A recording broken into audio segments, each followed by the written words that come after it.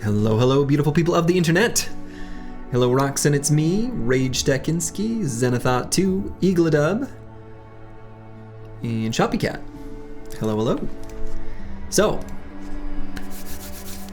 returning to our beast slaying adventure. Hello, Manifest Destiny's Child. Hello, Dark Paladin. Truly an early banner. You know, the funny thing about that, about the unfortunate death of our banner yesterday. I'll open up the obituary. Curse word. With the company for 40 days. Wasn't he one of my starting beast slayers? Oh yeah, 40 days when he died. Yeah. So he was one of our starting beast slayers. Often, I will give a banner candidate the title of like temp banner, potential banner, you know, something like that. And then of course, they make it to the end of the campaign. Now that I label a bro as banner instead of some sort of, I don't know, condition, I jinxed him, exactly. And curse word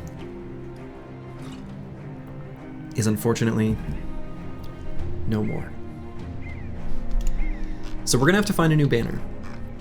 I also had a few things that I checked on since last stream because of some discussions that we had. So there's a few things I want to clarify. The first is that I erroneously held the belief that an injury would cause a resolve check. That is not true. I was wrong. I don't know where I got it. I don't know why I thought it. But injuries do not cause a resolve check. The other thing is there was some discussion about whether hit point injuries affect enemies. They do.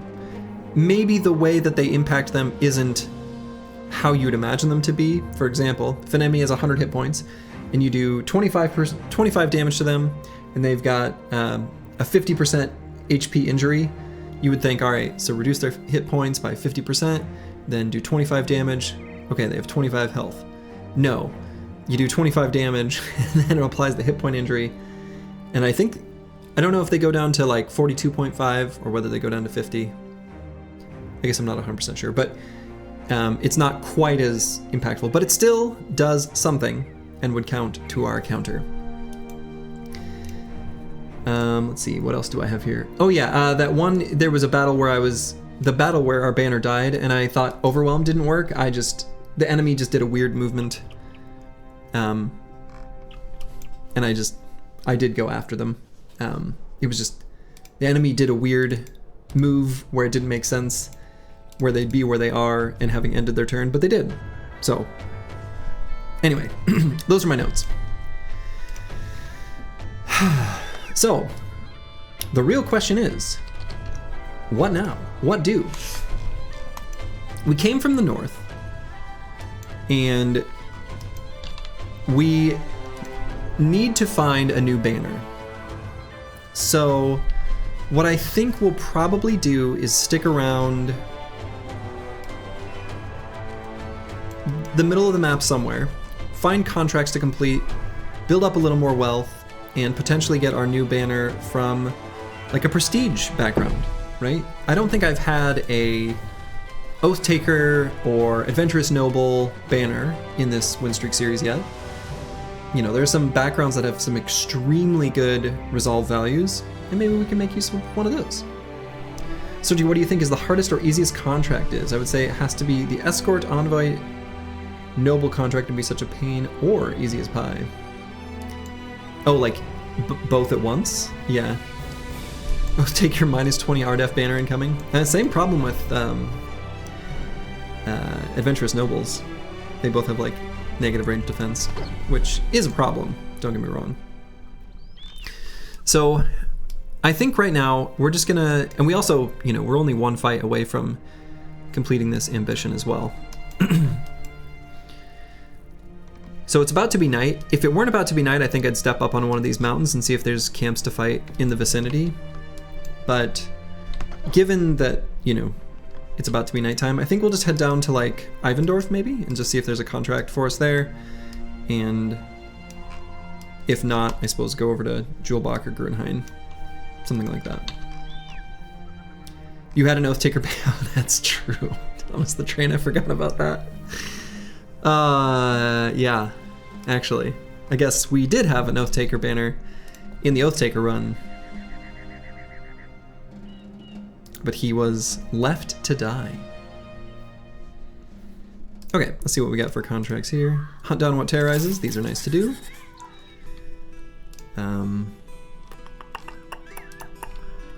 Nothing here to really be too concerned with. Webknechts. Okay, whatever. Yeah, we still got 110 days to play with. We got plenty of time. Oh yeah, we've got gobs of time. Time's not of particular concern for the squad.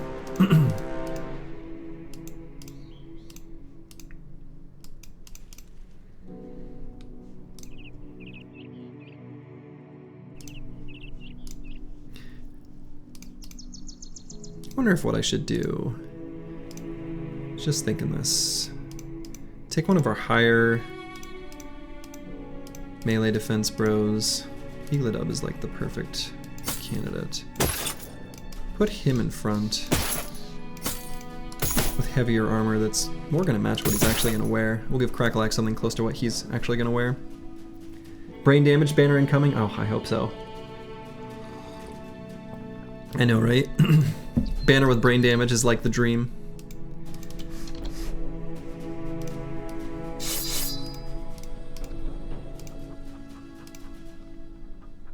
You think your ear always brain damaged? You always get that sweet, sweet resolve bonus. Alright, so we are going to scoot and shoot. We're going to back up 2 hexes. The main reason is, even though I'm not using Spear Bros, it prevents them from doing that first turn webbing. So, just gonna back it up.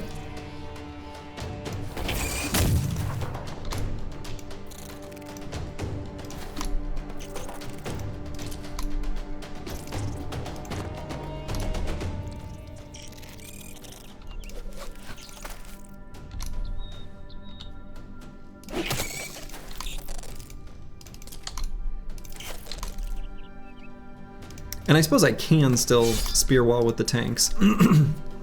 It's maybe not gonna do much. Roxanne's me can't even do it. Okay. Well, that's funny.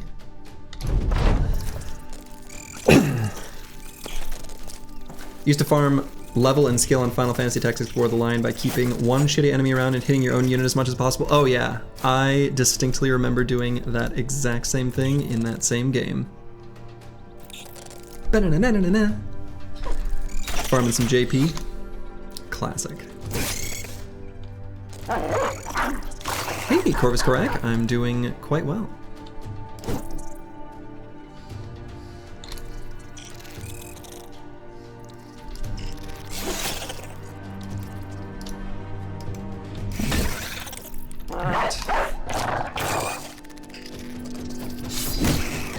Bonk.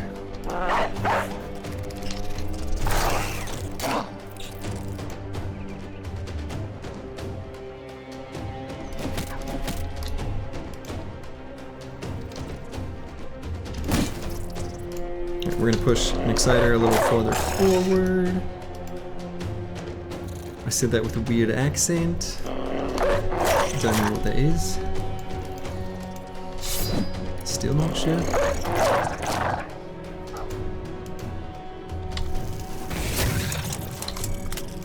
Okay.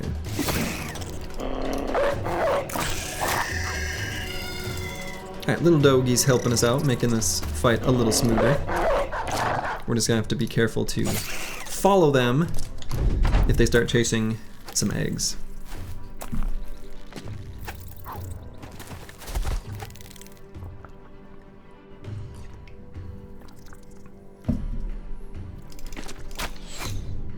I've got some nice cup of warm tea.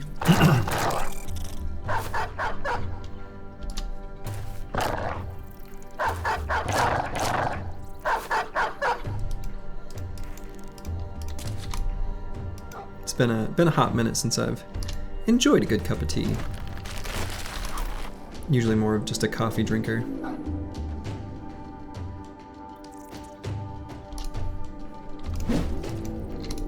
But I can't drink coffee in the evening, because then I don't sleep well. Being old, man.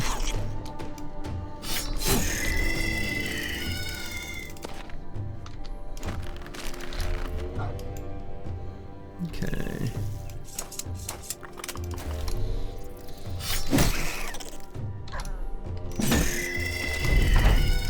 Alright, most of the webknechts are basically dealt with at this point.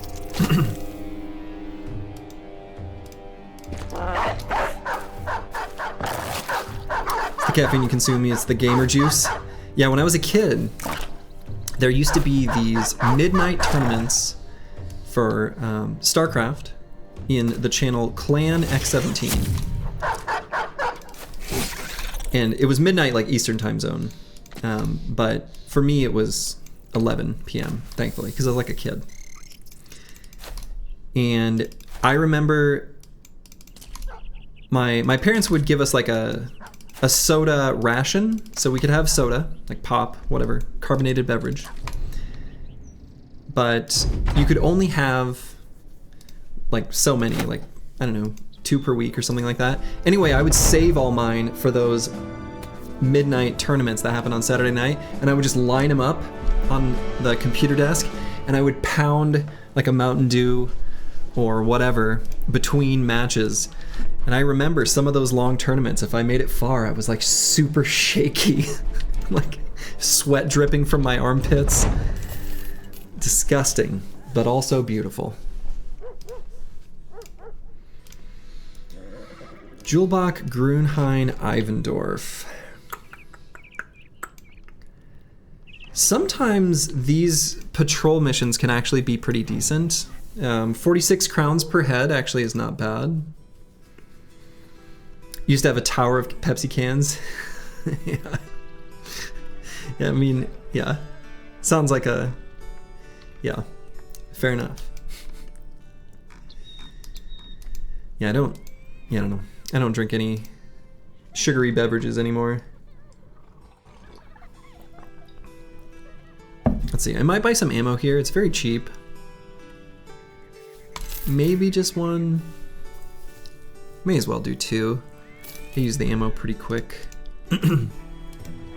So I think I am gonna accept this contract. I like these types of contracts. So what we can do is we can sweep through, I guess it's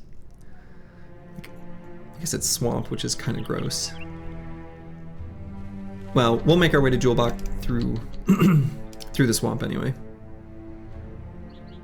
Maybe there will be some plains on the other side. Or maybe it's just swamp. Oh no, here we go.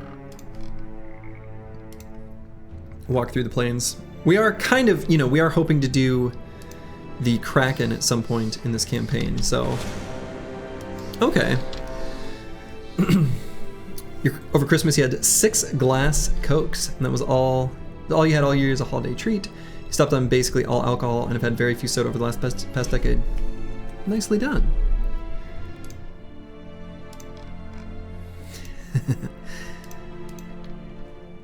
You drink decaf, you're super fun at parties? Nah. I mean, if you need alcohol to have fun, you're just not trying hard enough. It's possible, very possible, to have plenty of fun without alcohol. Okay, so Remus here. Let's have a heart-to-heart with Remus. Oh, why is Vance Lightning sitting out? Probably because he was... let's see.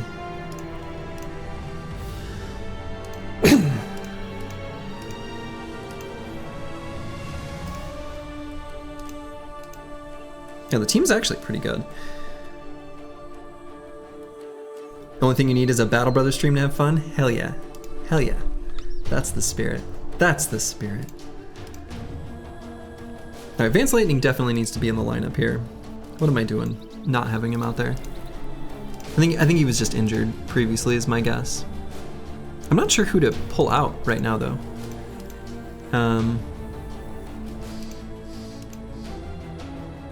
Zenithot 2, probably. I think that makes the most sense. And let's give him the heavier armor. and just plop him right there.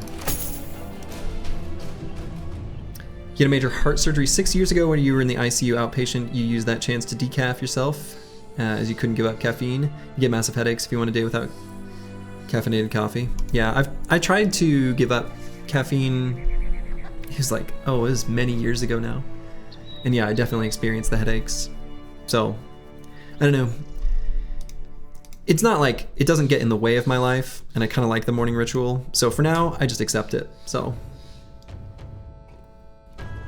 Yeah, I mean, decaf coffee has a little bit of caffeine, but usually it's pretty minimal. Depends on the process and everything. Okay, so Remus BH, realistically, is not that strong of a brother. So I'm actually going to give him Rally the Troops specifically for this fight.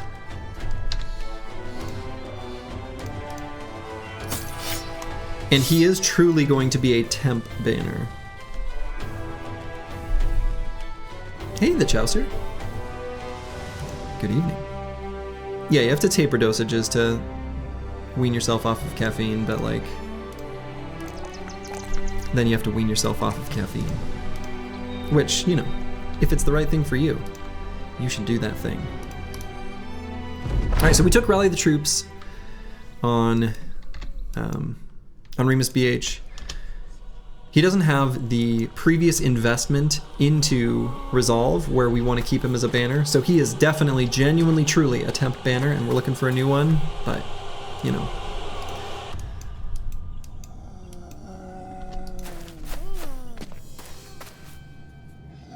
Yeah, a lot of people at CLAC don't realize soy sauce has gluten. Yeah, I have heard that surprised people before. What happened to the banner? He died. And it was very sad. Some Reavers took him out.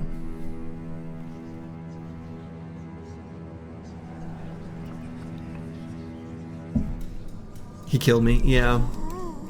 You know, and I went back and, because I needed to look back at that fight to check on what I thought was Overwhelm being weird. And I actually don't feel like I made a strategic error in putting the banner where I did. I just got unlucky. But I did make other errors that I didn't get punished for. So, anyway, here's what it is. Alright, we're gonna put Roxanne It's Me there, and like Vance Lightning and Nick Sider a little closer as well. Looks like there are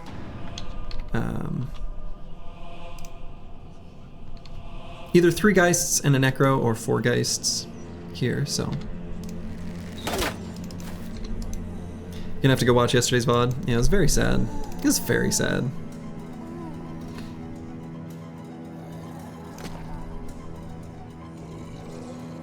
Alright, do I shoot here or do I... Yeah, I'll shoot. Got our banner like right there.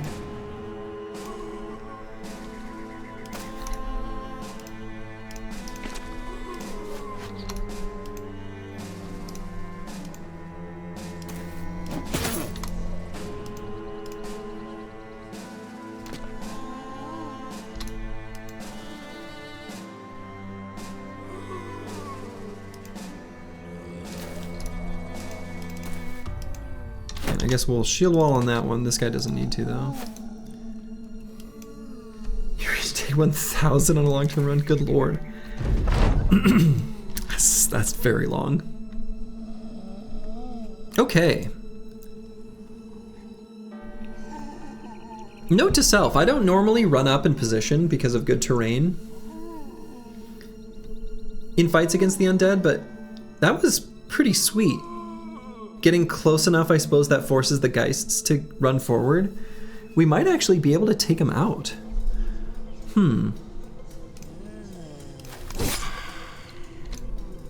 Okay, that was a good start.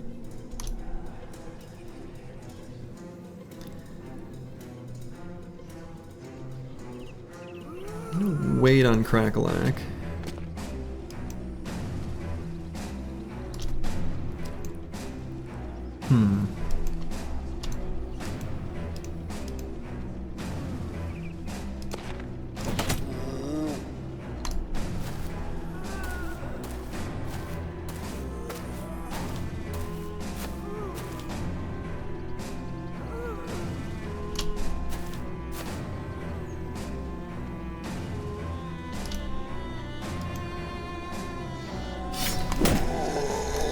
Good job.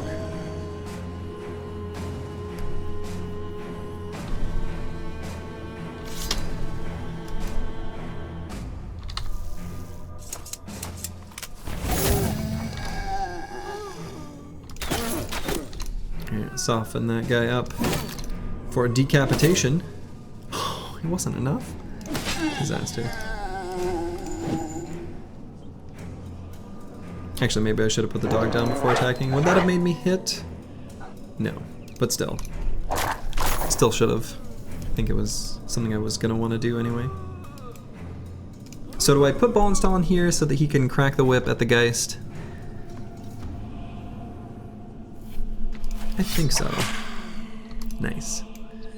Okay, so then we can make it so that he's not so vulnerable, and likewise... Hey! Dash the Warhound, what a good boy.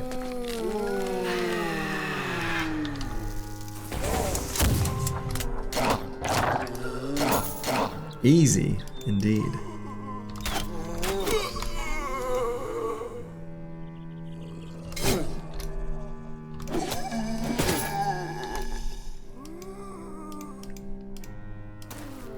Anno 1800? Isn't that a board game? Is that a board game? So you didn't even need the temp banner? I guess not. But still good to have, just in case.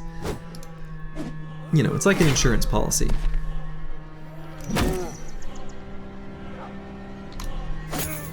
Oh, it's a video game? Okay. I'm thinking it... What game am I thinking of? There's some sort of board game. It's like a German Euro game.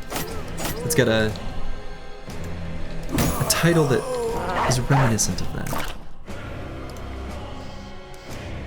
They did make a board. I think I actually have seen. I think I've seen that board game as a board game. Pretty sure.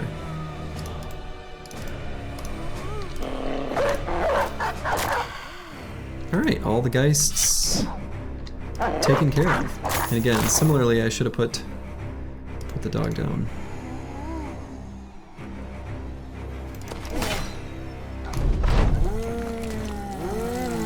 Yeah, that's right. Good dogs bark the ghosts away. Exactly.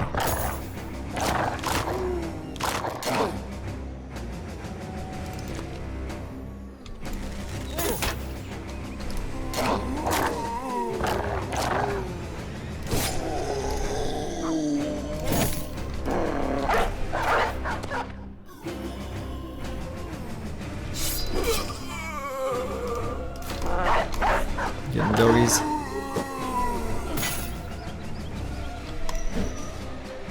Master Maticus, I don't know what his deal is. I don't know why he can't hit this zombie.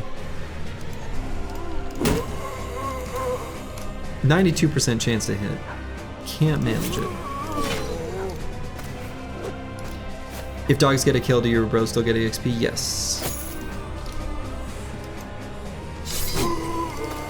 So the normal way it works is the killer, whenever you dispatch an enemy, gets, I think it's 20 or 25%, one of those two numbers. And then the rest is either the 75 or 80% is distributed amongst the rest of your team. If a dog gets a kill, it just all gets distributed.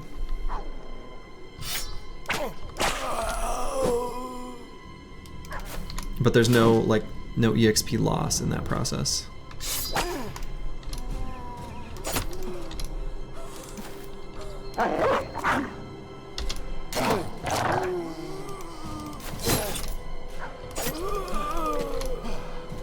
Yeah, Pathfinder's one of those perks that is kind of boring in what it does, but the value that it provides your team is kind of insane.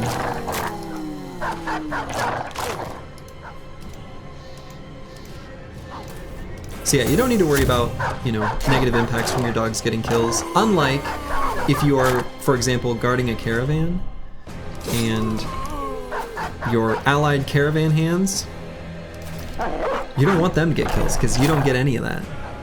And it's only the final attack that matters. So don't let them kill steal you. It also affects, you know, being able to get the gear that's dropped. Cool. So we've already collected nearly as many heads as we possibly can get payout for Ivendorf. So we're kind of just getting paid to do a gameplay loop kind of that we'd want to do anyway. Okay, so we got the undead trophy, and I'm gonna straight away give this to one of our tanks, and I think I'm gonna give this to Roxanne. It's me. So now doubles your resolve if defending against fear and mind control abilities. If we fight Hexen, whenever we fight, you know, Ancient Dead or Zombie Dead, we can just send Roxanne It's Me forward, and he will be, you know, resilient. He'll be just fine. Now you truly do have the fishnet mail. That's right. That's right. And it will probably just stay here. Sometimes I'll, like, you know, move this one around. Maybe in certain fights I might replace it with like the Goblin Trophy or something, but excellent. Snoozy 702. We're gonna grab. Keeps rolling these +3s in melee defense, which is really interesting. Somewhat low stats otherwise. So, given the relatively... Have you been in town and found a new banner yet? No. We went to Ivendorf, or no, excuse me, we went to Norwald after the banner fell and just didn't see any recruits that would be of backgrounds that would be good for a banner, so I didn't even bother to look. Same with Ivendorf. We'll maybe take a look in Julbach, and we also will be going to Grunhain afterwards as well, which is a big city. So between those two, I'm sure we'll find someone. Fingers crossed. So.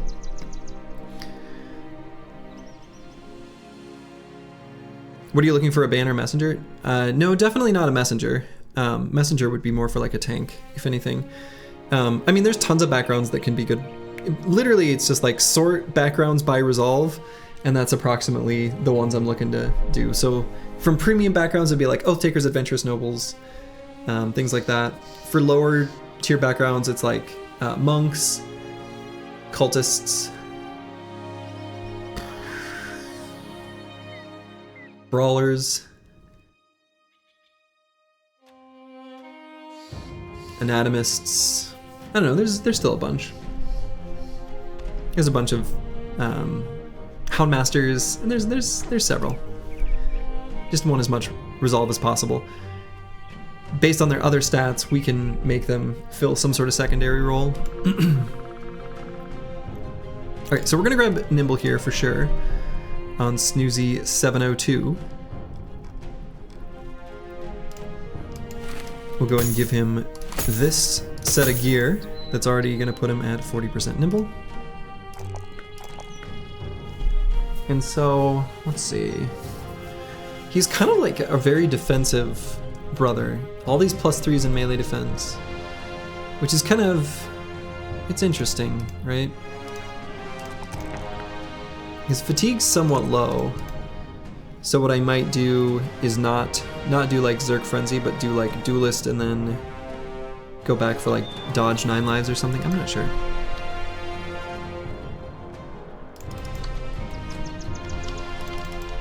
Yeah, you cannot paint a famed item, which is sad.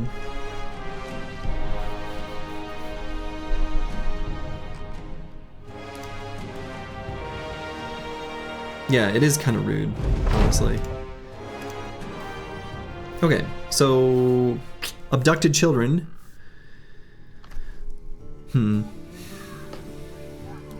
Oh yeah, you know, actually, witch hunters can be okay banners as well. Usually they'd make like a throwing banner. Unfortunately, I think Cavern of the Dead in the swamps southeast of here. I'm sure there is. A cheap thief, yeah. There is a cheap thief. The thing is I don't know that we need to do a ton of recruiting.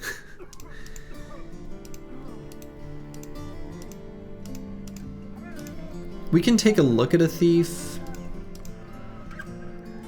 but we honestly, genuinely kind of don't need. Abducted children, and there's a bro called Snatcher. I mean, I suppose we always take a look at a cheap thief. The thief is so unlikely to be a banner. I kind of...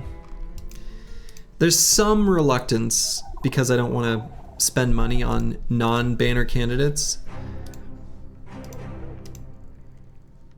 Can probably still take a look though. A thief's a thief. Sometimes they're good.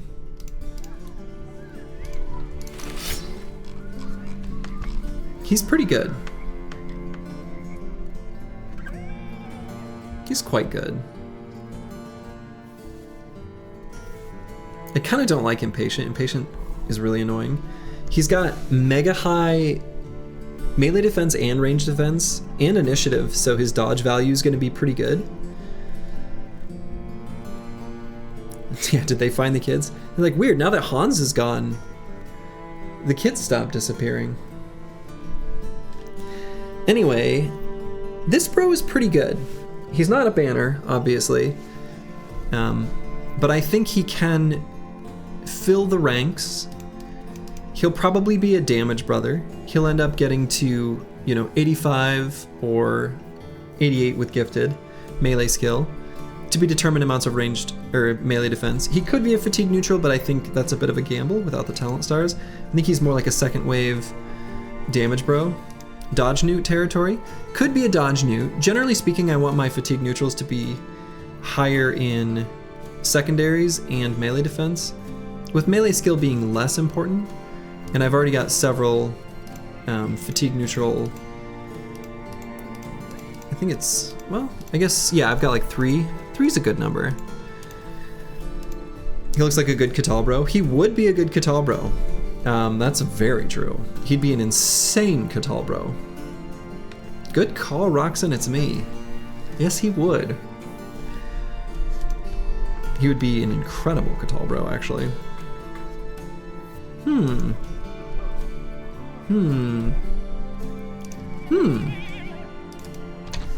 Anyway, up next on our list of bros is Xerxes, who wanted a duelist of some kind.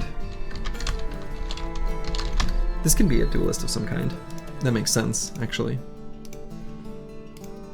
Are you getting another Kibio? He is gonna chill on the bench for the moment, but yeah, that's a good brother. All right, Dat Boy 4792. We're gonna take this opportunistic +4 in hit points. This is gonna be a absolute monster of a damage bro. He's not gonna have a ton of fatigue, so something like Cleaver or like Duelist with heavier weapons is probably not in his purview.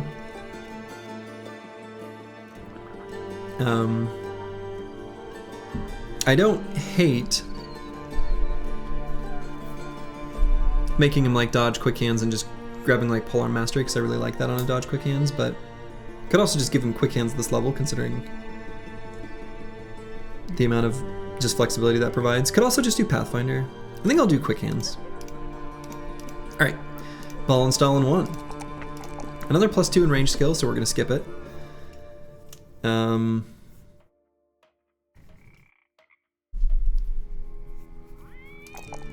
Grab hit points. God, we need throwing weapons for him. So maybe let's do this for now, and so we can grab duelist.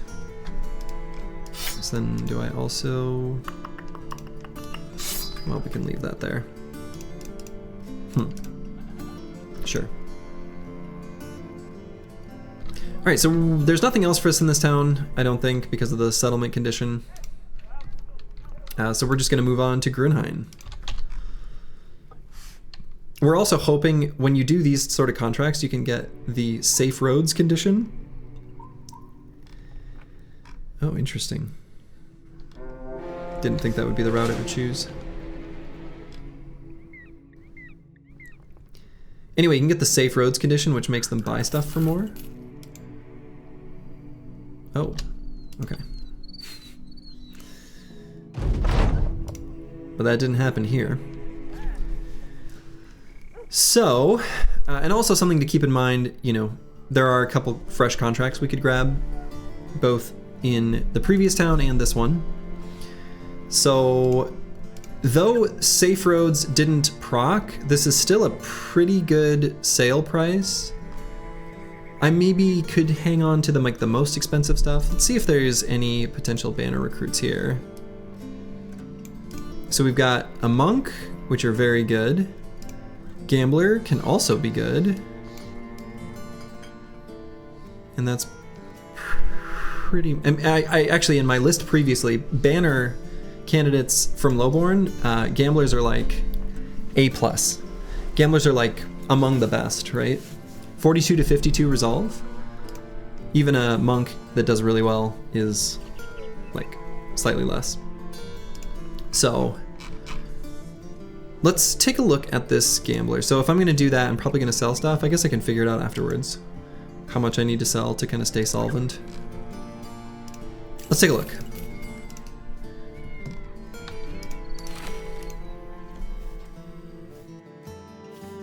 Not bad. Not incredible. Doesn't Monk give you holy water occasionally? Yeah, Monk is associated with tons of good events. Mineral resolve, basically. No. Right, because Drunk gives +5. And he actually rolled a 49.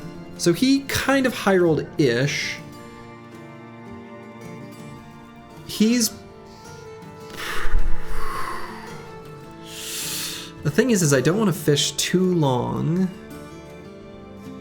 Disappointed by his defensive stats, yeah. We can take a look at the monk.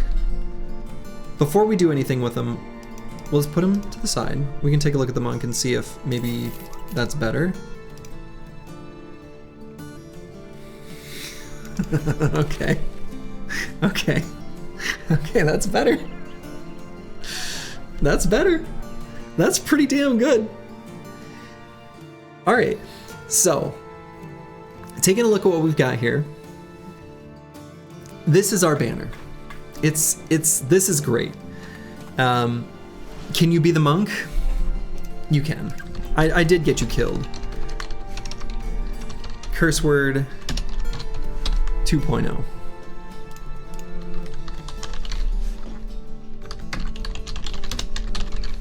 Okay, permanent banner. Did I jinx myself by doing that? I don't know, maybe.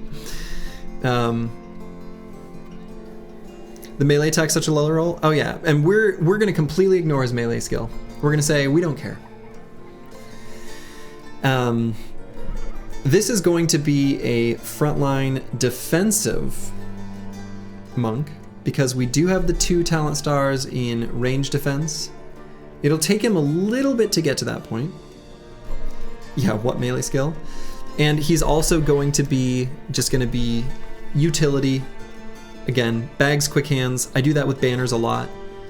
It's a good way of making them useful on the battlefield while still mostly projecting a really good AoE resolve buff. And he's got the classic haircut. God, beautiful. Beautiful. Okay, so I think actually might just dismiss Torsten.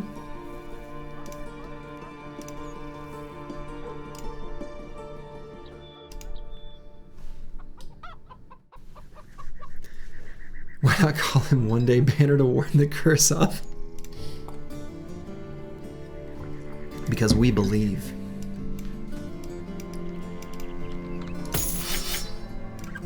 Alright. Cursed word. You ever worn heavy armor before? Toss this nasal helmet with rusty mail on your head and enter the fray.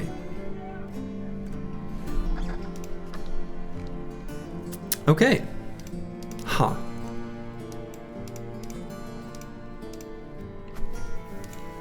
Well.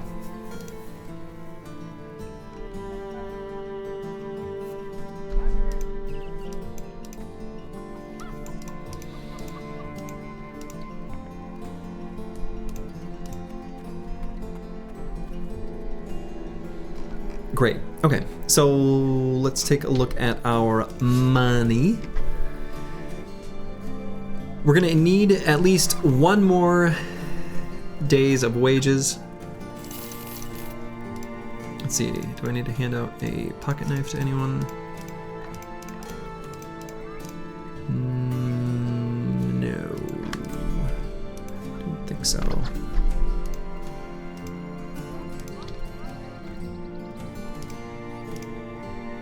Hang on, one extra just in case. Maybe like that. And am I really gonna use them? No, let's get rid of that too. Okay. We're just gonna sell all that stuff. I might wait for a better place to sell the trade goods and ancient gold coins.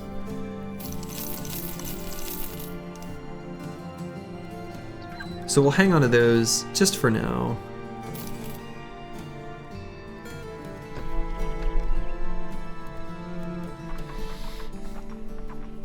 Do I hang on to this gossamer?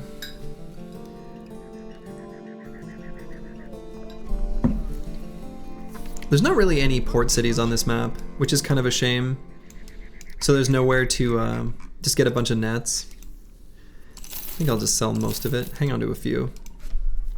What's the thing to the left of the direwolf hides? That is a witch hair, which is from fighting a hexen. It's what she dropped. She dropped that and some stew. Oh yeah, let's check the tavern rumor. Yeah, okay. And we're not gonna, again, normal runs, you should fight this and be a normal player, but just out of exclamation mark run rules, I'm not gonna fight those briggies. Actually, I can if I wait for the militia to die, which they are going to do. Yeah, we'll just move on. Nope, alright, never mind, they ended that fast. Alright, let's fight these briggies.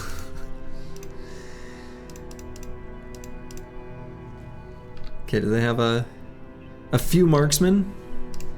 We're gonna put our banner over like slightly to the side.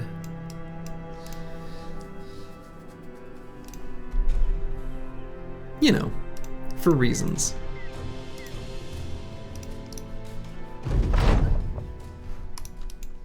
Yeah, out of respect for the briggies, we won't interfere. That's what we're doing. We shall merely clean up afterwards. Alright, this is mostly thugs and stuff, so I'm actually just gonna like sprint forward. How's the run going? You were traveling and missed everything. Mostly good. Mostly good.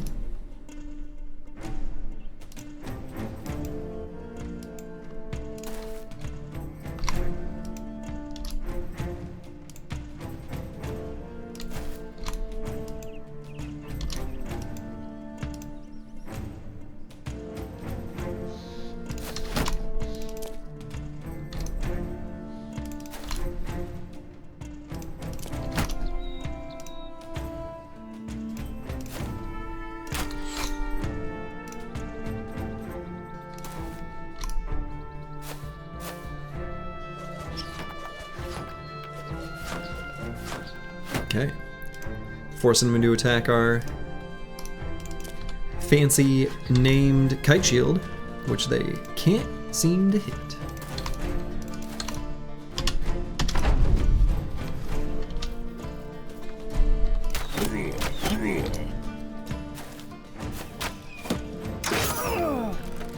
Ow.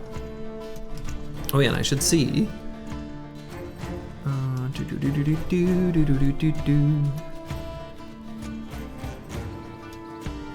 Christian, okay.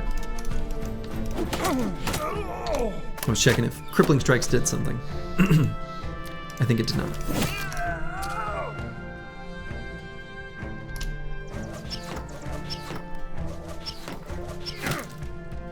Oh, managed to get one of the 5% attacks through. Good for him.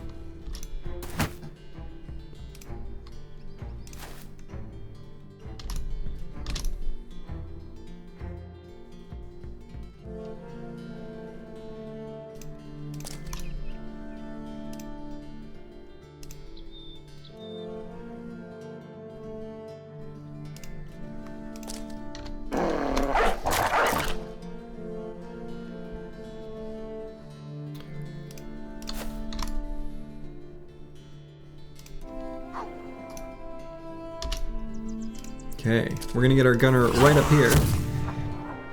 And a gunner with high initiative, though we don't have relentless yet. I'm hopeful he'll still be able to go before them. I think he will. Anyway, kind of acts like a double gunner of sorts, but you can get in position a little better.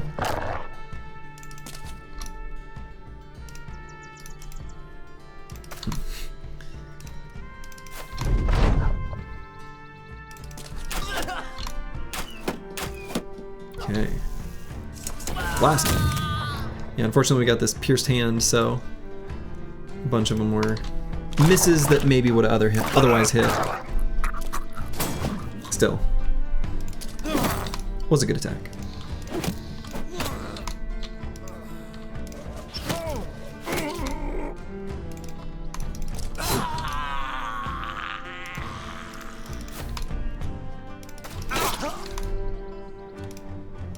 I was hoping the Dogi would go after that marksman. Exciter will have to be the one to lock him in place. Run him down. Obviously not going to let a brigand marksman get away. That would be ridiculous. That would be simply ridiculous. Okay. Nice little fight. We did get a pointy dagger. We still need some of those. So that's good. And of course that brought our head count for the contract up to its maximum value of 20. That's the most they'll pay for. And we're bringing them 20 heads. Boy, pierced hand really sucks. That one sucks.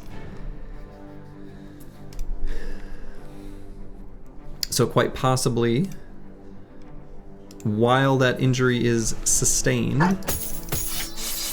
why don't we give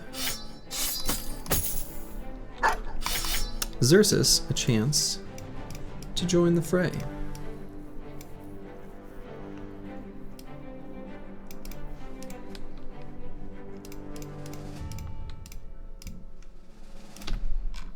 Yeah, minus 20% range skill. That's a pretty big ouch. Okay. Well. As previously mentioned, the ambition to have a bro with Rally the Troops to reclaim your sergeant stash will be re-entered into the pool, so we expect it will appear at some point. Unfortunately, now is not that time. Fighting and defeating 12 or more enemies, that's going to happen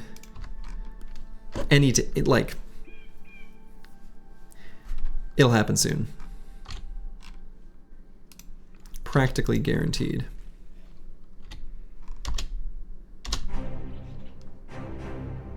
Alright, so we're going to return to Ivendorf, collect our blood money. We could pay to have this injury fixed up, but I think we're running a deep enough roster we don't need to care too much.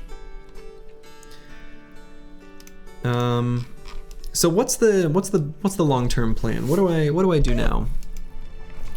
So I think we've got a strong enough roster and enough resources that we can maybe make our first trek into the left side of the map, seeking out treasure, famed items, other such things. I don't think there's any major recruiting that we need to do.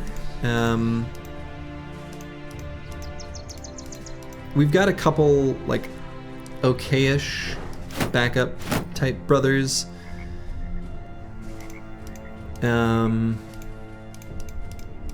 So, like, it would be nice to get actually a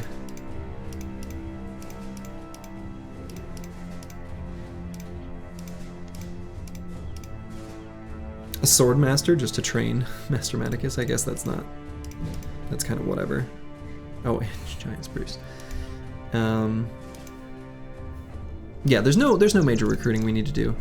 So I think our next expenditure is just going to be another follower, and then increasing the cargo space. So,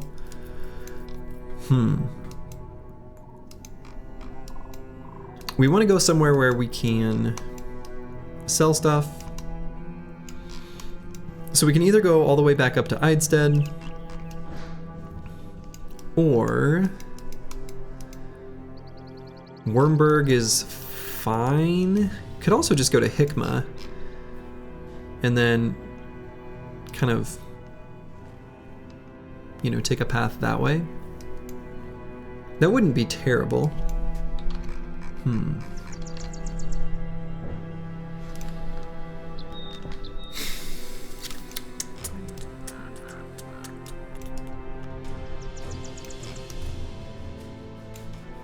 I think I'll just go to Wormberg.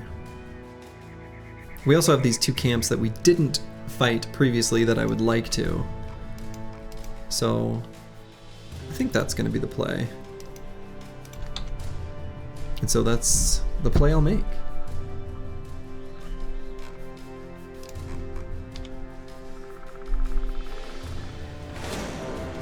Five peasants from Goldhoft.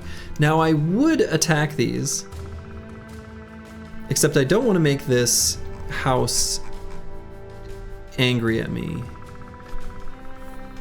How much do I care about that? I mean, it's just 5 peasants. They don't really give much for reward. I am happy to eventually... let's say eventually go nuclear. I usually pick like one house and then just say, screw you in particular. Maybe I still can. And then I just go all the way down to the southern city-states.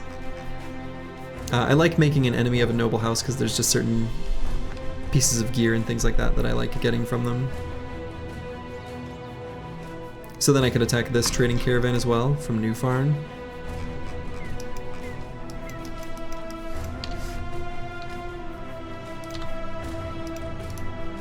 Whatever. These peasants were carrying illegal goods. Slurgy patented population control. They attacked me. Can you believe it? Look at how aggressive they are. I was just over here minding my own business, and they attacked me. Brutally.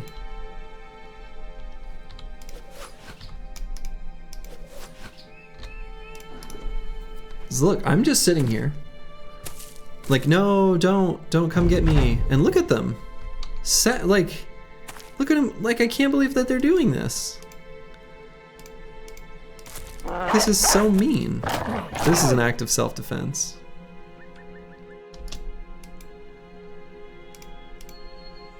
Do they have a license for these weapons? No, of course they don't. How could they? They're illegally procured.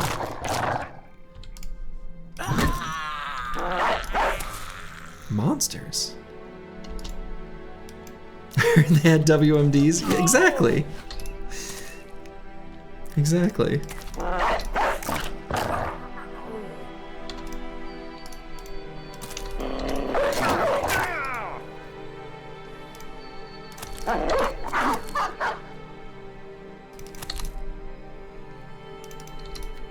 Yeah, exactly. These dirty briggies are pretending. Alright, got a little experience for our band. Look at that. We'll let the dogs finish this peasant off. Oh my, what? No, there's no way he would.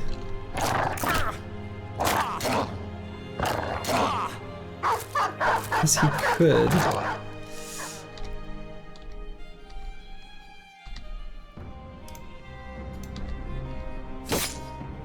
Okay. The dog's got this.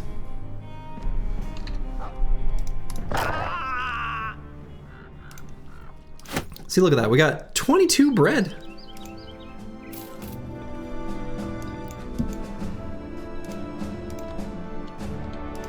Oh, would you look at that? Oops. What a strange misclick, you know?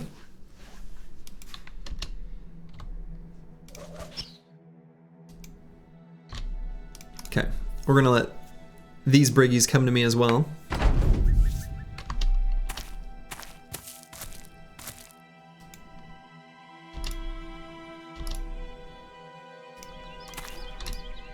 I don't know why it's playing this sad music. This should be glorious.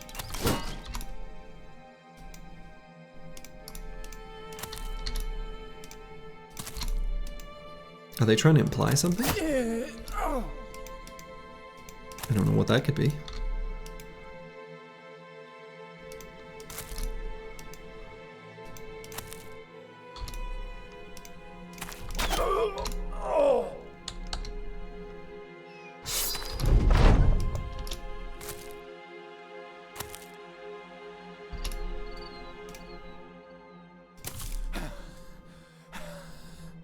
Oh, he doesn't have Pathfinder, right?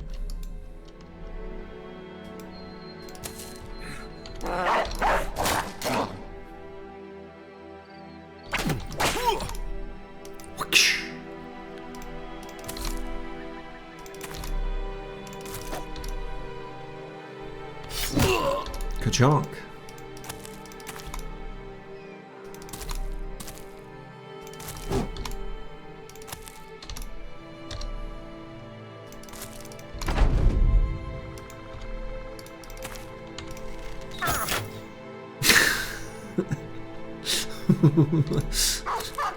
Kind of a big oops there. When your scatter attack hits your ally. Whoopsie.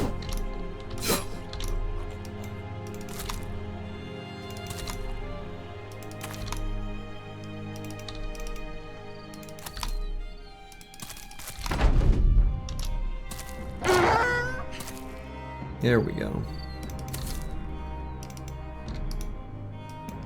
You feel a lot safer with these dirty thieves and murderers gone? Exactly. Like, without these thugs on the road committing random acts of violence, we are so much safer. Us and the citizens of this fine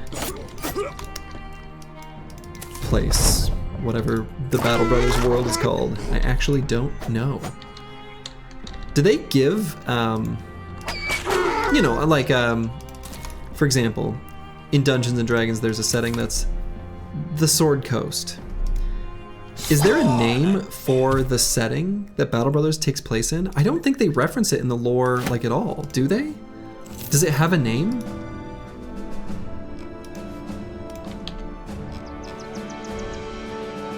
Alright, so this whole faction is mad at me. Can't believe it.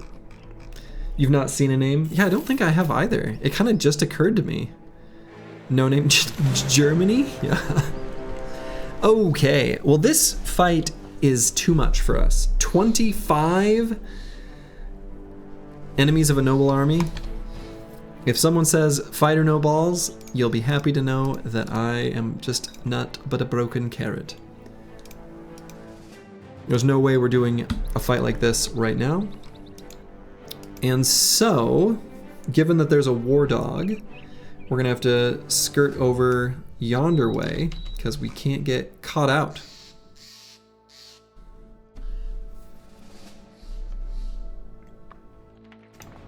No name given in the first book either, other than local settlement names. Interesting. I mean, I feel like that was obviously a conscious choice and kind of a cool one, but it's rare, I feel like. Okay, actually maybe I'll go down, given this mountain range and the fact that that army kind of scares me, maybe I'll go down to Tarwa and go through this way.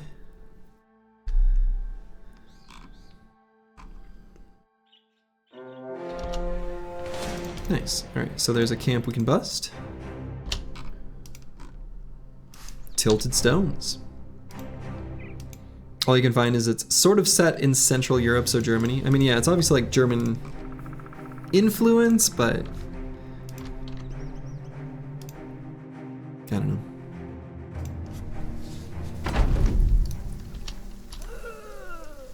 Alright, so our ambition of defeating 12 or more enemies will be completed.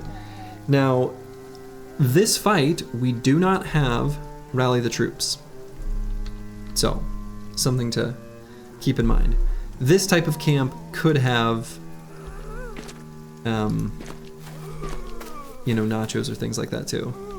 But we should talk to the lore people on Reddit about this. Maybe should. In fact, I think I heard nachos make like, there's a sound that they make. I think I heard it. Okay, so we got a fallen hero here. I'm terrible at reading this, but I think under the tabard that is the decayed coat of scales, which would be nice. We'd like that armor.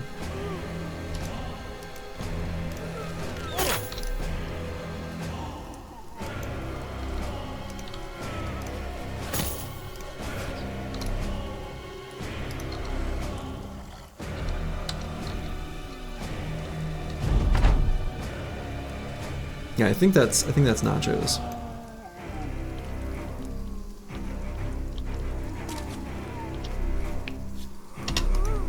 So we'll let them move forward.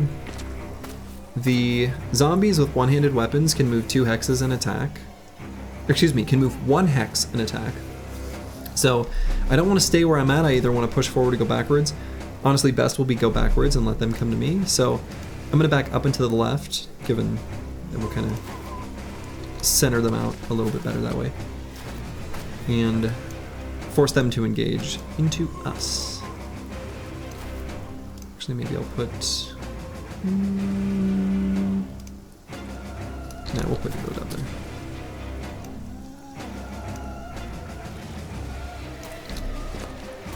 Alright, so there's a second fallen hero. Now this one I think is like definitely the 170, is what it looks like to me. That particular armor. That one I definitely don't care about.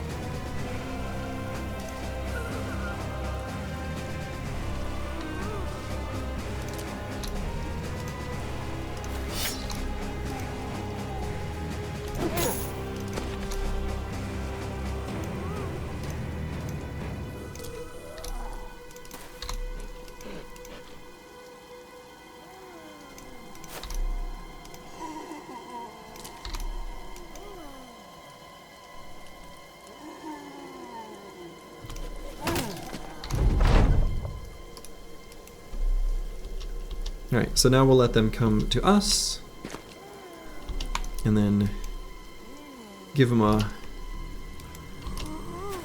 stern talking to. It's too bad we don't have our handgun for this fight.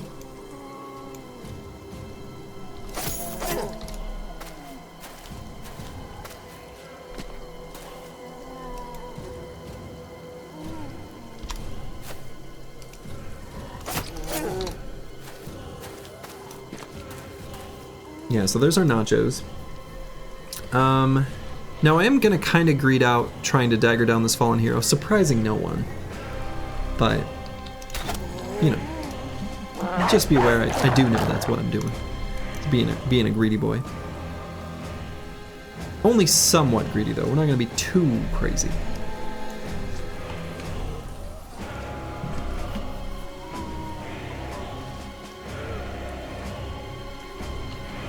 Let's see, and Ballenstein I don't think even has knives. Yeah, it does not.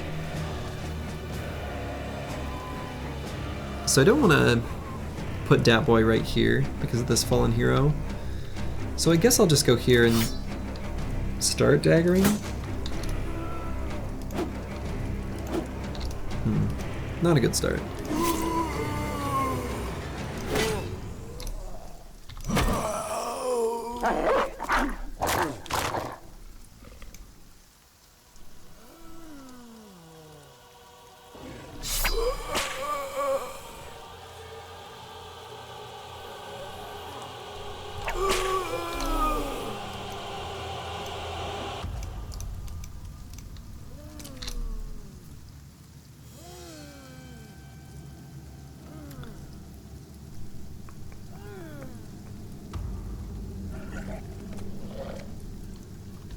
What sort of AP does he have left? All 9. Okay, so we can push Exciter up to like there. So I think this is safe actually with Snoozy. We do have Nimble now. Or actually I could go here, let him jump over. Maybe I like that better. And we'll pull out the Sipar. Then next turn we'll shield wall.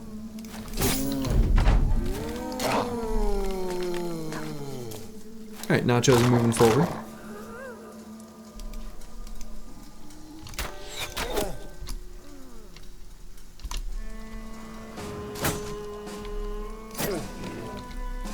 So far our daggering has not gone well.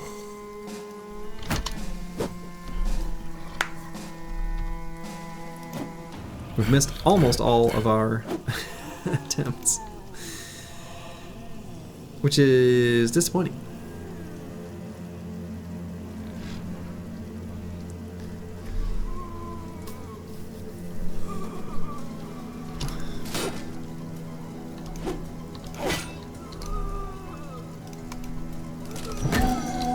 Good job.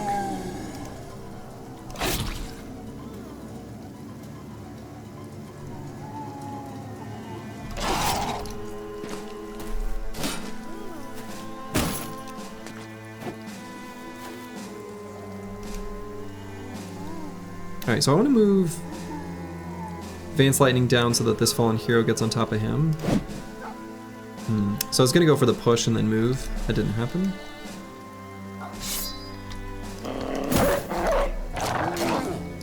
What does CS equals? Crippling Strikes. We took Crippling Strikes on 2 brothers, actually.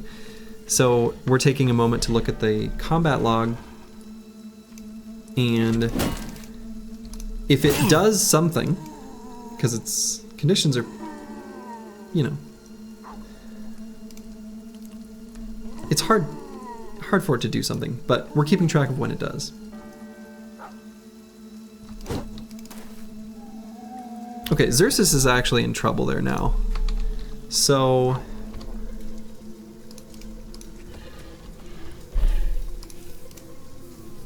let's just get Ball installing in here to start clocking that fallen hero.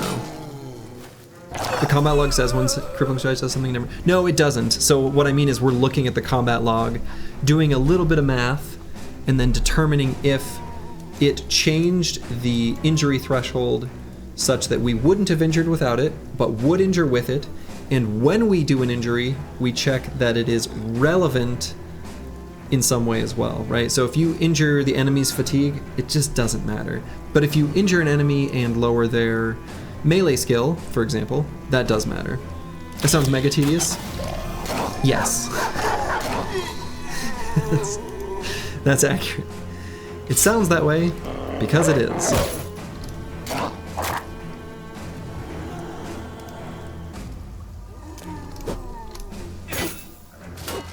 Yeah, it is absolutely a tedious thing that we're keeping track of.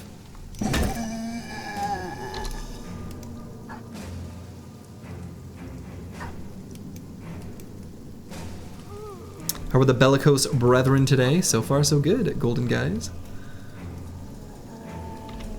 I don't like our new thief getting smashed. It probably put him in a bad spot. We're gonna have to try to shield push with Vance Lightning. Actually, he can't. We don't have to shield push with anyone in a position where we need him to. It's not Monday yet. That's right, that's right. Save that attitude.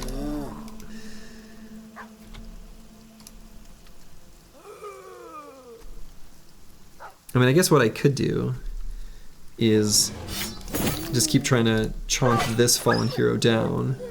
That was my dog.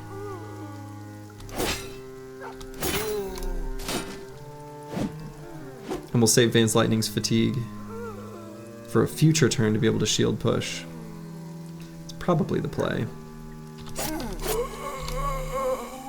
So we're just going to save his fatigue.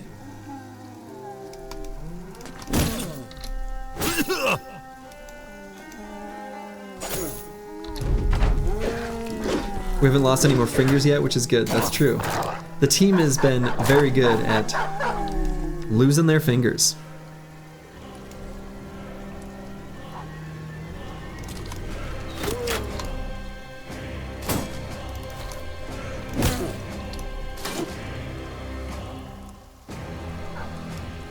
I guess I still go for this. No, I go for 2 regular attacks here.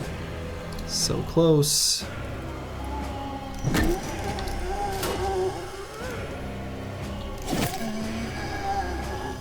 Okay. So now I need someone to occupy that hex before I do the shield push, actually. 167 out of 170 fingers right now, I think. I think that's right. I think you've done the math right there.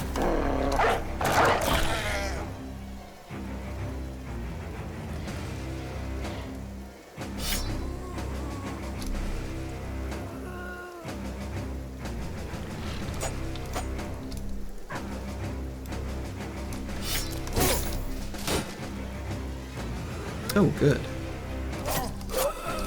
He attacked Vance Lightning.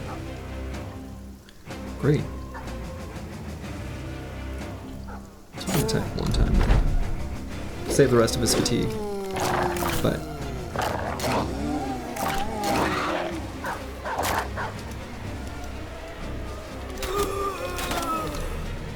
alright, so we're gonna move Ball and Stalin up to here. And now we can shield push. So we may as well get our stab in with Xerxes now, while it's still available to us as a play.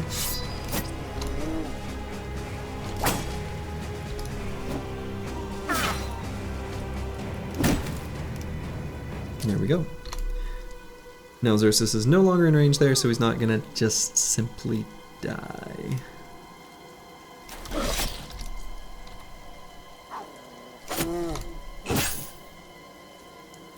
Because that would be sad.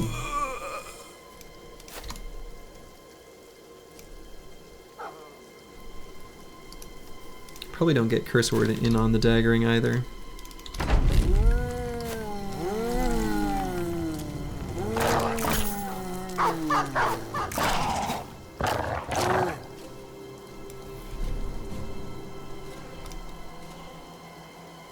Oh, we're out of ammo.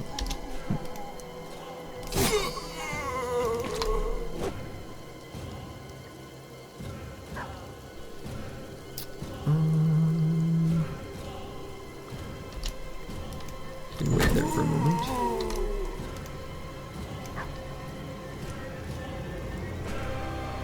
Let's see, Dat Boy is one of the bros we're going to want to be doing some daggering, so we'll move him forward.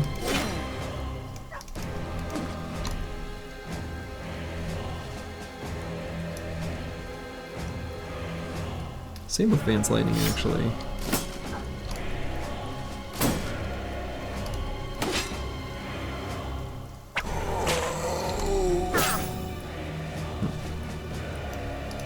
Exciter's not exactly the best for doing daggering, but I'm going to move here to make it more difficult for the dogs to be able to get in melee range. Actually, no, I can move Roxanne, it's me there, so we'll put an Exciter here. So I'm just like making it so that there's 2 bros in a row so the dogs can't get to our target.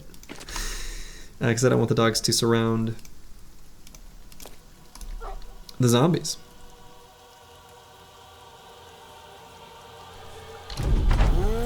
So, Jim, what's my favorite build and why is it 2 MP? Oh my god. Oh boy. I don't know, why is that? You tell me.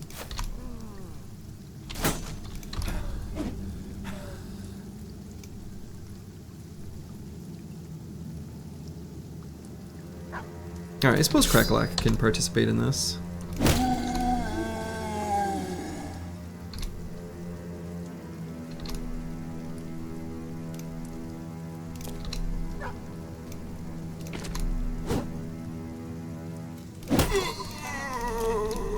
What's Geomancy? He's talking about Stone Shard.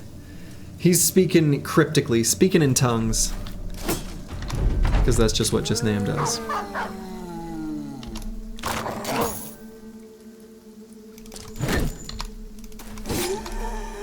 A different game from this game.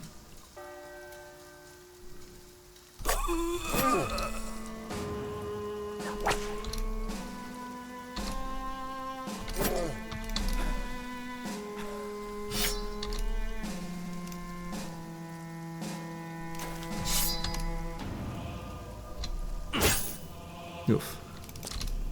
Hope he doesn't go to fleeing. That would be bad.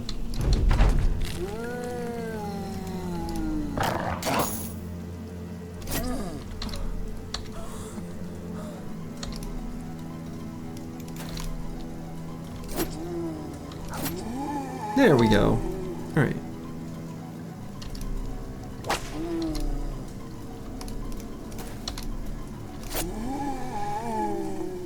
So, have you ever played Star Sector? I have not.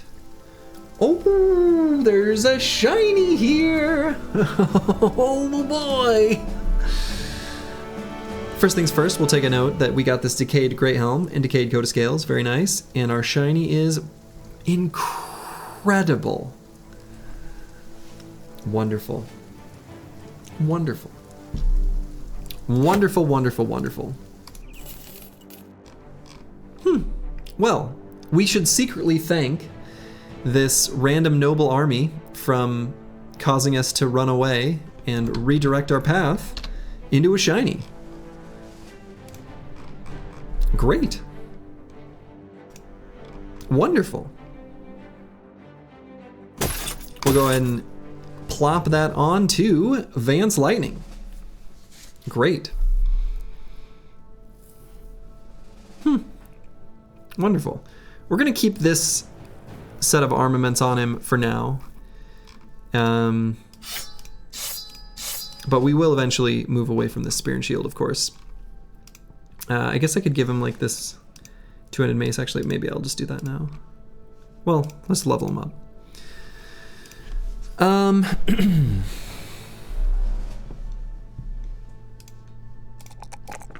Another +3 in melee skill. Very nice. Yeah, we're gonna need to start making up for pretty low hit point and resolve values. I think since the resolve is a talent star and we see the +3 in hit points, I'm gonna take the hit points here. Also tempted to take the fatigue, but I think we can work with 103. So, streamer luck, absolutely. You just gotta press the checkbox. You gotta go deep into the menus. You gotta find that streamer checkbox and go click that one. It might not work if you're not streaming though, I'm not sure. The devs know. They got a reward monkey brain. Cool. So, perks we could take here. Could just grab Pathfinder. Always a choice. I could grab a weapon mastery as well. We do have here a big old two-handed flanged mace. Maybe I just do that. Maybe I just put this two-handed flanged mace on him and give him mace mastery right now. Could also grab Underdog. Is a totally valid line here. But let's just grab mace mastery. Screw it. And do I have a reach weapon for him? No. Yes.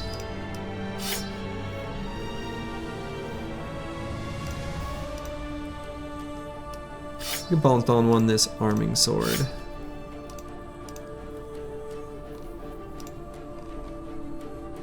Cool. And since we're going down to the south, we may have an opportunity to fight some nomads and get a pole mace to give him. Pole mace is kind of a meh weapon, but I think to go with mace mastery it's nice to be able to move 1 hex and still attack with it when you're stammed out. So, saving the level ups for Battle Brothers 2. Now we're leveling up. All right, so we're always taking fatigue here, and this is a pretty simple level up. Definitely need more resolve. So on this level, and actually let's take a look. How much fatigue? How much usable fatigue? What do you have with this? Not enough. Okay. So we're gonna leave this as is. Indom doesn't do that much for us right now.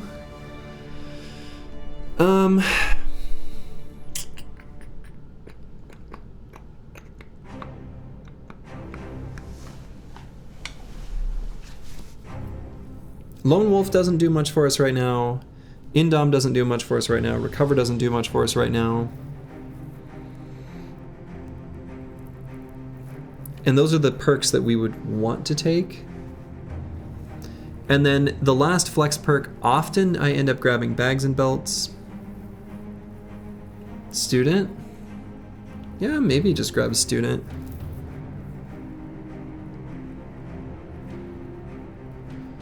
Get our tank up to level 11 faster.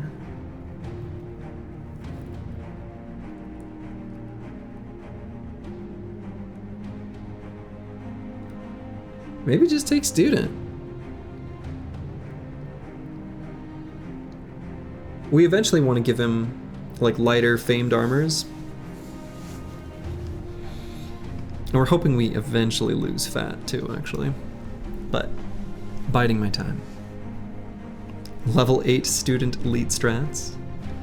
Rotate? No, not rotate. The illiterate farmer is feeling studious today. I think so. Let's take student. Again, it's because like the perks that we would want to take, none of them do anything for us right now on this level and probably won't until our next level up. So we may as well just grab student, actually. You know, you've said it 100 times, taunt. I don't hate taunt. I mean, we could have maybe done taunt. If anything, I think we would take taunt on Exciter, though.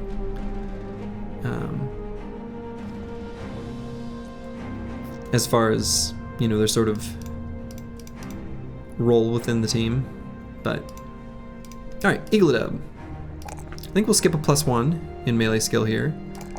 I will give him more fatigue, so we'll have someone we can give, like, our heaviest armors at the very end. And that'll be fine. So we'll grab hit points there. And on this level, we still need to, you know, get heavy armor for this bro eventually. So here we'll just grab maybe Path.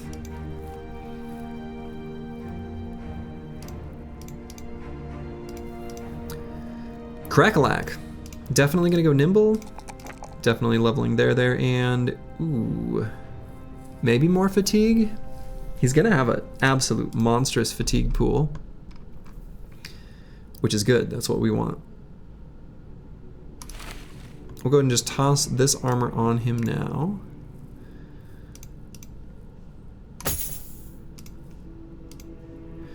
Gotta pump that fatigue higher. Yeah, I mean, it's good. It's either fatigue or hit points here. Again, the Cleaver Bro, we're gonna be using him in a way where he's finishing enemies off. Recover to skip your turns in Black Monolith. Yeah, probably won't do that. We'll just give him a second wind potion for that fight. Yeah, let's just grab more fatigue.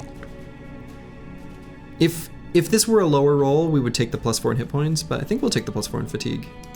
He's going to be an absolute monster. We are really looking forward to giving him Duelist, as well as like Zerkin Frenzy. This bro's going to be very good.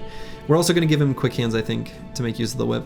Could also just do like Fearsome or something like that. Galumi. So we're going to grab Nimble on this brother. Maybe could have grabbed Crossbow and Firearm Mastery. Actually, now that I clicked that button, I kind of regret it. We could give him the handgun now and buy another one here soon, but it'll be fine. And so, do I take the +4 in initiative? We're actually at 142, which is a pretty good amount. I might grab hit points. Make him nice and beefy. Bounty Hunter soon for the chance at a named orc cleaver. Probably pretty soon. Curse word. Alright, so we're always choosing resolve. I think we're always choosing range defense. We're always taking hit points if it's more than a 2. But I don't think we're taking it if it's a 2. So here it's either melee defense or possibly fatigue.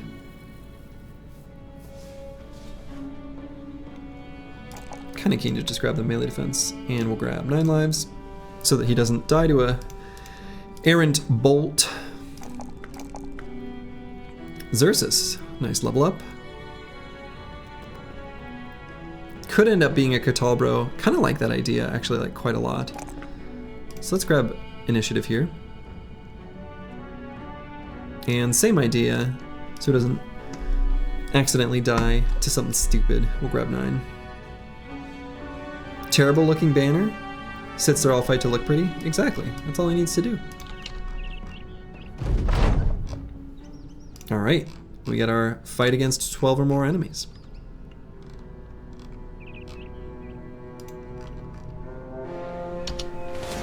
The Crumbling Ruins. Another camp to bust. And busting make me feel good. I guess we have this decayed full helm that we could put on someone. Could just toss it on Eagledub. May as well. Oops.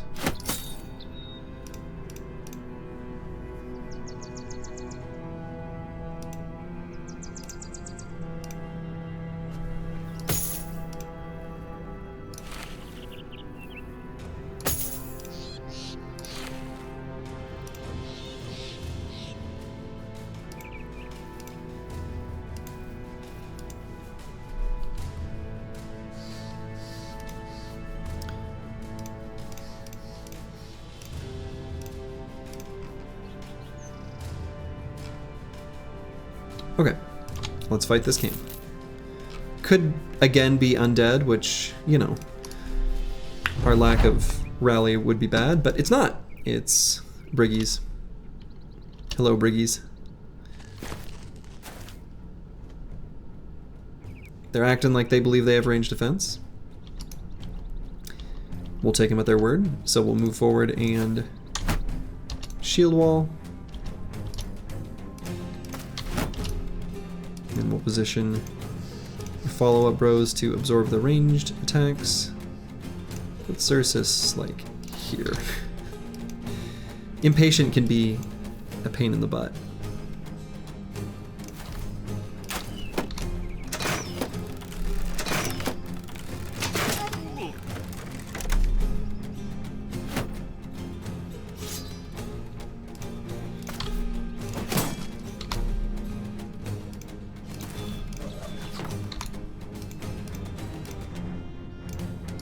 Let's see, do I just bust down the front door?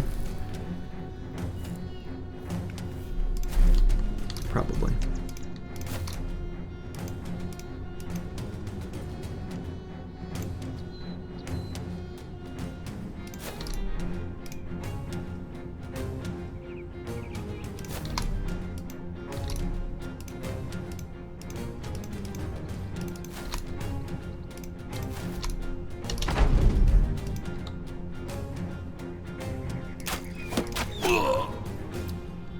Shot him in the head.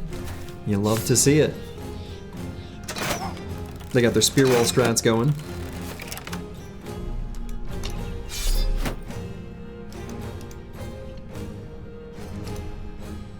Are there any real application of impatience? I don't know. I think I've thought about this question before, and if I remember right, I concluded that there was an instance where it was good, and now I don't remember.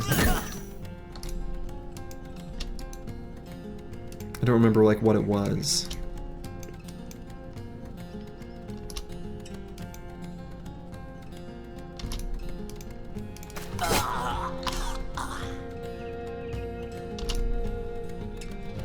Might have been just to use the caca.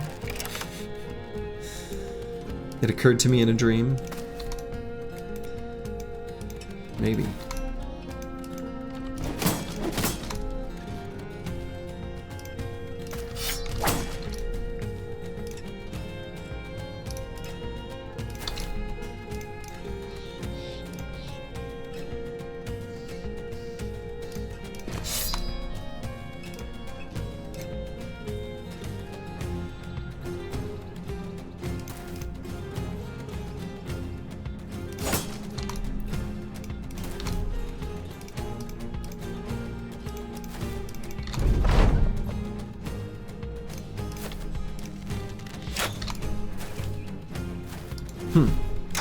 He could have had an attack and chose not to. Interesting.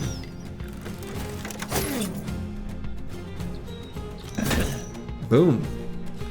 Headhunter active. Headhunter used. So if I knew, so we know this enemy has spear mastery, which there's several layers to that onion. So lower Brigand Raiders do not have weapon masteries, upper Brigand Raiders do. And there's a handful of pieces of equipment that can only be on one or the other. Upper Brigand Raiders are the only ones that can have the nasal helmet with rusty mail, which it looks like he has. So we know he has spear mastery, so this would proc a attack of opportunity or whatever we were gonna call it. So I'm gonna wait. Otherwise I would have moved forward.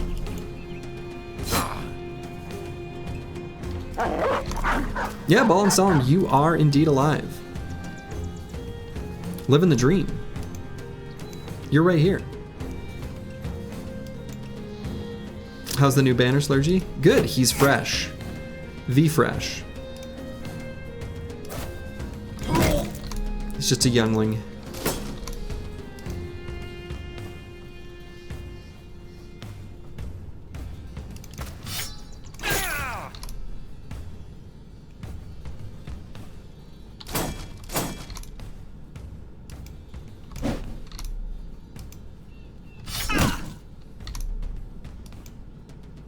You play this game much? Yeah.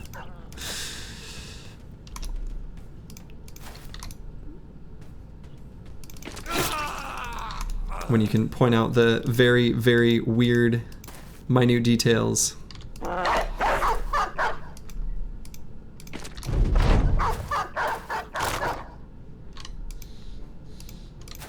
That's alright. This whole crippling strikes counter is also helping us memorize some very specific, like, HP numbers of enemies, which can be useful to know off the top of your head. I now have it committed to memory that Brigand Raiders have 75. Whereas before this run, I don't know what my guess would have been.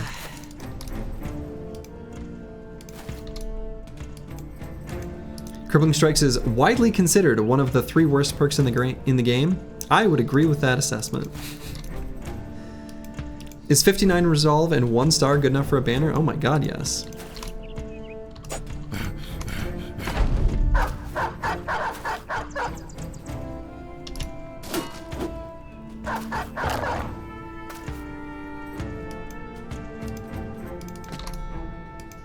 What's the other 2? I'm pretty sure it would be Footwork and Bullseye, I would guess.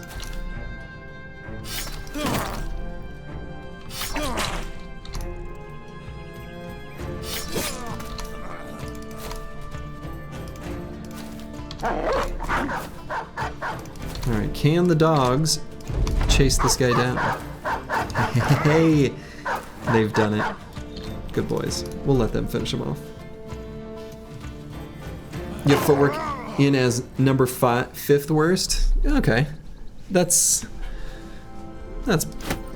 probably reasonable. What do you have? What would be your list, Ball and Stalin? Now I'm curious. You've never seen me take reach advantage? I've taken it. If I recall correctly, in the rebuilding period of the Oath Takers run, I had an Ultra Chad Swordmaster that I took reach advantage on. Footwork is just bad rotate. Kind of true. It's like, it's a different rotate. Crippling strikes, the Ironhead one. First one, bullseye. Wait, fist one. Okay, so crippling strikes, Ironhead one. Oh no, Steel Brow is good. Even though I take 9 lives instead of Steel Brow, I don't think we should discount that. I have taken this one. The fist one. You're talking about Indom? Indom is really good on like tanks. Oh, Taunt? Fair. Taunt is limited in use, but we did take Taunt in some run. And it actually was pretty useful.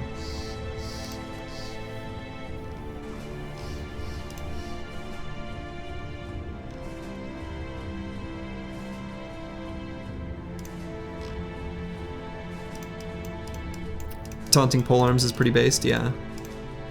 It works. It's okay. Alright, so this could be Ancient Dead, or it could be Nomads. I'm putting out Dark Paladin in place of Galumi. Even with his injury, we can at least apply overload stacks. Kind of minimal value, but... You think Zerk is a trap for noobs, like a bell curve? Oh, it's Briggies. Yeah, I think Zerk is sometimes good, but I think the main thing is, the main aspect of that makes it a noob trap, there are 2 perks that are kind of close to each other in a bros progression that are both really good perks, and they're also noob traps, and these 2 perks are Berserk and Underdog. 2 really good perks. They're both super valuable. And so what people will do when they're new is they think, these perks are good. I'll take both of these perks on all my bros. Generally speaking, a bro should have one of these or the other, and not both. Top 3 perks in order: gifted, duelist, classes. That's a pretty good order. So do you want me getting the great Akibio 2 Katal bro Chad? What, like dual wielding? That's what this game needs.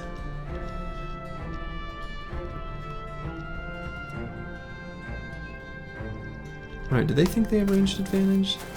Oh. They do. 9 lives is number 5, fast adaptation is number 4. Get out.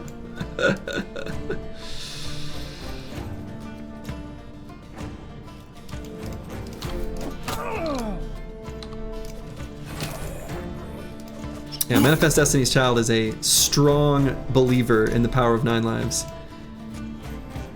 9 lives is a good perk.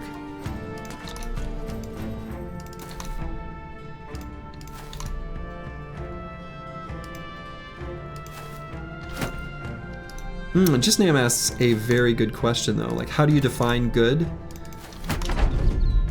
Like, you could define it as how many brothers you take it on, or you could define it as this perk existing makes the run way easier or harder. Would you put both Underdog and Berserk on your Lone Wolf player character? Depending on the build, maybe.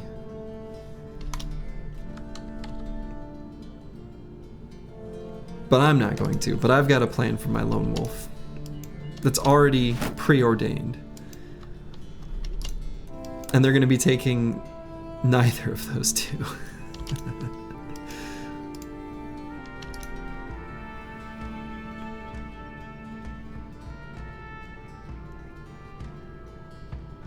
Spear Bro, obviously.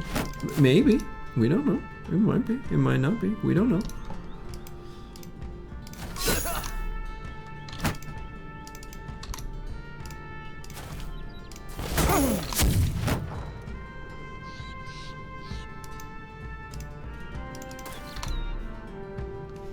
She's gonna Build a spear bro and sell the black book for extra perk points.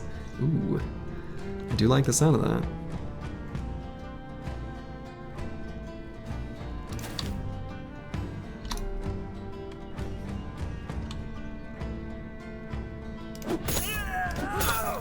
Nice throw in there, ball and Stalin.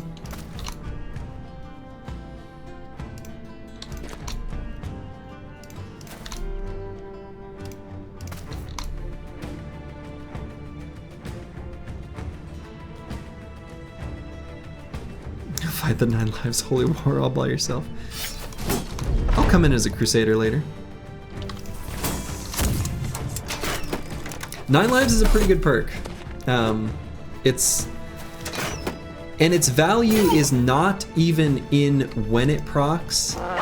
A lot of its value is in your ability to position a bro somewhere where you otherwise wouldn't be able to with 100% certainty of the bro not dying. Or like, well, whatever, like some super high percent. And 9 lives just like unlocks that, which is a beautiful thing.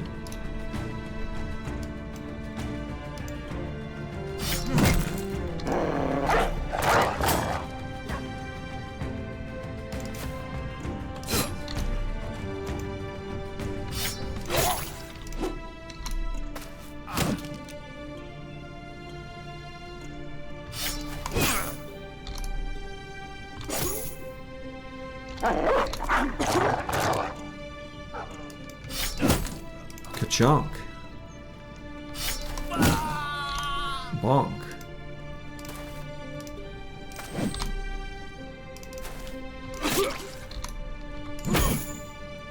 Aw, no head hit. Disaster.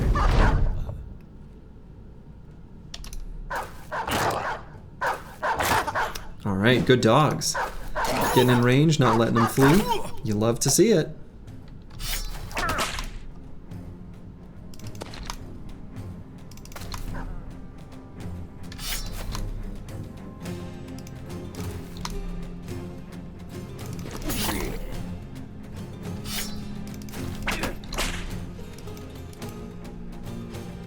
You also look for a puncture bro that Slurgy can't seem to find. AA. FA? Or...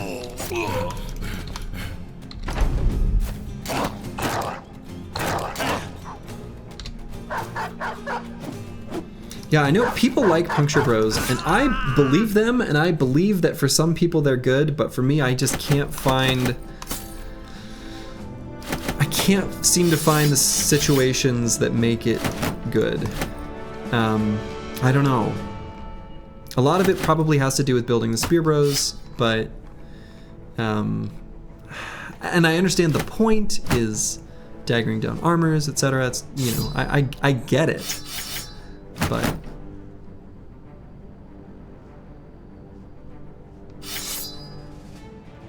okay. You need high melee attack and bottomless fatigue. Yeah, so that's the thing, is like, when I have a bro that satisfies that criteria, they become a spear bro. Yeah, also known as spear bro too. Yeah, exactly. All right. Yeah. So that's why. I mean, that's why. That makes sense.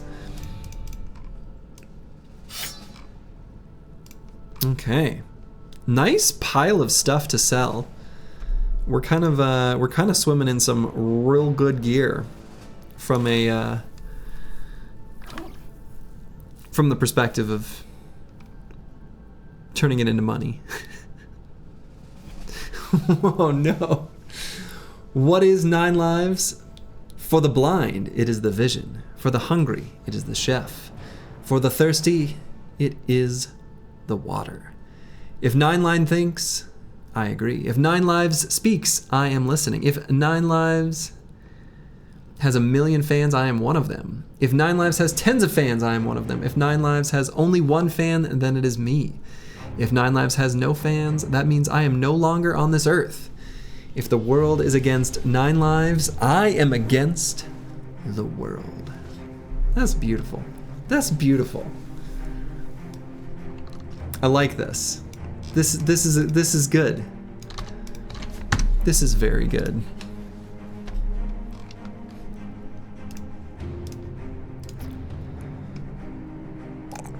All right, curse word. Permanent banner has leveled up. Hello, Black Fire. Welcome, welcome. We're going to completely ignore his melee skill. We're not going to bother attacking almost ever with this bro. He doesn't need to. We're going to grab Fort Mind to project a better banner bonus. A BBB. +2s on all secondaries, huh?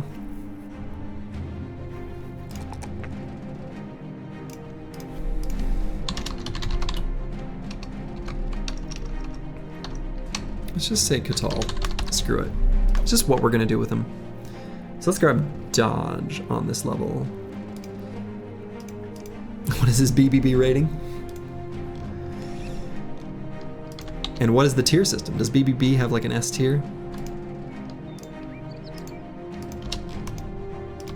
Okay. Make our way to Tarwa. Maybe grab bags on the banner for all the bombs. That is definitely a thing we will be doing eventually, for sure. What are you doing way down here? Get out of here. Why are you down here? First Goldhoft Company, this isn't your land.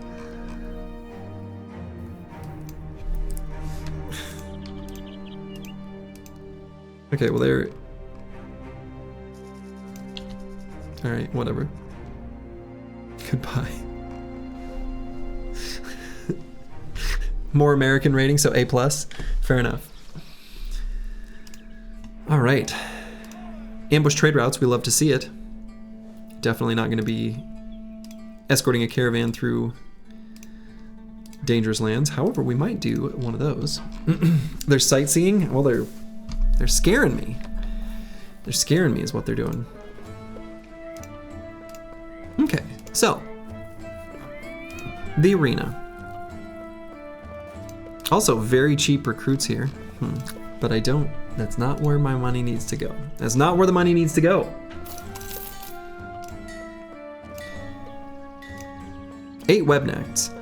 Webknechts is a pretty easy fight, but 8 is a lot. This kind of fight is substantially easier with spear bros.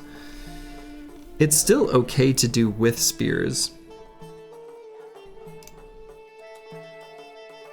8 webknechts is genuinely slightly frightening.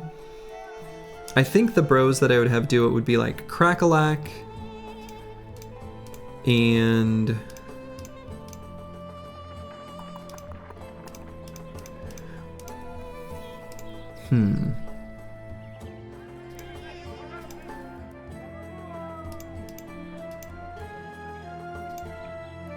Spears out, easy game, easy life. Yeah, but without spear mastery, it can be a little spooky. Maybe Ballin, Stalin, and Snoozy?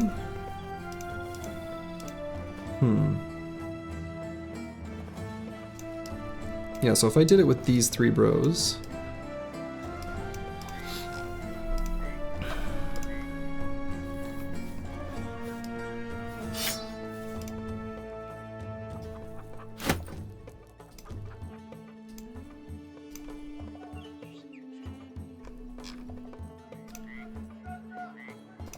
We would give the throwing weapons to Snoozy.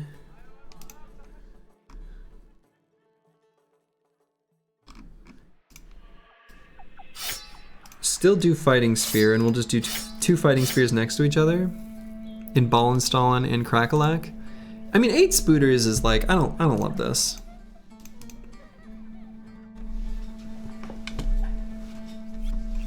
Like I just don't. Have a good one, Manifest Destiny's Child.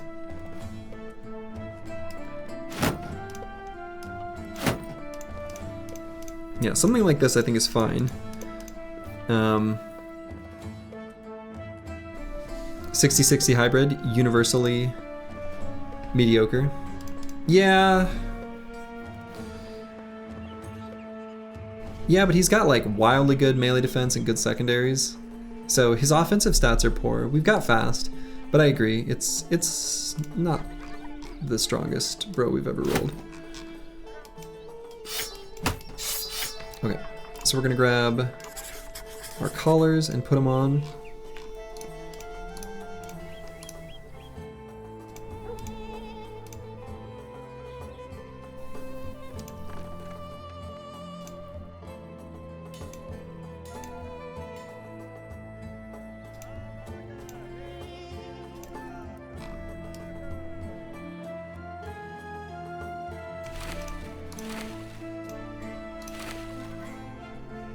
Okay. What do the collars do? They are the things you equip to be able to fight in the arena. They're just like the way you indicate to the game this is who you're taking into the fight, I guess.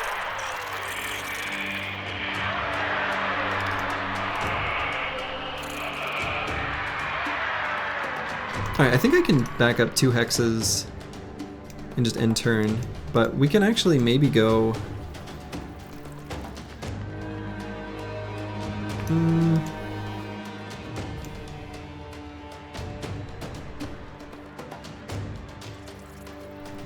Yeah, it basically prevents you from bringing dogs in. Yeah, basically.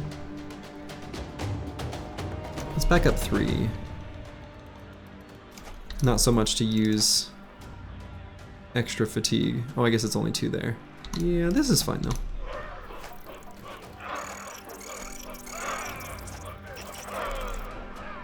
Okay, so just in case they do penetrate through, I'm gonna move back 2 hexes and spear wall.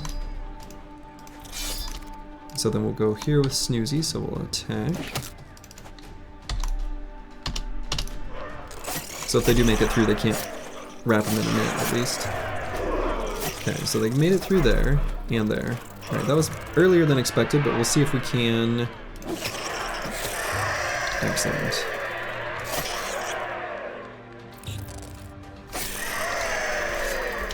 Not too bad.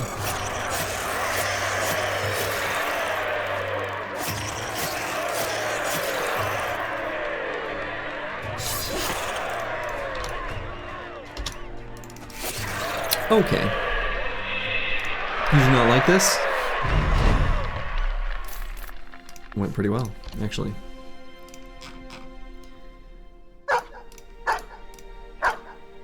And we got the Gladiator Harness, which we'll go ahead and throw on Crackalack. It goes really well with this padded kettle hat. That's a nice look.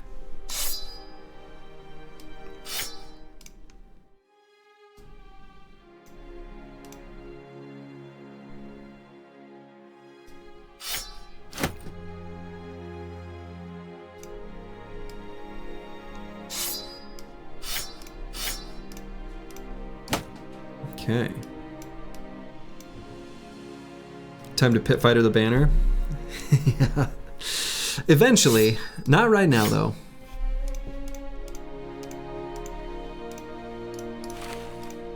Okay, so we did... Oh, haven't fixed up this armor quite yet. I was gonna say we did fix up this armor.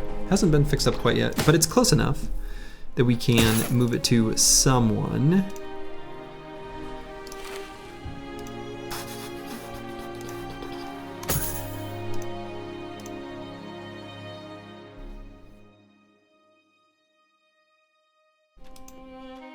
Hey, Sins. Mixing northern and southern fashion like a savage? Nah, dude.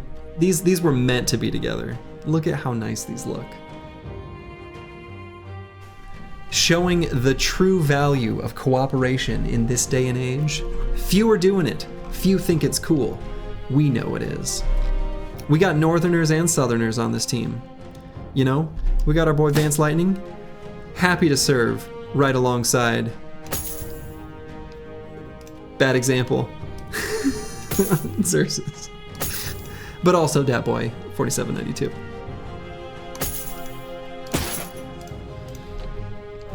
Okay. So, very happy to see this settlement condition here, where we can sell stuff for tons of money. We are going to sell stuff now and then accept the contract, just so we don't accidentally screw ourselves by missing out. There's almost never going to be a time where Beast Slayers are going to sell for this kind of profit. So we are absolutely taking the opportunity. And we're going to sell, honestly, basically everything.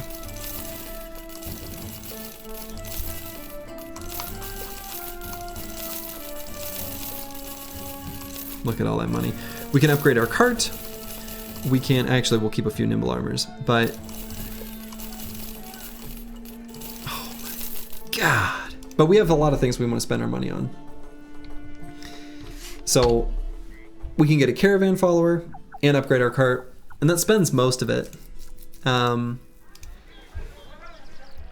There are a couple super high premium background recruits that we could maybe get. I think if we did that, then we would certainly, I mean, honestly, like Xenohawk 2 Pro needs to be dismissed. And Thomas the Train probably as well. He just doesn't have enough fingers. Hunt for Swordmaster time. I mean, it's a really good price for a level 2 Swordmaster. Or excuse me, Sellsword. We could, yeah, Hunt for Swordmaster. Oh, I see what you're saying. Yeah, I mean, we would like the Swordmaster for the Swordmaster Train's Apprentice event. But like, I mean, I'll put some nipple clamps on that. Gotta get that Swordmaster event, you know. Super cheap, worth the roll. I mean, yeah, probably. The tricky thing is that there are other things we want to do with our money. I also do want to buy both a handgun and Catal here in the south. So, I don't know. I don't know.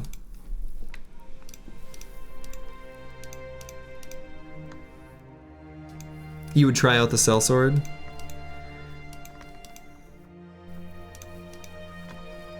Yeah, we've got like a good squad. Yeah, the only thing really is we need it to be slightly deeper just because we got two bros that are kind of useless against Ancient Dead. The caravan can wait. I mean, I think we want it before we make our journey out of the south. Sellsword not worth the gamble. Yeah, I mean, sellswords are a great background. Like, I love them. We also don't really need hybrids is the thing.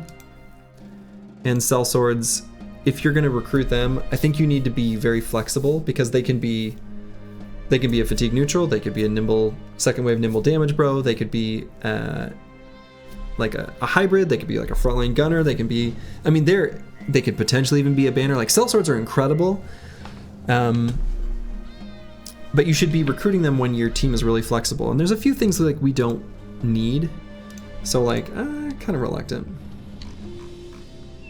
You've been able to get great bros off of farmhands with much less risk.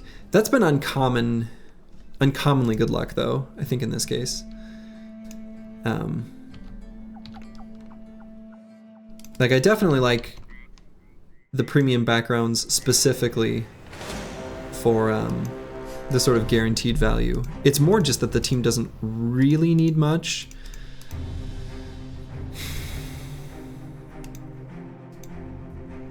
There's a bonk. Was there a bonk? Oh yeah, we got a bonk right here. Advanced Lightning. Hello, Cracklag. Well, let's see. We'll get the payout for this contract, and we can we'll assess our situation. I hate doing fights like this without spear bros. I hate doing most of the fights in this game without spear bros, I'm gonna be honest. But it's alright. It's what we did to ourselves. Alright, I'm gonna go ahead and scoot and shoot.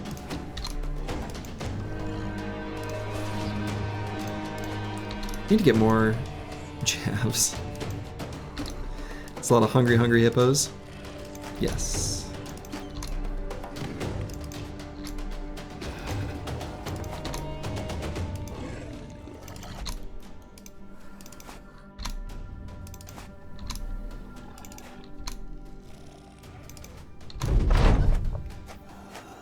Imagine if you didn't sell 3 packs of throwing axes and 2 packs of jabs. Yeah, we needed the money though.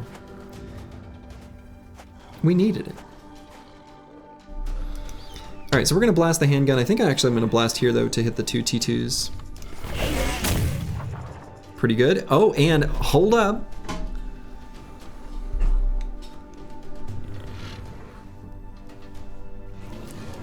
CS does something.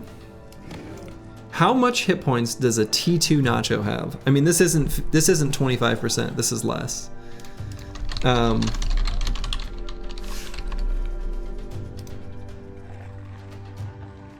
They go from 80 to 200. Wow, to 380. They have 200 hit points. The T2s. That's actually like a lot. Wow. Hey, good night, Blackfire. So, the one where we did 54 damage to do a burnt leg, I would say that injury actually is relevant. We do care about their initiative being lower, and them losing AP moving hexes could be relevant. That one's a little hand wavy. But that one wasn't caused by crippling strikes. However, the pierced hand was, and that lowers their attack stats. So CS does something. 11. The pierced lung we don't care about though.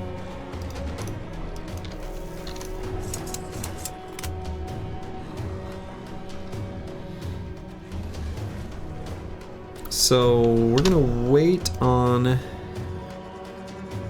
some of our bros until after some key attacks happen.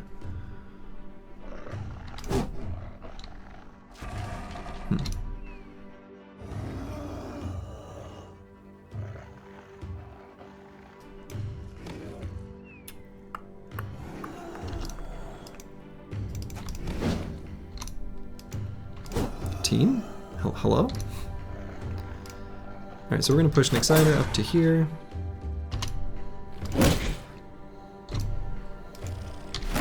Roxanne and Smita there.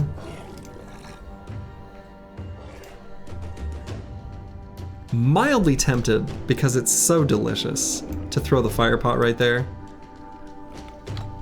That's too tasty. That's too tasty. Look at them with all their burnt faces and burnt legs. Fireball. Anyway, I'll stop. Yeah, but I think that was worth.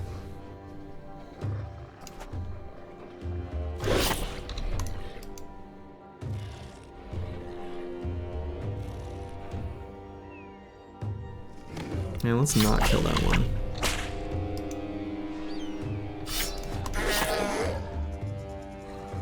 And that one will die next turn. Could have put a dog down, let it get the kill, and then... No, I won't be able to move behind it. So I guess I don't. Are you still breathing? Let's see. Crackalack. That's a good question.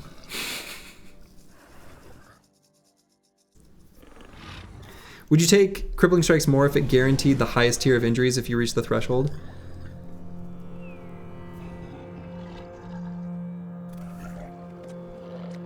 No, I don't know. Let's see, we're just gonna wait there. Let them all move first. I guess I didn't think about that one being able to die. Probably okay though.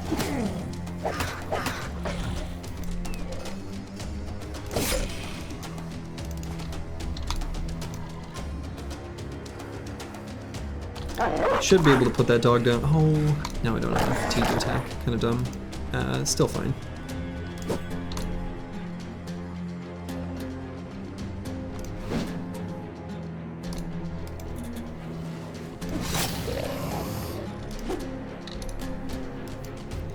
Would you take Crippling Strikes if it calculated based on armor damage?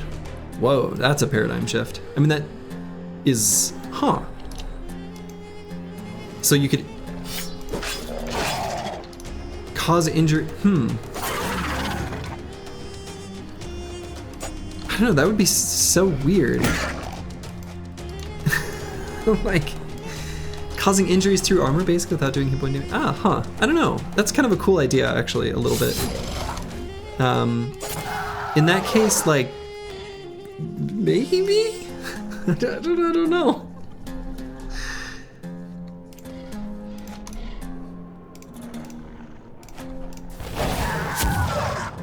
I kind of didn't want that one to die.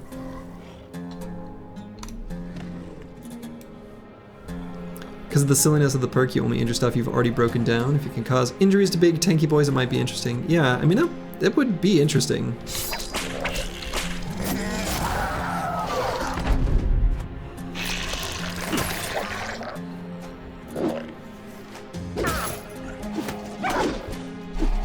I don't know how people are doing these fights without spear bros. I mean, this is fine. So much more risk. And also, like, this is obviously a small, easy one, but they aren't all.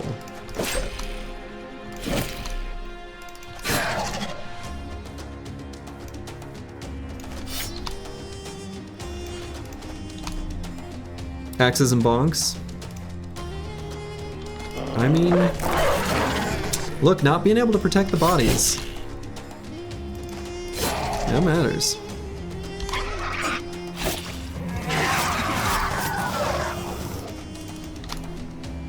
Alright. The North Nacho actually attacked the dog over the flail bow. Did it really? I missed that. Interesting. Huh. I actually, that kind of blows my mind, Deep Space Cowboy, because I feel like I have never seen an enemy, even once, attack a bro if a dog wasn't, excuse me, attack a dog if a bro was an option.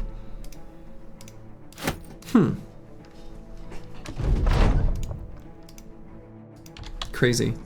Like, literally never. In fact, I am going to, let's see, how far into the stream is this? This is 2 hours, 13 minutes. All right.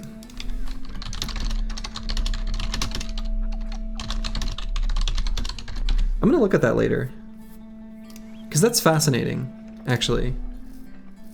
It happened to you once and you were super confused. I've literally, I understand that in the AI's scripts to evaluate a target to select, they do take the amount of expected damage strongly into account, and nachos have terrible damage against armor and terrible armor penetrating damage. And so a bro with a ton of armor, like, they're like never going to choose that target under normal circumstances if they have a better target otherwise.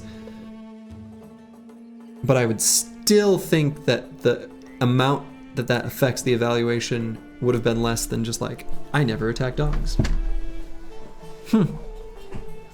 Crazy.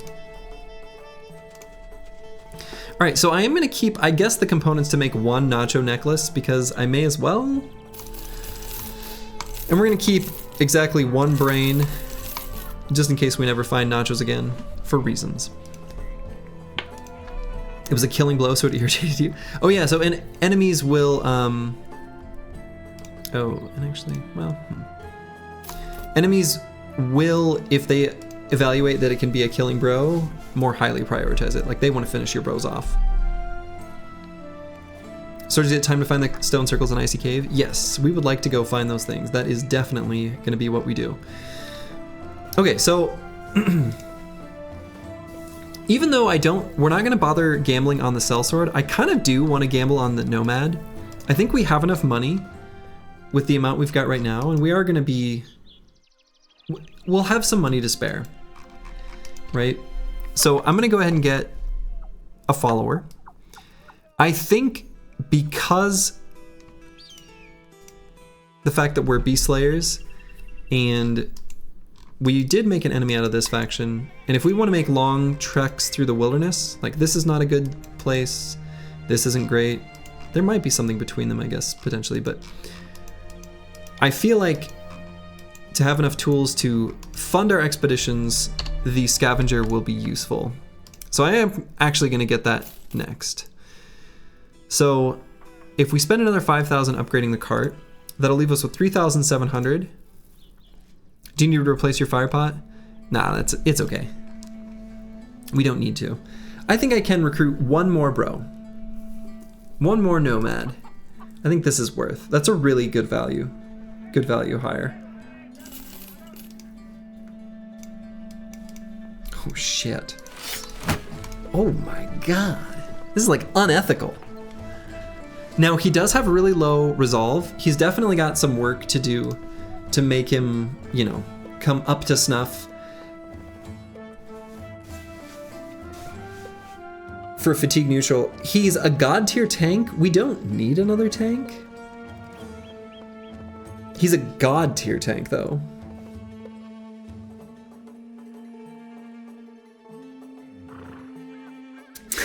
Fancy flank hammer because of the fatigued stars. Clearly, yes. Fat Newt in a box. Yeah, I mean, we're gonna need to get some good rolls on, especially his resolve, and secondarily his hit points. But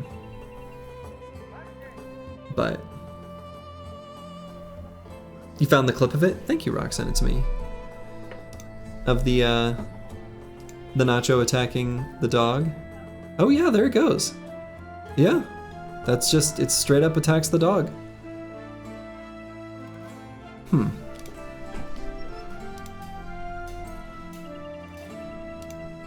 Pretty easy to patch secondaries with skipping ones in melee attack. Yeah, and that's probably what we'll do. Sunward Sins, I mean, almost for sure. So we may end up having to do Flail or Greatsword or Backstabber. Some combination of those three to make his attacks hit, but this is like a god tier fatigue neutral. And so, up next on my list is Serdova the Bear. So we'll do Sir. Boom. Really nice range. Yeah, super nice range defense. I mean, he's got 15. So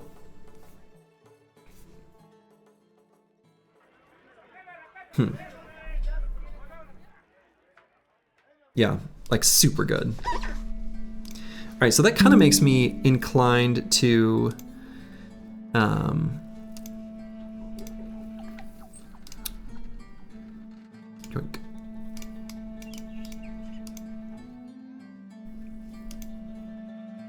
we'll maybe keep Thomas the Train as a backup, just in case. He could be a fatigue neutral. And then Remus, I guess he's like a... We kind of bricked him a little with Rally the Troops, but we're gonna hang on to him just for the ambition until Curse Word gets Rally.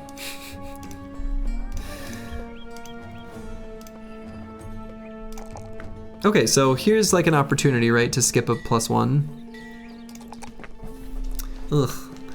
But I don't want to skip a +1 for a +2. I mean, I like giving him a little bit more fatigue than 96. Helps us with flexibility for gear and stuff. So do Remus gets the potion? Potion of Oblivion? We'd probably give it to someone else.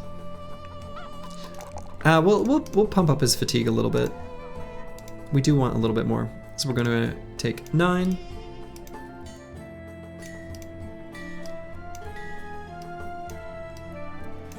Okay, so we're gonna put, these bros were kind of turning into armor stands on the right side of the formation. Cucumber water duty.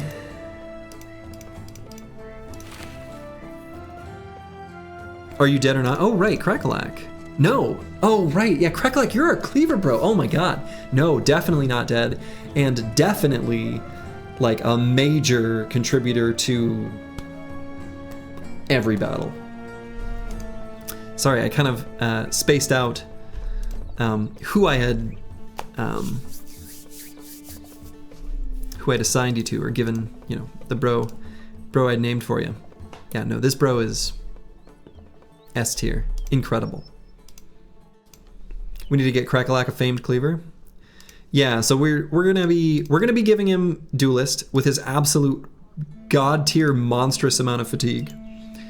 And we're gonna be just hoping for a famed orc cleaver. We're gonna hope for it. Alright, next cider.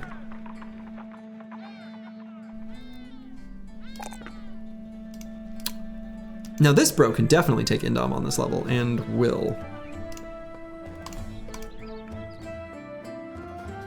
Yeah, Nimble as well, nice. Yeah, you're gonna be an absolute slayer. Still funny when he's 30. Yeah, and you only cost 150. 150 crowns. The cheapest wild man I've ever seen. Imagine the salt when icy cave cleaver rolls godly. Honestly, yeah. Genuinely would be upset.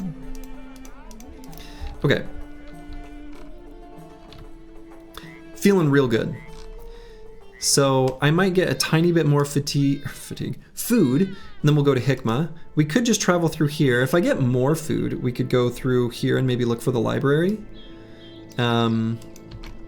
Get a little bit further from civilization. Quite possibly could find opportunity to get famed items. So let's get a little more food. This is probably enough. Hikmah nuts. Hikmah nuts. And I do want Galumi to be able to participate in fights too. Need to get him a gun too. So we need, when we leave the south, we want to, oh right. We want to be able to do so with a handgun and a katal before we leave. Okay, so we are not going to be taking this one, which is too bad because we are going to get 2 men with these perks. However, right now there's just going to be no room for a third, so it's just not happening.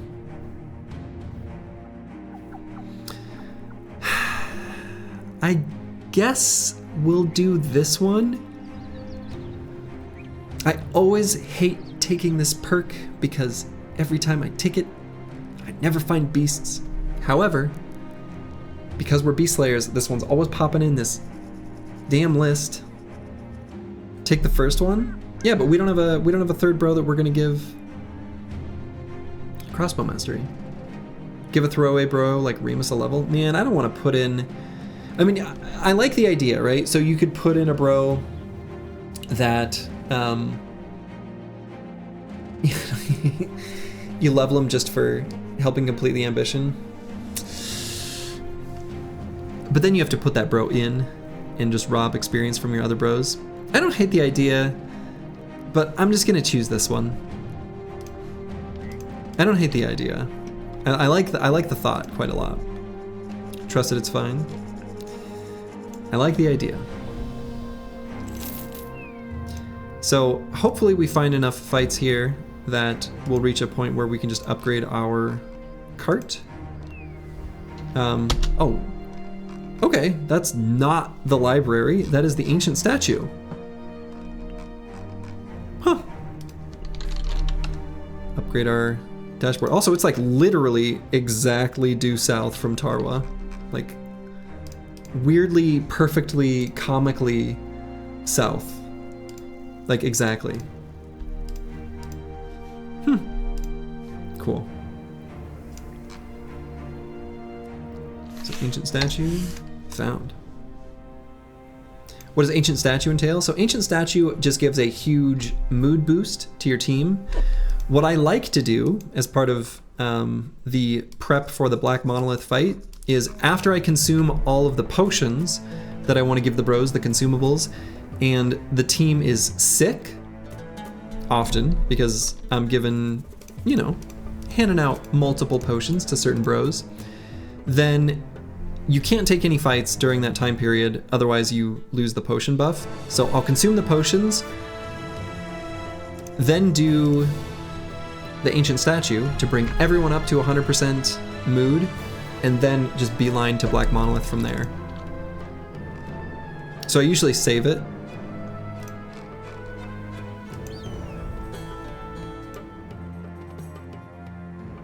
But it's a one-time use, massive mood boost to the squad.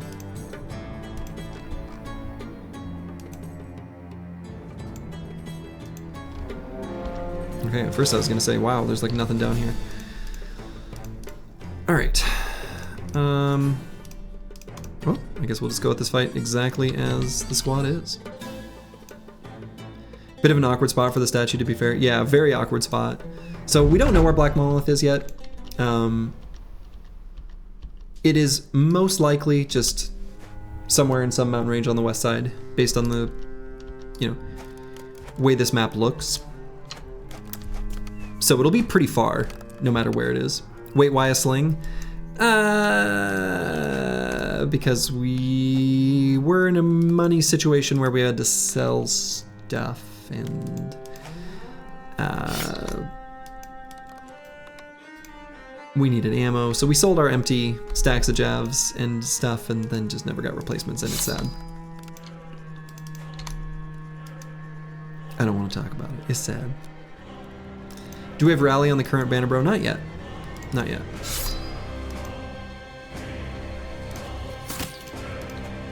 Hey, dazed! Got him. It was your sling for proccing fast, but then your range attack got too high. True. We had a little mini trash adapter, return of the trash adapter, which was pretty great.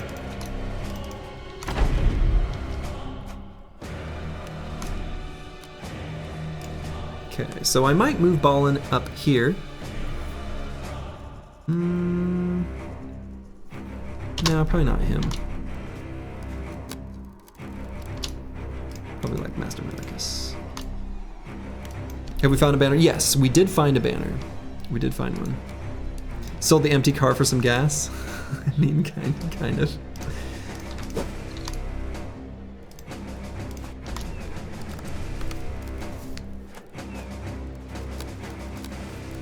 All right.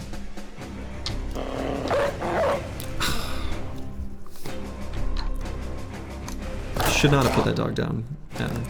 I was just wasn't paying attention to the amount of fatigue I had. Okay.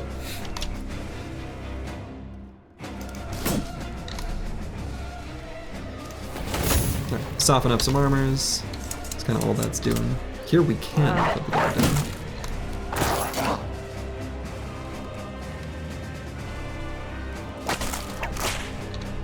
Long distance sniping.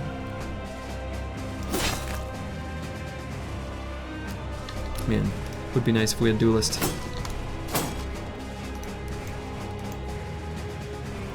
Washed, fell off, unsubscribed.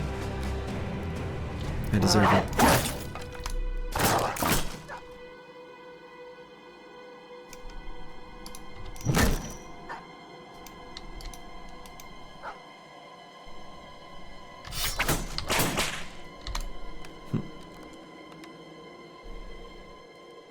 And might shield wall move forward? Actually, should have swapped to a different shield. It's quite a few enemies to try to move through their zone of control, but, well, we tried.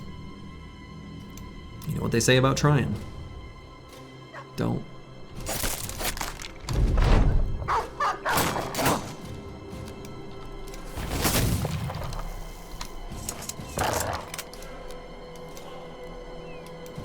Hitting Ancient Auxilia with a two-hander has to be the best feelings in the game. Just click and hear a crunch. It's either a crunch or it can be one of the worst feelings in the game when instead of crunch it's ka-tink and your attack just bounces off.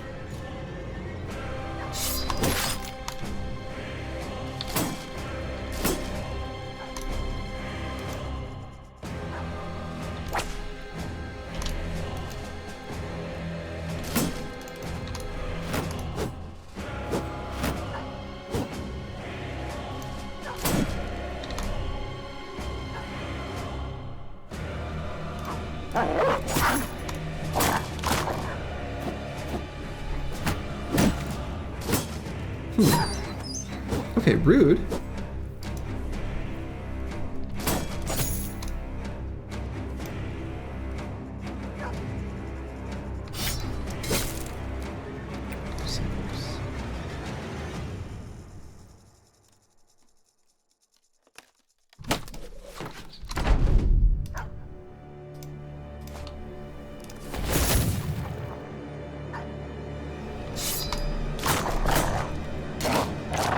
Should we not wait to see if the Madman's Cleaver is good before Duelist? No, I'm just gonna, like, I understand the thought process, but the power spike from Duelist is so huge that not taking Duelist would be criminal. And we have not found the Madman, like we haven't found the Icy Cave.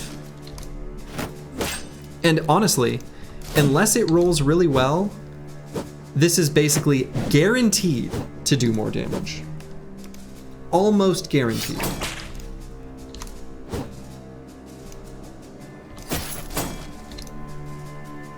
Two-handed cleavers are not very good weapons. They're just not.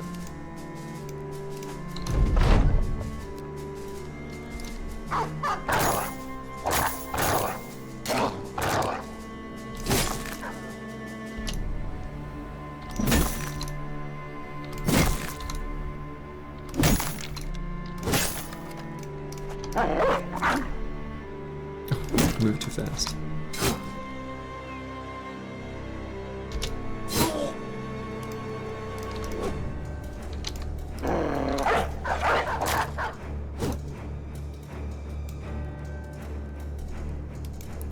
Reddit loves the two-handed cleaver because you can save scum for god rolls.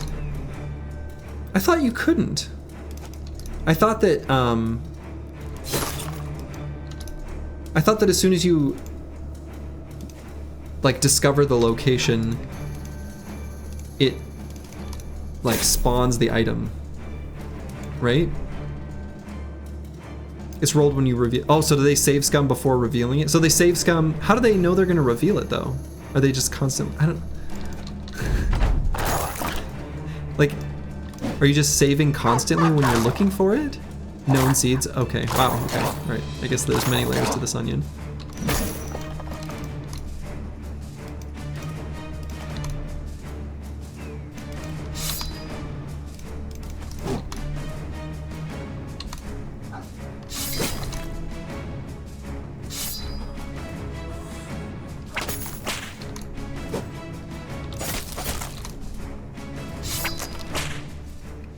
It gets rolled when the event fires. Oh, okay.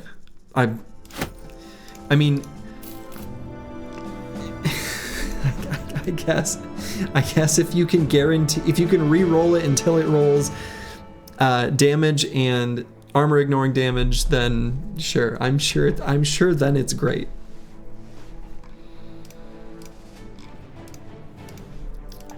Okay, so we are definitely gonna grab Nimble here on this brother. We had skipped it on our previous level, on level 7, because we grabbed crossbow and firearm mastery because of the timing of getting the handgun.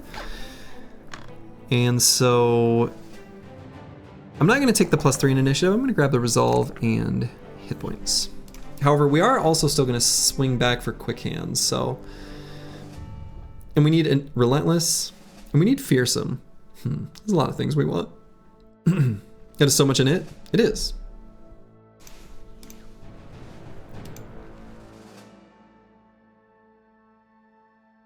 Kill 1 unit from the stack and retreat. Okay, well. And then it rerolls the item. Interesting.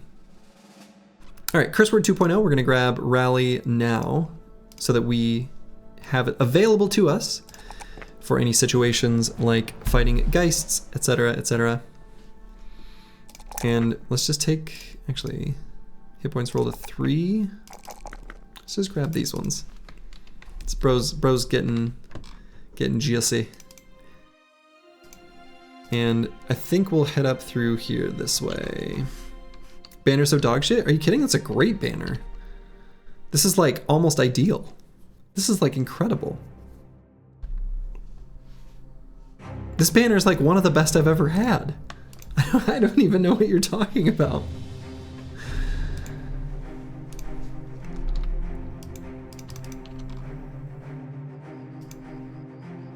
He's incredible.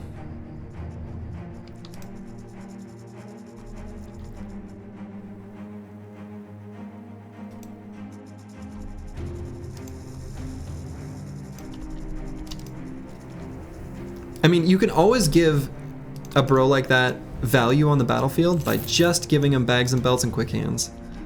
There's so many things you can do with consumables, fire pots, nets, etc. Like, they don't need any offensive stats to still be able to participate offensively.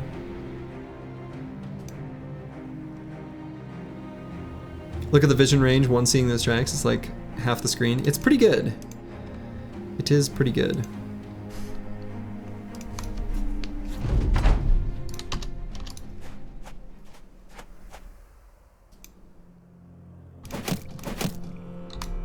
Excuse me.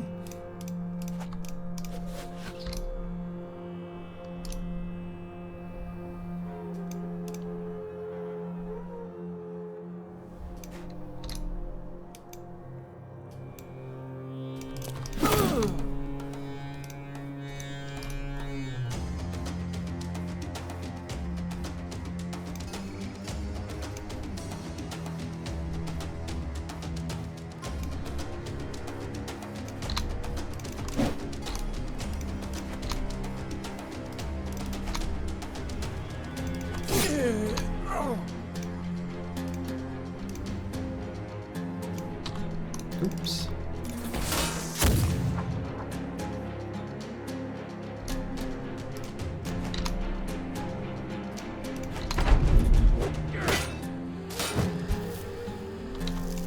Blast them.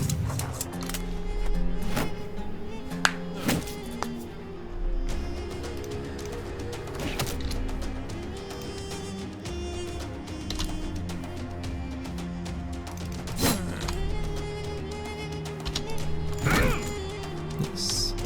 You did indeed get a bro, Xerxes. And you're gonna be a Catal bro, is the plan.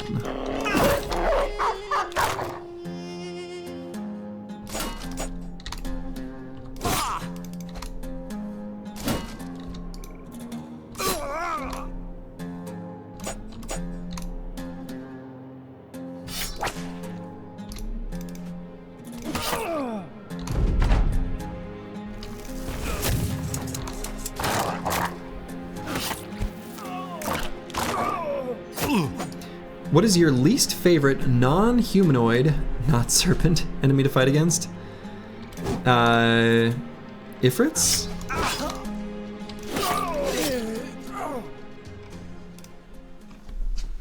Yeah, I think Ifrits are the most annoying to fight against. Not necessarily the hardest, I mean it depends on, anything is just a matter of scale, right? How many there are. But I just find fights against them unpleasant.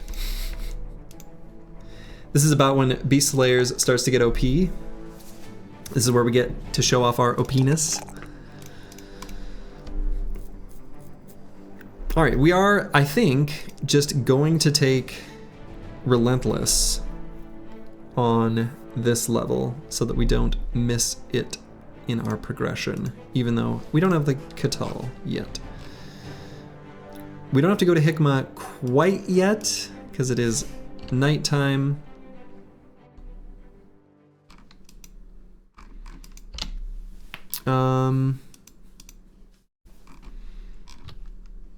So I could just do a sweep like through here maybe? Sure. Yeah, we get more vision specifically for tracks. So you can help like triangulate down to camps. We've had pretty good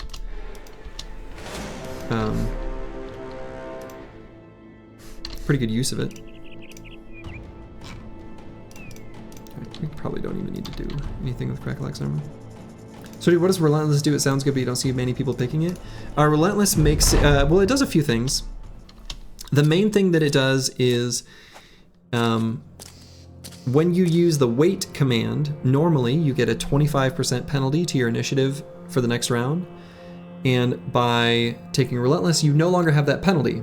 And so on a bro like Dark Paladin here, I can give him Relentless so he can wait on this turn, let the enemies move forward, get him in position, fire, and then we know he'll go first next round so that that perfectly lined up handgun shot gets to go again. It's also, so that's one, basically there's like two builds mostly that I use it on. There's that, and then there's also a Catal bro, and the idea behind that one is when an ally either throws a net or using a mace applies daze or stun, then you move your Catal bro in range and use Death Blow, and then you go at the start of the turn in the next round where you can finish them off, usually, before they get their turn so that they can't even get rid of the debuff. You could also take it, honestly, you could take it on like a cleaver bro as well, since they are often being set up by others. And I think that's fine. You think Relentless is a valid last pick on dodge quicken style bros before mono because it's enough in it to double turn skellies on most nimble bros? So you're saying like, so you never lose that round of letting the skeletons kind of get a double turn by eventually stamming out? I never do it, but it's, that makes sense.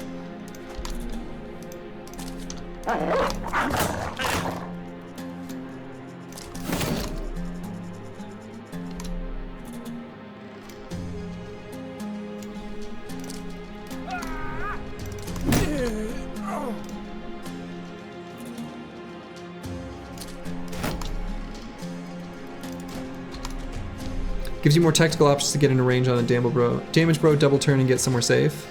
You have to skip something like fearsome for it, so based on playthrough tempo, yeah. Generally speaking, I mean, for the most part,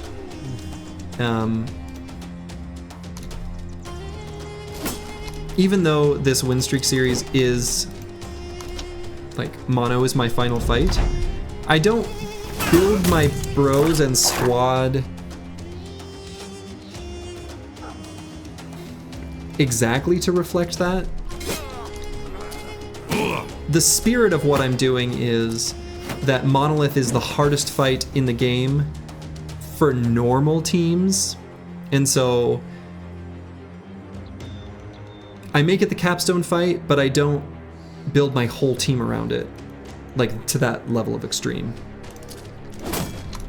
Like, I'll build around it to a certain extent because, I mean, I don't think that that is unreasonable to do. That's like the spirit of what I'm accomplishing.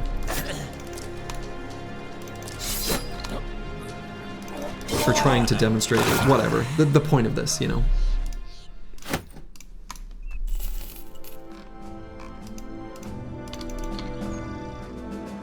Okay, so it is morning. I want to make sure we get to the town before nightfall of this day.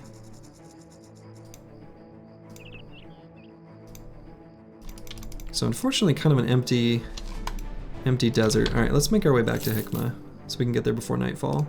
Should be able to. Oh, there's a camp there. All right, some archers, or a few archers and some slingers. So yeah, we'll leave our. Do we have? Yeah, we got rally now, so we'll put him here. Hey Slurgy, what's the rules for finding hunting grounds? You've been wandering with no luck. So you did beat the icy cave, right? First things first, you have to defeat the icy cave before it will spawn. Yes, sir? Okay. So it will be in the tundra, so that of the layers to your, I don't know, sandwich or cake or however we want to think about it, it's that second one below the snow. It's always in the tundra. It can be a place you've discovered before, and I don't know what the spawn rules are exactly other than that. It can't be too close to a city or things like that, but I don't think there's like a too many other restrictions. I think it's probably just on regular tundra. I don't think it can spawn in the forest or like swamps or things like that, but I don't know that 100% sure. It can spawn in them trees. Can it really?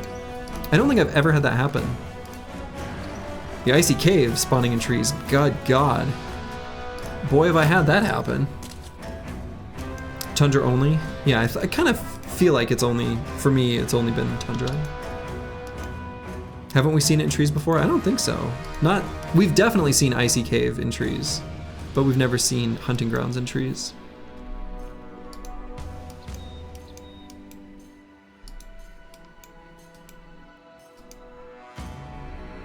Here, caves and hunting grounds mix. Okay.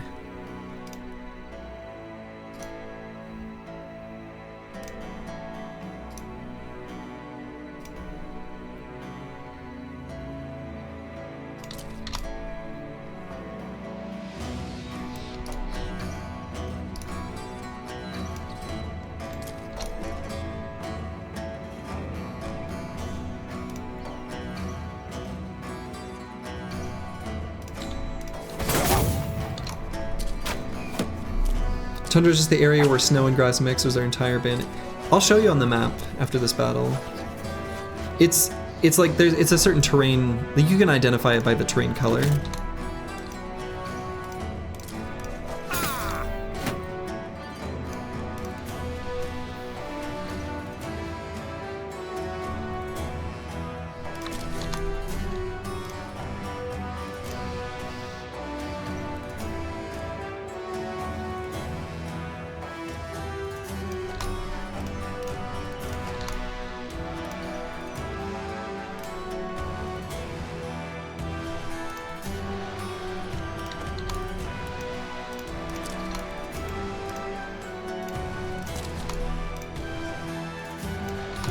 But yeah, there's a band where it's limited in where it can spawn.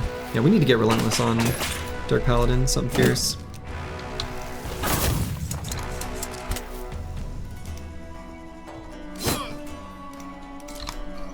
Oh, and I should have, hold on, did I cause any injuries there? I didn't even look. At some point when I'm attacking like 6 enemies with the handgun, I'm gonna not be paying as close attention. Alright. Here is, alright, fires handgun.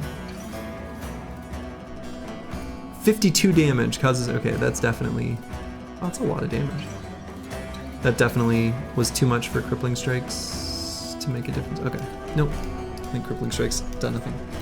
Does that 11 include injuries that had any impact in the fight? Yes, it is only injuries that had an impact on the fight. So, or I should say, okay, I'm not paying attention to the injury after it happened, but I'm counting it if the injury lowers their stats that are actually meaningful. So if it's a fatigue injury, I'm not counting it. So only basically melee attack and melee defense and things like that. And the impact might be minimal, and I'm still counting it for what it's worth.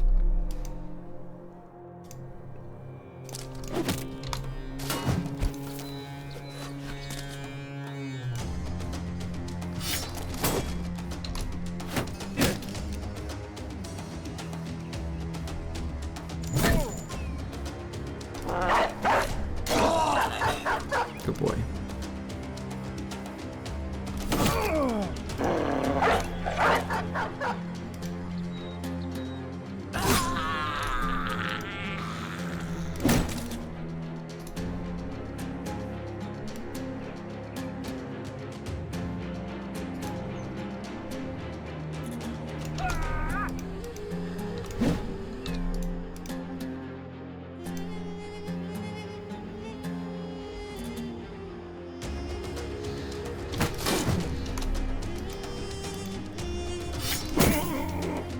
Let's get that dog. Oh, I thought the dog would jump on those archers.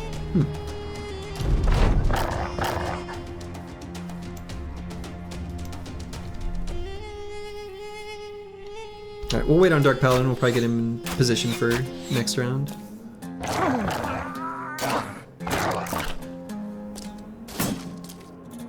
Wow, that... Hello with the whip? Huh, okay. Good for you, buddy.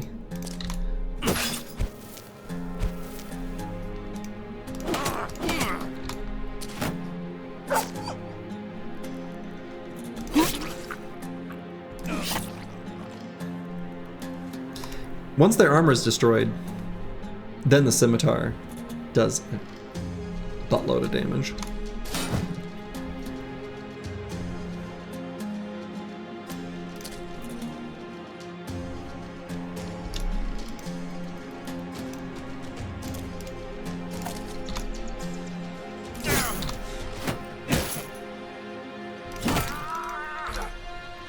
Sergi, Brigmac doggo armor should protect the head. Be nice if it could.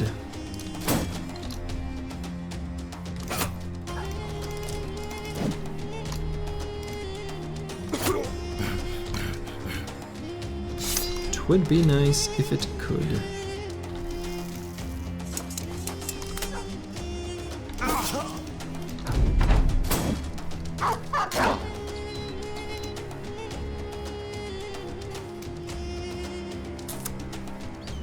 Not a great way of lining up this shot, but yeah. And so some of these too, like I'm not going to count this for crippling strikes mattering, but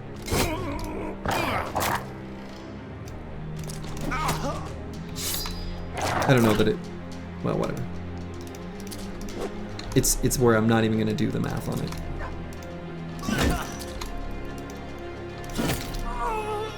But yeah, the whole enemy team here is fleeing, so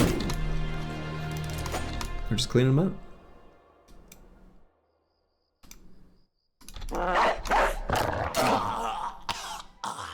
Dog head armor sounds clunky as hell. It either hinders their biting or doesn't cover enough to matter. Okay, let's not bring in like real world mechanics into this. Our doggos need to be protected.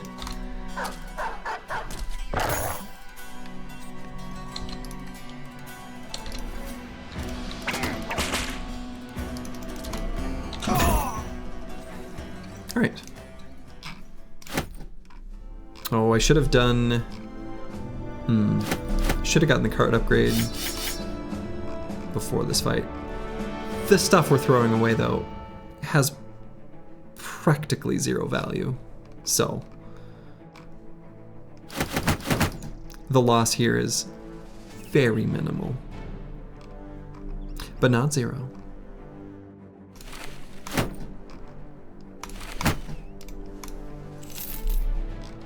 Doggos wear a propeller hat. Pretty well being cleaved. All right, did that slow us down to get here? Oh, barely made it in time. All right, so first things first, I'm gonna make a nacho necklace. And we're gonna pop that onto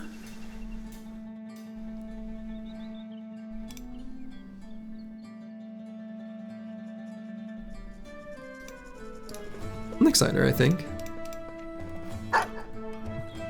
The banner, oh yeah, the banner for now. You're right, because we don't have the Sergeant Sash yet.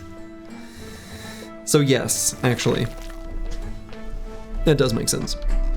Good call. Banner, definitely banner. All right, we're gonna go and level up that boy. This boy is, I guess I'll take, his stats are fine. We're gonna grab Nimble. And so we can pass this armor on to somebody.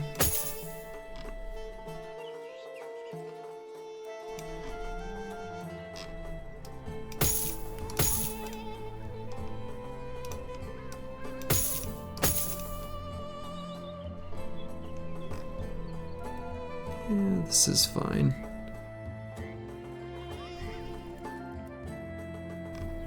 Okay.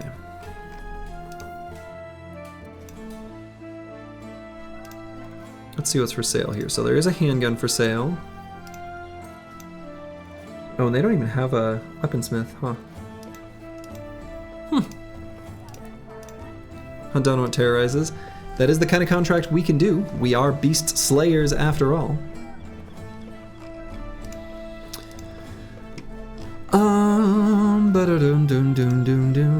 We should do that one. We're definitely going to do that one. I think I'm going to sell stuff now, just in case there's a settlement condition that bites us in the butt. So we're going to sell this stuff. Hang on to like extra nimble armor. We've got some extras on our bros waiting in the wings.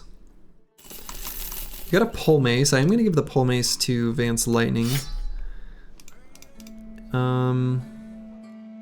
don't need to carry that anymore. I don't know why I have that, actually. Healy needs a pocket knife.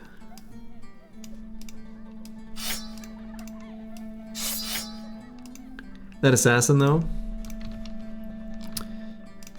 Yeah, so the assassin, incredibly cheap. If we were looking for bros, this would be a great bro to hire. However, his gear doesn't do anything for us. This is the low roll. And in fact, this is probably like, I wouldn't be surprised if this is like the cheapest an assassin can ever be with this particular set of gear. It's got to be close. Smoke bomb. Yeah, smoke bomb is handy, for sure. We're just gonna sell all that. All right, so we got a lot of money. Do we have enough money to buy a handgun and the cart after the contract? Yes, we will. And so you saw a 1591 once. He had a butter knife. Oh, they can have that? I don't know that I've ever seen that. Ooh, hyenas pass through here. Hell yeah. Hell yeah. That's what I want to see.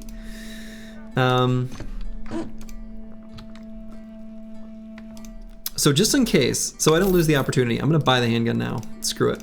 We're just gonna protect that from any drunkards. Just in case. Keep it secret. Keep it safe. And then let's get Galumi out on the battlefield so that he can be leveling up. We'll pause on Xerxes for now, even though he's like God tier bro. We're gonna wait just a bit. Sergi, any barbers near? Not in the south. Do you have a haircut request? All right, lots of hyenas. Wonderful. Whip the drunk out of him? Nah, we like the drunk. Are they going for the Uber flank? What is happening here?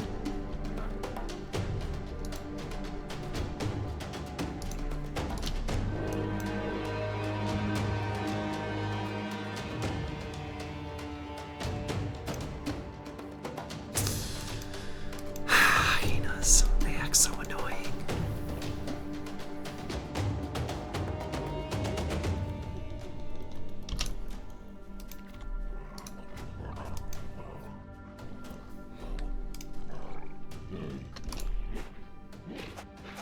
Okay, here they come. All right.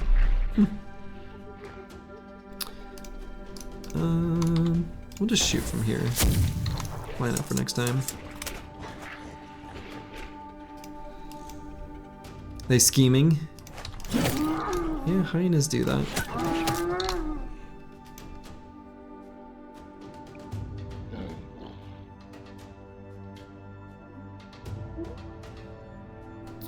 Do you have to puncture the hyenas to get a guaranteed drop of pelts, or is it just chance? There's no need to do any sort of shenanigans like that.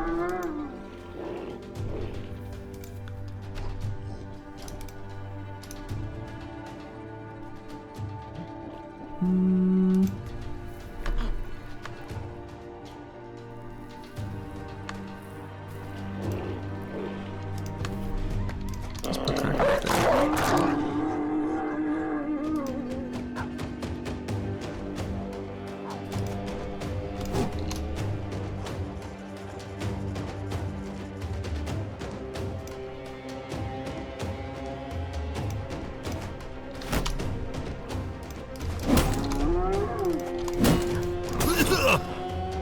Alright. I was gonna try to put him into that X right there, but yeah, we should probably put Eagle Dub right there. And you can always think of hyenas, think of their weapon as just a cleaver. That's essentially what it is. Just like a butcher's cleaver that they get to attack with like 7,000 times. Alright, so where is my firing spot? Maybe here and I shoot there.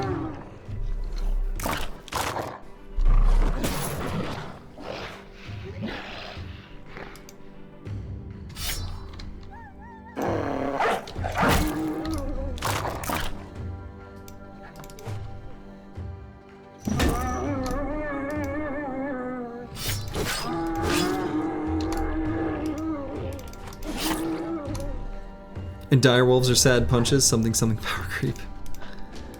No, I mean direwolves are basically also cleavers.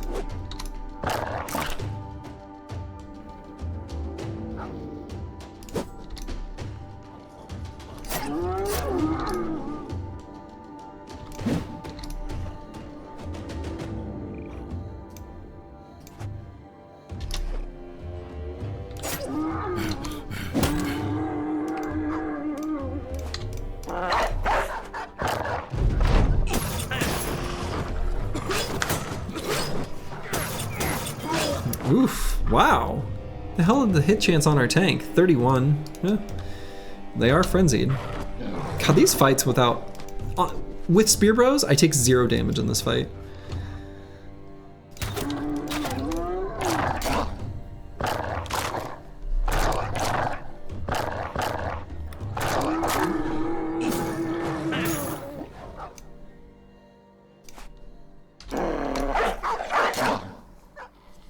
Are you avoiding spear bros on purpose? Well, a little. We didn't get any great candidates. And so when there was a point to decide just not to, I did on purpose just say, I'm not gonna do any this run. Also to give more variety to the contents of the runs, basically. We had spear bros, they died. We had spear bro. Potential spear bro.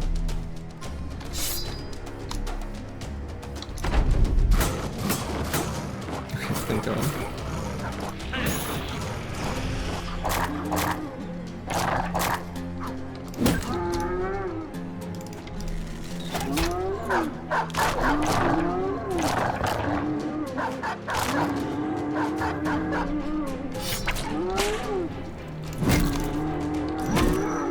Okay.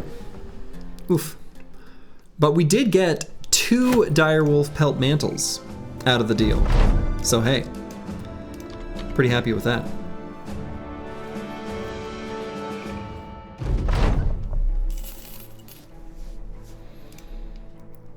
We're gonna wait just the little bit of time that it takes for it to become daytime again. Okay. And we're gonna craft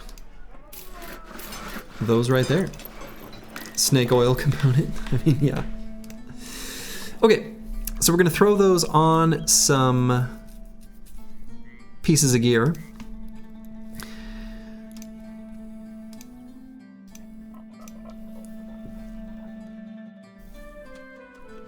We're gonna sell these, sell that.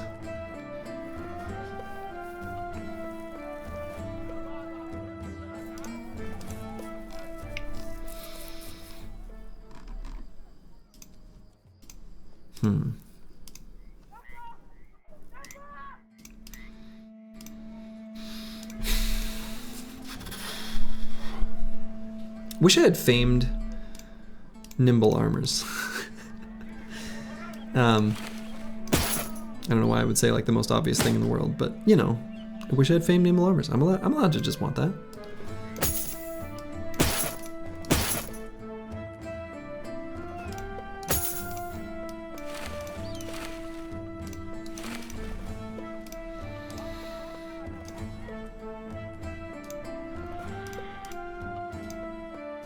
You wish there were famed doggos? Oh man, that would be cool. That'd be so cool. That'd be so cool. If only you had a cool hyena pelt like all the rest of the kids. Yeah. You're never gonna get one though, because you're not a dodgy boy. Despite how cool it looks. And it does look cool. So, we definitely will be applying one of these. The assassins walk around with famed armors last aired. Yeah, they basically do. They basically do. It's true. But I'm just gonna throw this on a plated nomad mail and call it a day.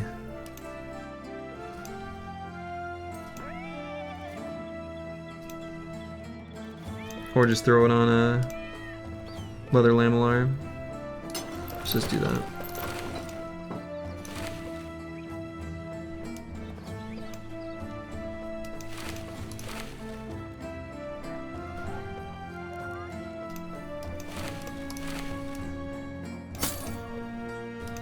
And I'm gonna hang on to one more of them.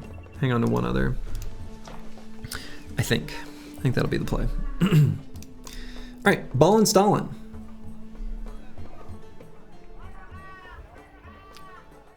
Let's see. Level up time, indeed. We'll grab the 3 in range skill. And hit points or resolve here. Kind of a tough call. I guess I'll go resolve. Swordmaster. Maybe eventually, could happen. I think on this level I'll probably just grab Fearsome? I think. Fearsome's pretty good.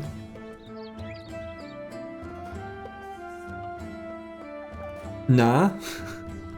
It's pretty good. I don't know, it's a good perk. Gifted? Gifted's good too, but I think, honestly, probably don't really need gifted on this, bro. I think I'd rather have other, and gifted is my most taken perk this whole series, even above Colossus or anything else. Student? No, we don't need to, we've get enough short-term value out of a lot of choices here, even though, you know, sometimes indecision means student, but yeah, you don't have 9 lives. So 9 would not be bad. I'm kind of inclined to just go fearsome here though. It's very good. It's a very, very, very good perk. You would take Cleaver. Cleaver's good. 95 hit points for a backliner seems tanky. True. He's not, but he's kind of like look at his stats. This is a bro that we definitely don't take bags on because we run out of ammo and secretly we celebrate because we're like, yeah, get him in there. The javelins are like, he's like the Roman legionary, you know? He's throwing his pila, but really, he's ready to pull out the gladius, you know? He's there to eat necromancer hits. Yeah, the necro savant, right? So he's primed to fight necro savants. That kind of thing. He doesn't have a ton of fatigue, but he's gonna be an offensive powerhouse. Mace to stun necro savants? Yeah, we could do that. That would be an option. 3-headed flail. Hey, I don't hate that. Okay. So I want to make a trip out into the wilderness, but I did kind of make myself just a little bit short on funds. Just a little bit, to be able to get the card upgrade.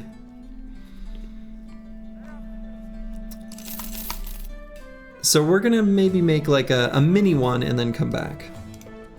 So we'll choose a trajectory that'll be different from the one we eventually take, which will be like maybe this way, and we'll go up like to here. We'll do like a mini loop, and then come back.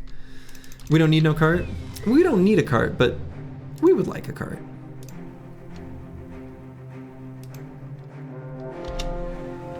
Some orc berserkers got like these fights are like free, ultra, super easy with spear bros. I don't know, you don't. I don't know. I don't like them.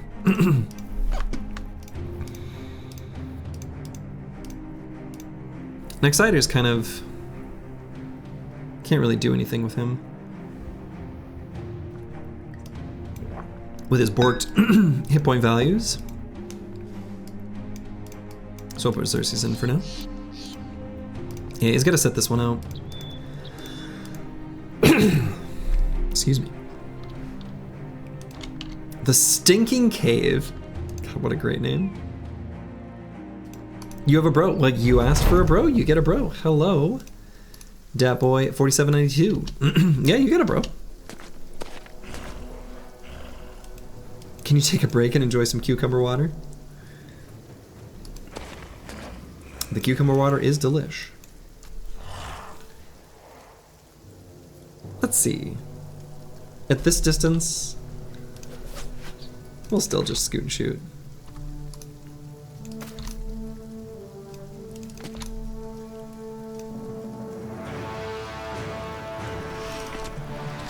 Honestly, probably just choose the whip for Crackalack right now.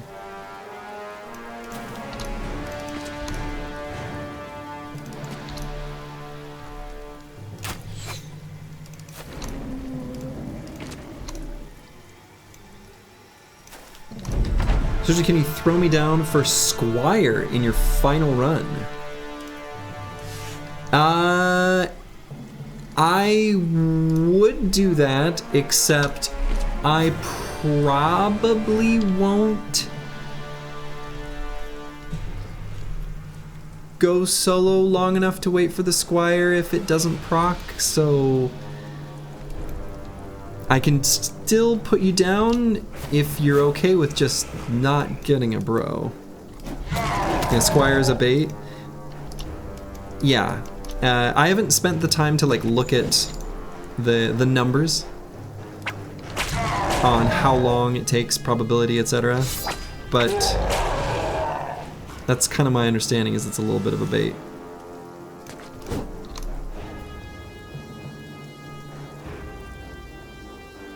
"15 to 20 days if you play around it." Yeah, that's too long. And by play around it, you mean like you can't really go out and do the contracts, right? Or like caravan missions? Because there's probably going to be a FedEx stage. Like, don't get me wrong, that's probably going to happen. But out of necessity. Camp in towns, yeah.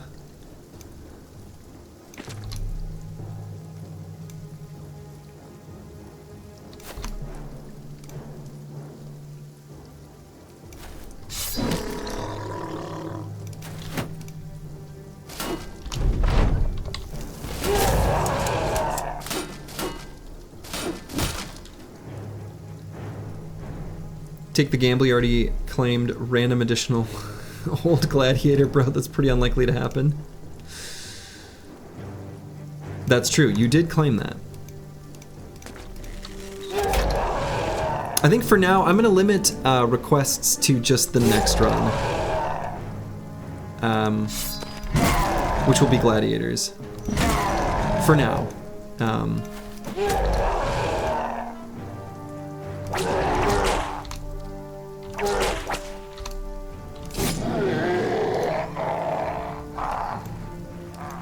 Play solo until your first event. If it doesn't proc, just hire bros.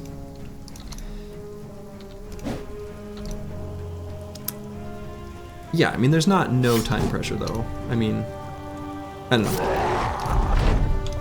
I'm not ready to speak on my plan for Lone Wolf at this exact moment.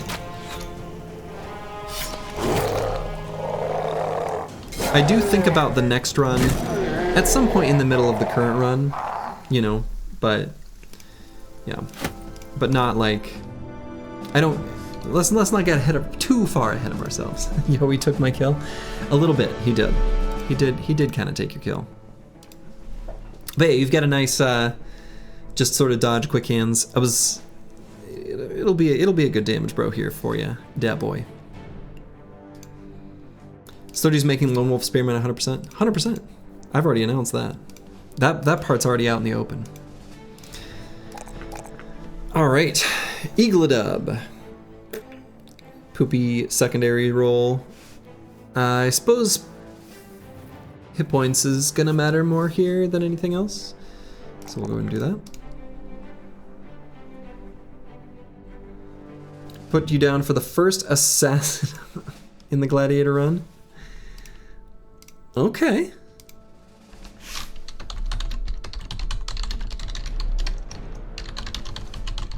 I can do that. This famed hunting is not really working. Well, I mean, we didn't expect to find a fame there. Okay, Eagledub.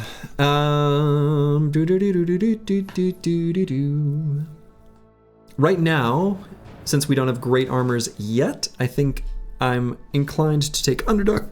Excuse me. Because I think that'll give us more value. Even if Slurgy hires him for his pajamas. Well, usually you hire them for the pajamas, but you keep the bro because it ends up good. That is often how it works. All right, we'll take that +4 in hit points. And so on this bro, it's either Path or Underdog or Forge. I think we'll choose Forge.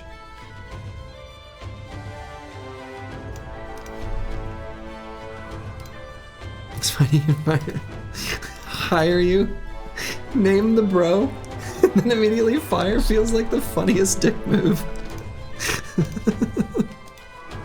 I'm laughing just thinking about it. All right. So here we got some sort of weird defensive hybrid. Is a weird bro.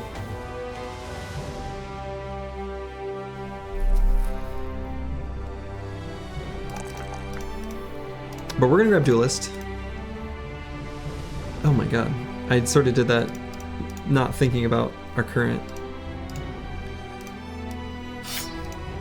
Throw this on him. Another ink gunner. Yeah, too late though. Could have been, but was also somewhat risky because of his lack of ranged attack talent stars.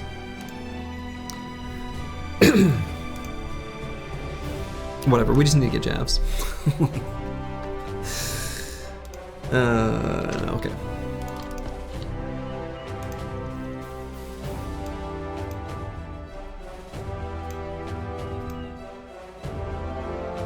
Orc hunters, 8. Okay, looks like this mountain range kind of continues on. Come here, orc hunters. Give me your battle.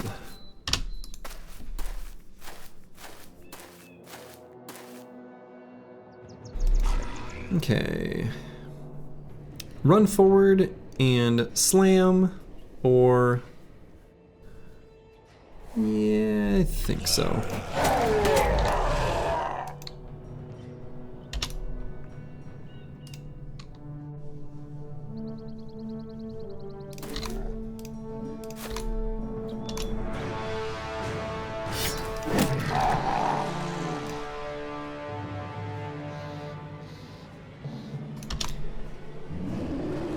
Sorgi, is it normal to have areas of the map where other enemies spawn more?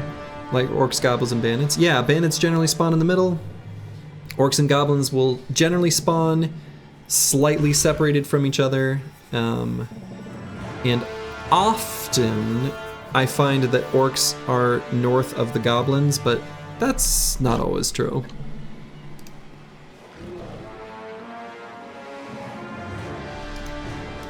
So there is some general like rules of thumb that in my experience do tend to be true.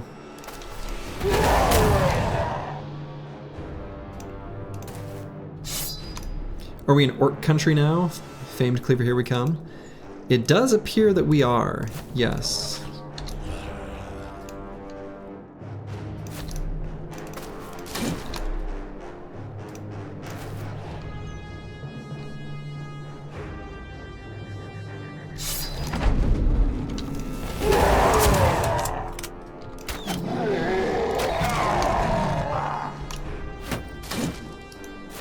So what's your opinion on modern Battle Brothers and why is it for babies? What?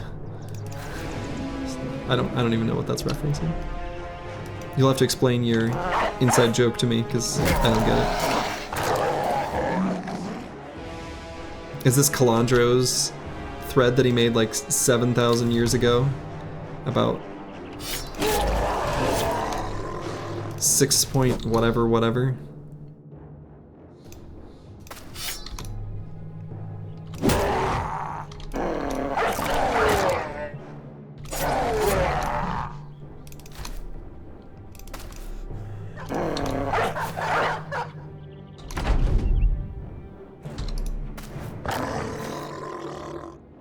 It's only a few months, you're not that old. Oh, a few months is a long time on the internet. Okay. A lot of tools there. That's kind of nice. 22 tools. So, let's see. This body of water was kind of unexpected. Okay. We'll take this fight. We'll just keep fighting these orcs.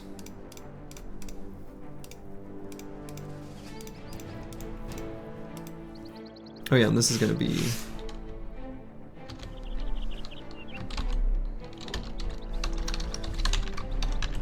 okay.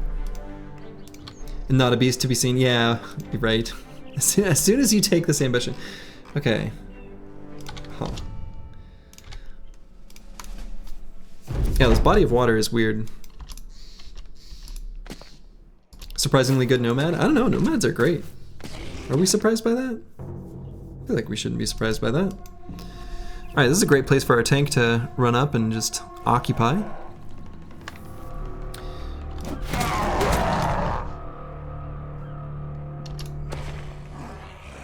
This orc warrior not wearing a hat.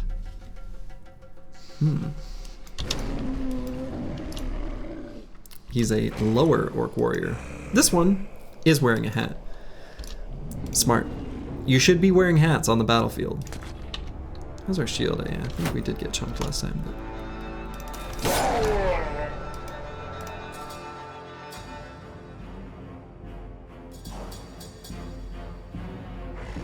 all the nomad hires have been good?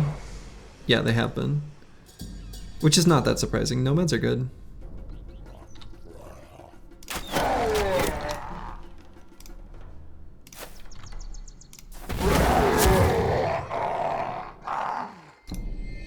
Raiders have the same stat line but get dunked on by nomads. Yeah, they're just more expensive. So I just basically never get them. For that reason alone.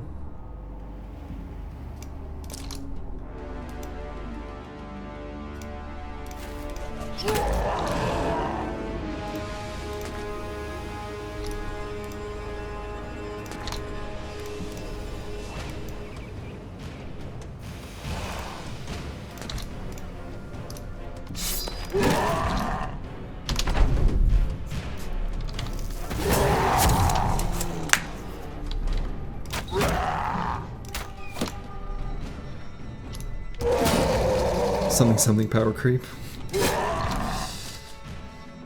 all comes back to power creep. Oh, come on, don't stun the guy with the flail. We want to use that flail. We want to use it to smash this guy's head in. You meanie.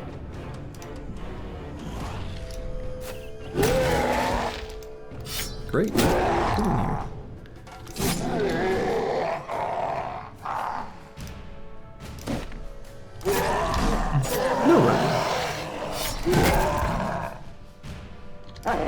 In fact, we're gonna put this dog on you.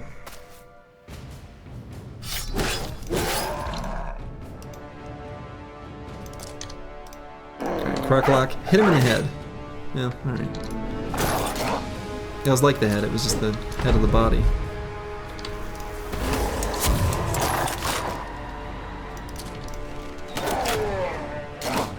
Alright.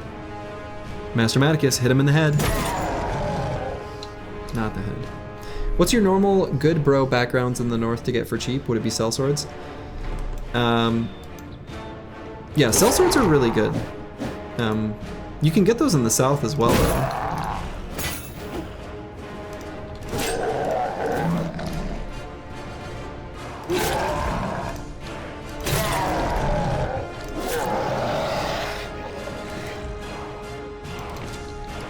Fearsome did something counter would go crazy.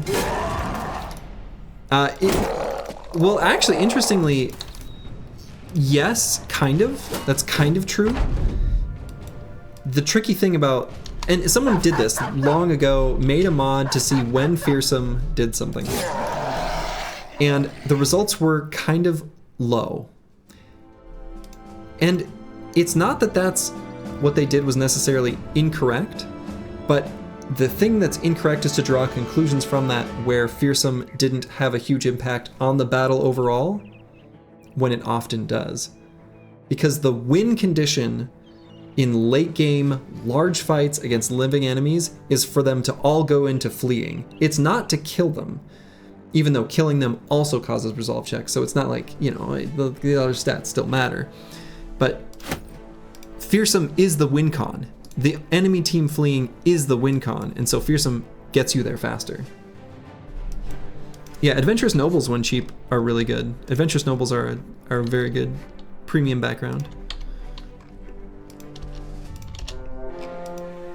Okay, so like there's just a stupid river. Let's see, did these even connect? So if I click there, oh boy. All right. We're gonna go to this Stone Fist Keep. This terrain is far more garbage than I expected.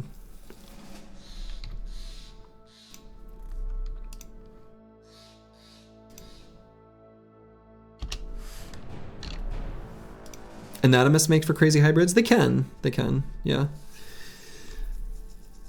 All right, is Nixider back? No, not really.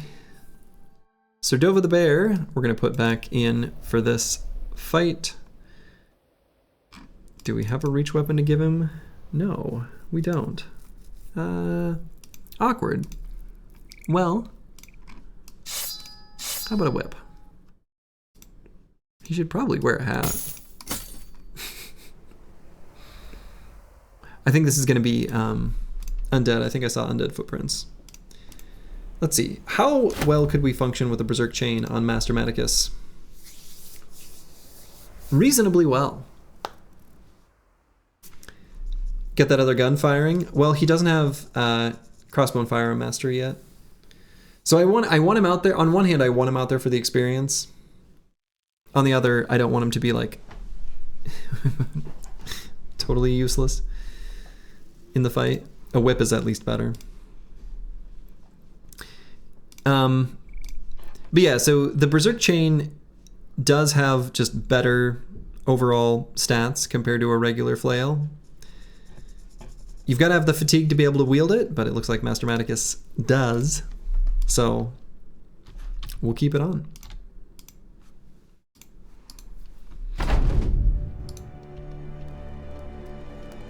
Alright, this is not very many enemies.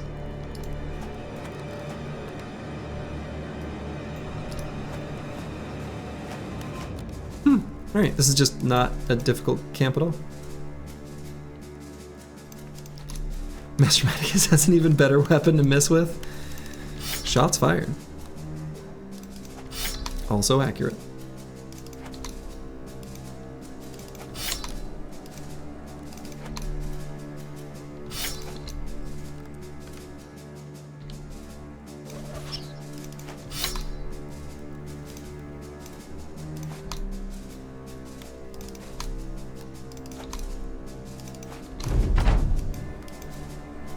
You love how orc weapons are slowly becoming my bread and butter? Increasingly. I've always liked them, but this is kind of true, actually.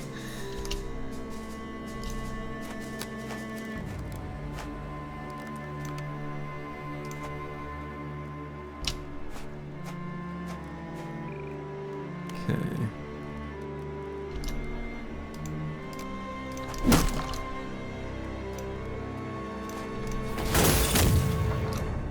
Next is Mansplitter Bro. Hey, I like Mansplitters. For what it's worth. I do think the Mansplitter is a good weapon.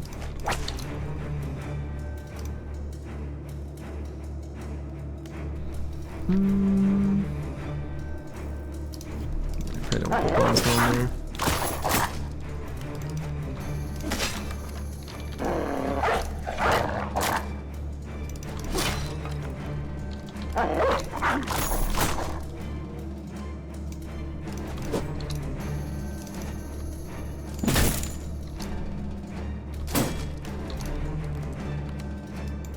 You just realized we don't have an axe, bro? True, actually.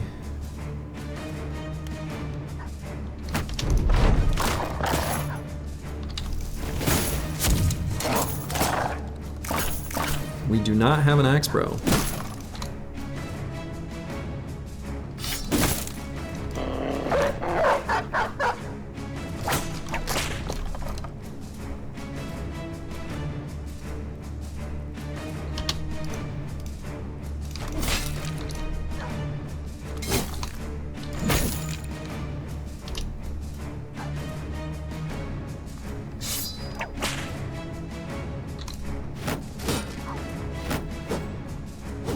Usually do have axe bros, and usually I do because I'm clearing the north around this time in a campaign. That's like a pretty common thing to be doing.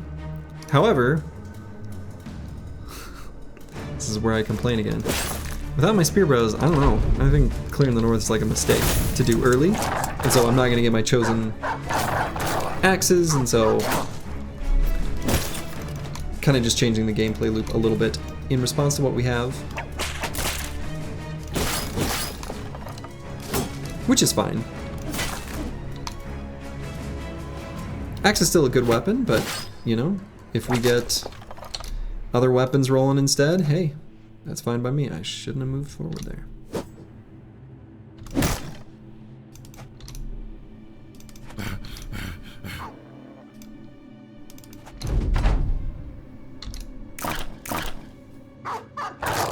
Okay. Wow. Ancient gold coins, ornate tome, heraldic shoulder plates. You'll love to see it.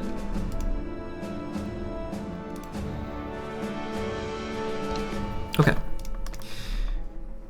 So we can pop these heraldic shoulder plates onto something, probably. We already put an attachment on this one. It's not as good. I think, are these 30 or 40? I think they're 30, plus 30 durability. So we don't, I'm not gonna like replace them, but we might throw the heraldic shoulder plates like onto this. Also could hang on to them, but I'm not going to. We could also just throw them on, oh wait, the decayed coat of scales. Yeah, let's put them on that actually. That makes more sense. It's a better armor. Here, have this for later. So who did I take that off of? Off of ball install. I don't know that I'm actually gonna, well, whatever. And we'll put Golumi out there again. Get him leveled up to level 8 so we can get crossbow and firearm mastery. As a former monk, bro, the holy water is just yellow paint. No one will tell you that though. I ran a D&D campaign where we house ruled that our cleric's urine was holy water. It was very fun and very funny and a whole ordeal. Okay, I'm gonna use the restroom real quick and then we'll level up these bros. I'll be back in just 1 second.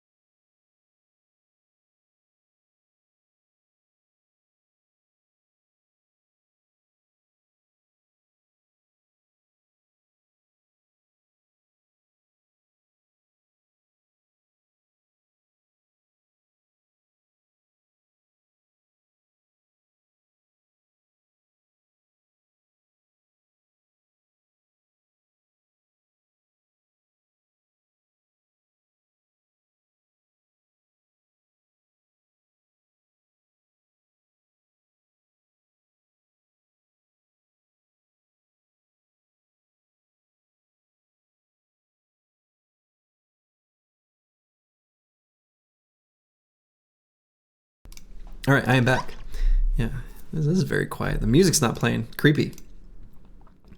Oh, great Slurgy blessed us with his holy water. Something like that. Okay, Master Maticus. I think it's time for us to get Pathfinder here, yeah? And then final perk will probably just end up being Fortified Bind. Holy cucumber water. Just get a little bit in the stew. They'll never know. Okay, love seeing that +4 in hit points. Really need that. And that's a nice level up. Roxanne, it's me, our tank. Has leveled up as well. definitely gonna allocate as such. And let's see. Again, he still doesn't really have enough fatigue. I mean, I could try to give him different armor. On this level, I'll probably just still grab Indom. One turn of Indom is still high value some of the time. Pretty insane to have so many forged armors at day 51. Yeah, the fact that we have 2 named forged armors is pretty sweet. These ones aren't too surprising because you can just get them from fallen heroes. So did you do a give me Brawny or Taunt? Probably not Taunt, possibly Brawny. Obviously Brawny would be huge value right now, but eventually we want to give you better armors, and those better armors will be lighter, and when they're lighter, Brawny won't provide as much value. So most likely the next 3 perks are going to be Lone Wolf, Recover, and Bags and Belts. Now Bags and Belts we can avoid if we get the Library Shield, if we find the library and do the library, which we will have a good team for that. So we would like to. We have to find the library though. You're also saying rotate would help you save bros. I think even better would be that when we get Curse Word leveled up a bit, we can give him some smoke pots in his bags, and that's probably what we'll use instead.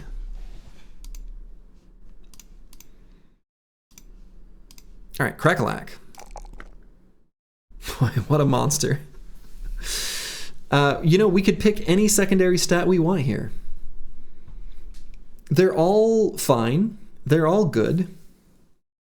Let's see. We're definitely checking Duelist here. That's 100% happening. The Orc Cleaver costs a ton of fatigue to use. More fat, but HP is gooder. I mean, look, 92 hit points is like a lot. And we've got some more fatigue neutrals in training who are going to be the ones that are, you know, occupying the more dangerous hexes.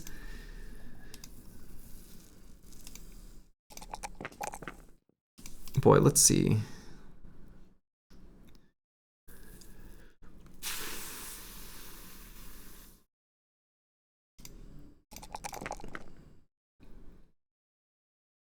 Yeah, I mean, his fatigue is also like enough that he also has a ton of that.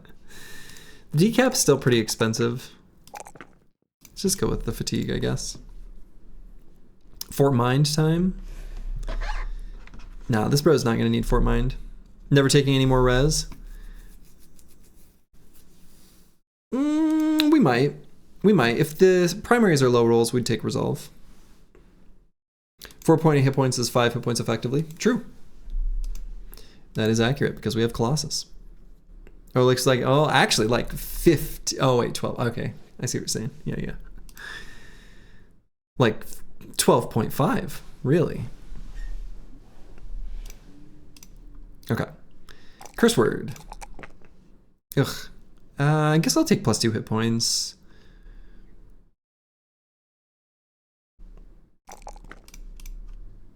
You would take Student here.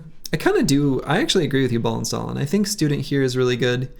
We want this bro to catch up in levels. We want him to progress to the point where we can either set him up to be arrow fodder for goblins, or where we can, you know, have the utility stuff to help in all the other fights more quickly. So we'll go with Student. I like it. Okay, so we've got a weird map situation where there's a giant river running through this. So,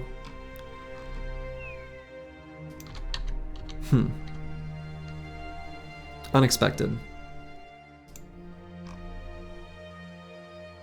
Ooh, ambush trade routes. Drive off nomads at makeshift camps. We'll probably just leave them there.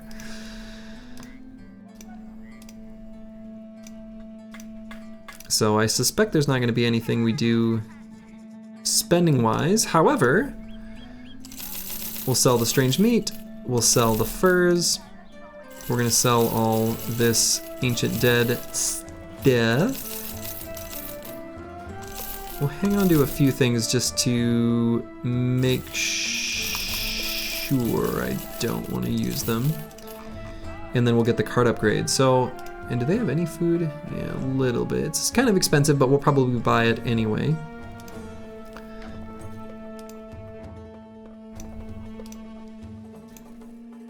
So Xerxes will eventually be Catal, but it'll be a little awkward in the short term.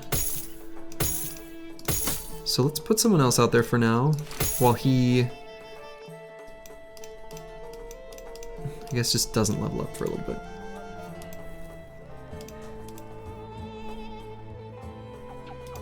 So Advanced Lightning, I should put in this title. Fatigue neutral mace, flail dodge, fatigue neutral. I should decide whether I put that first or second. I don't know, whatever, it doesn't matter. But so we could have Eagledub potentially. I mean, not right now, not with this like ultra heavy stuff. Could be an axe, and we could make use of the man splitter.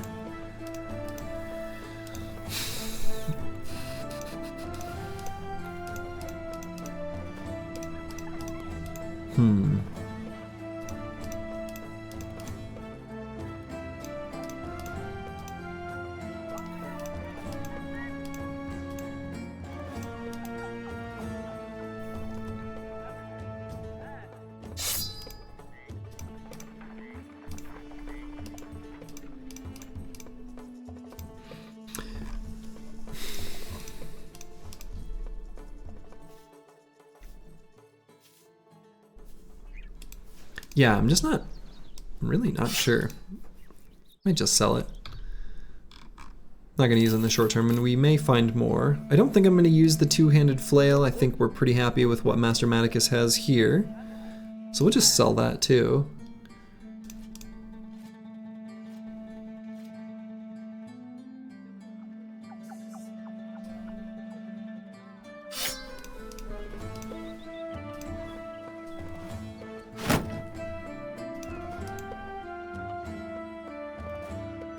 After all the trinkets and perks, I mean, all he's got is this, right?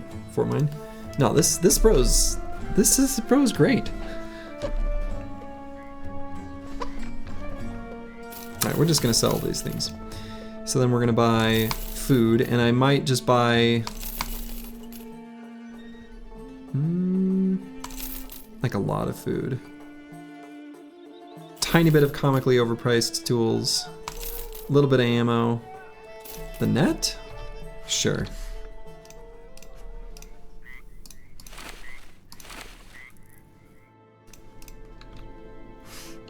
And then we are going to get the cart upgrade. Boom. So now we can do a true trek through the wilderness. So let's do that now. We'll, I guess, I don't know if there's a connection through here. I mean, we could skirt along the coast and see.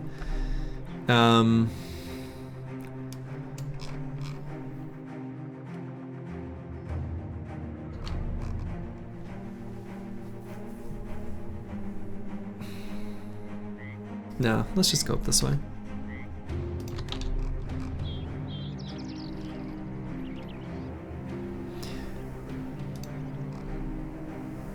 Yeah, I want the banner to be more than a flag holder too. And this banner is going to be so good, he's going to have 2 extra resolve, or 2 extra rolls, other than just his resolve. He's going to be a pincushion. He's got the 2 talent stars and range defense, and started with like 3, which, you know, is fine. And he's also going to be utility for other stuff. So it's like 2 extra rolls, other than... Alright, so normally I wouldn't chase Nachos, but I think because of our current ambition, I am going to chase these footprints. Oh, but get distracted by an orc cave on the way. Do I wait the millisecond for it to become daytime? Sure. Squirrel! You're right. Definitely had that kind of energy. I agree.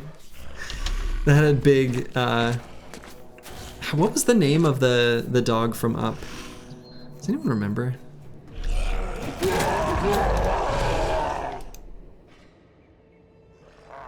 Doug. Yes. His name was Doug. Doug the squirrel.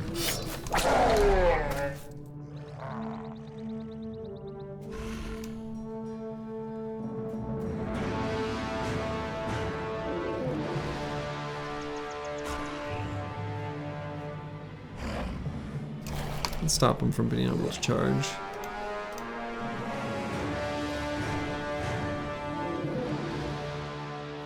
You just realized no one else in the Battle Brothers world has left their city.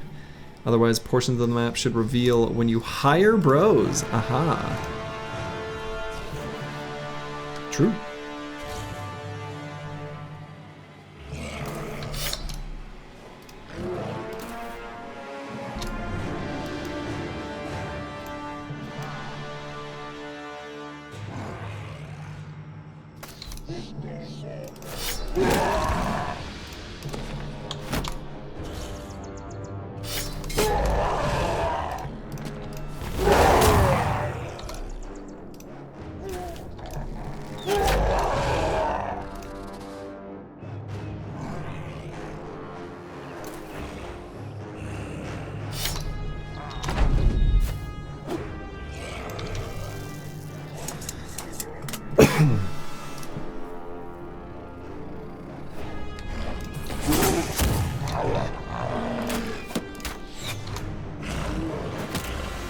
Running all the way around there, huh?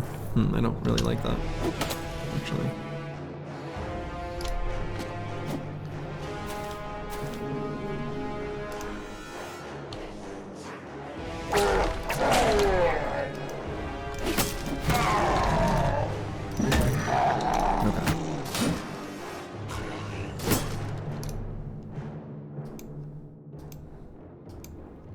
Up was so forgettable after the strong opening. Old man ties balloon to his house to evade taxes.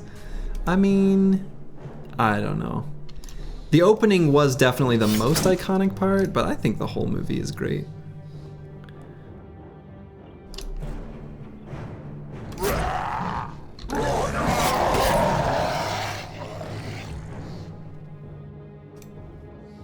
Yeah, and it wasn't taxes, it was eminent domain.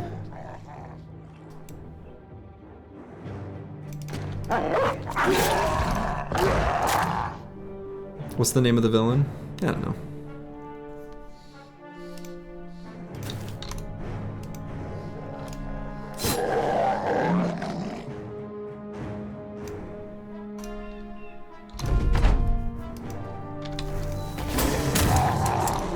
Sounds like the government. I mean, yeah, that kind of was, right? I think that's kind of the idea.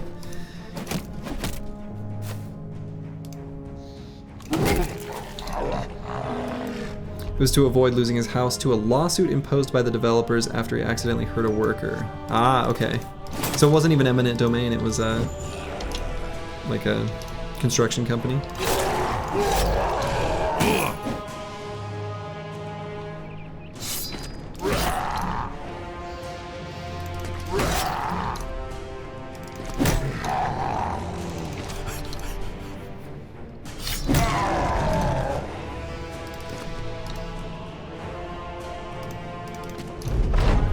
Eminent domain, which for people outside the US is going to sound like, I don't know. It's basically just the idea that for public works or public good, that a governmental agency can claim a certain portion of land, for example, to build transportation infrastructure. Isn't this a kids' movie? Yeah. Okay, so we're gonna go back to following the nachos.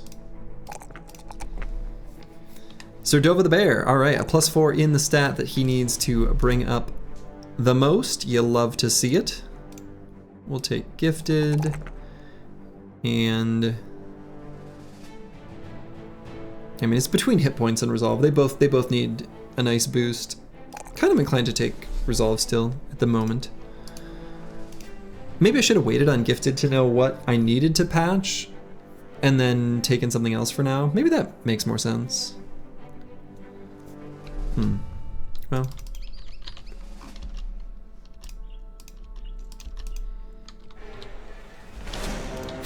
Squirrel! We're still chasing these nachos. However, we found another squirrel. Can you believe it? All right, little Briggy camp. Oscar the Bleak here, looking sad.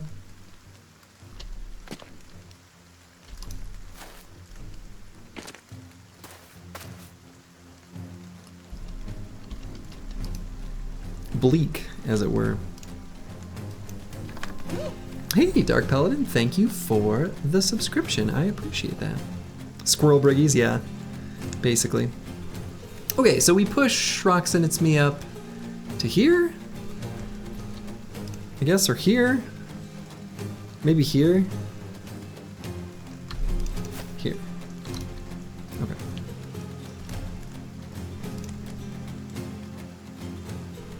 So this is the top of the round.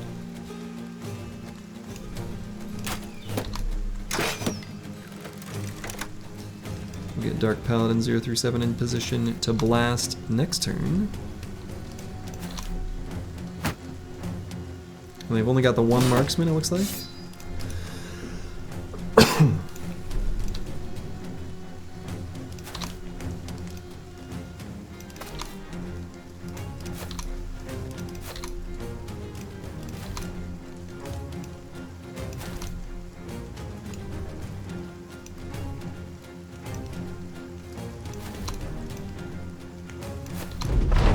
Okay.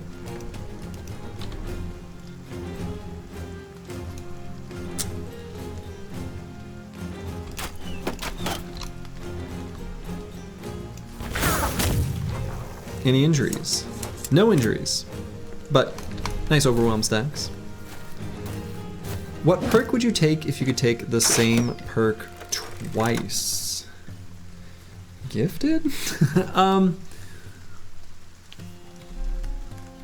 I like the question.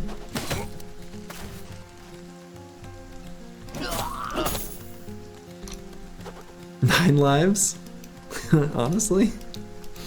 That's kind of legit.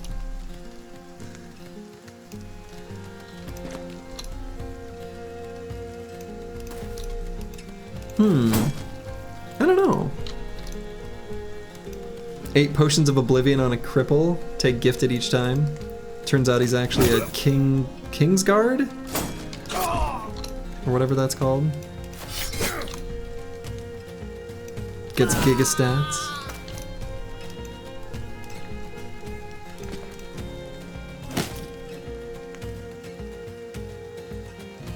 Oh.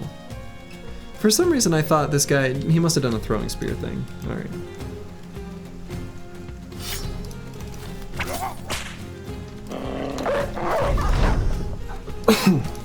So do I love how 3 of the top 5 clips are yours? I guess you're good at clipping. I would say so. Any injuries? No injuries. Pierce chest.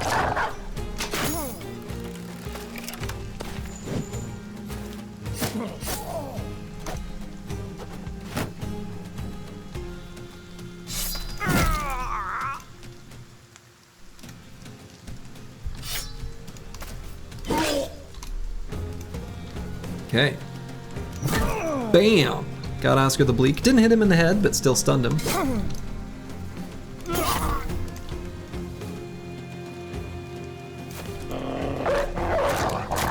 Underdog, more defense the more enemies surround you. Oh man.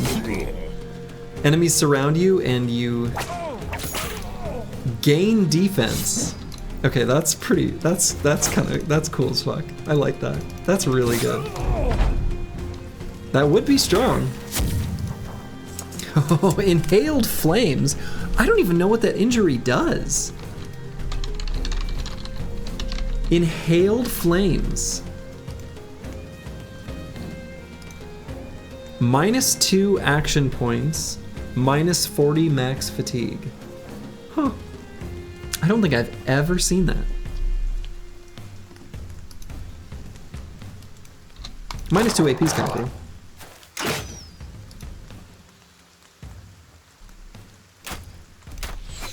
Can't give smoker's cough.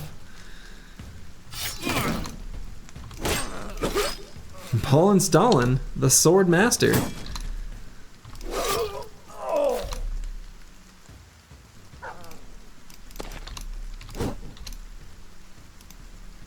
Lung cancer be upon ye.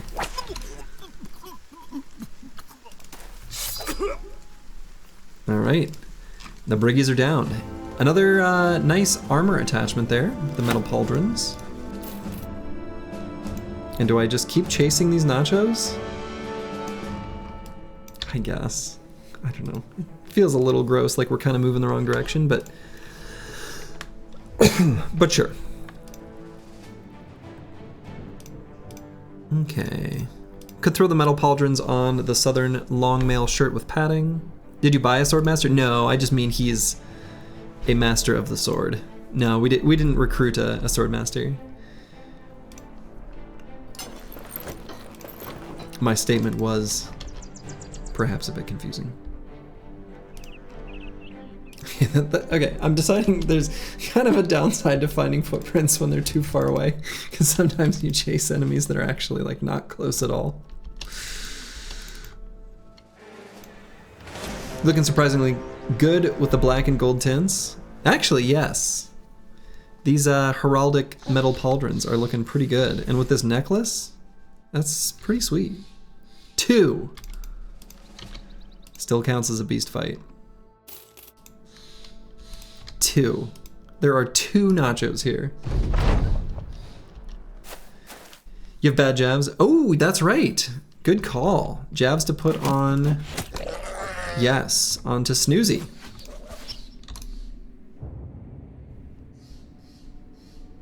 Very nice.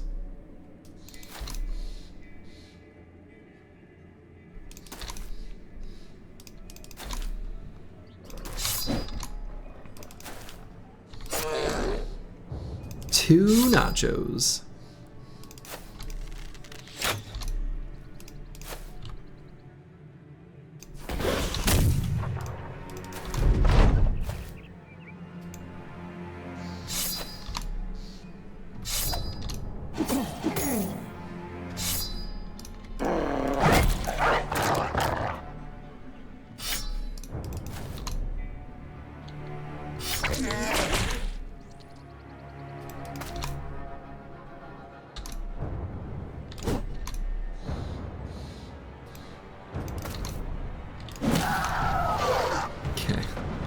Very challenging fight there.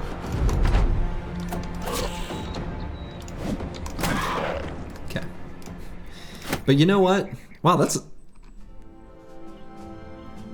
Okay. A disproportionately high amount of loot for 2 enemies, but it counted as a group of roving beasts, and that's what we care about right now, I guess. So, let's explore this little portion of fog here. Grave of the Last Fellowship. Wow. That's some fishnet ring mail right there. This fight is probably easy enough. Okay, right. Hold on. Oh, so we got throwing axes, actually. Let's equip the throwing axes and let's get rid of this sling. Sounds like a Lord of the Rings movie. Yeah, it really does.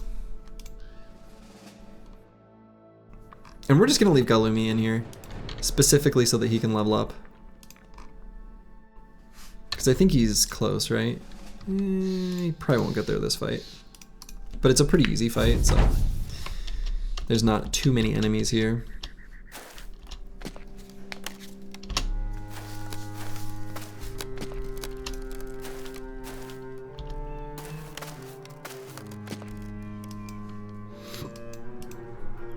Okay. Gonna do the old backup game, as you do. Sure there's a famed something here? There actually might be, because of the type of camp it is.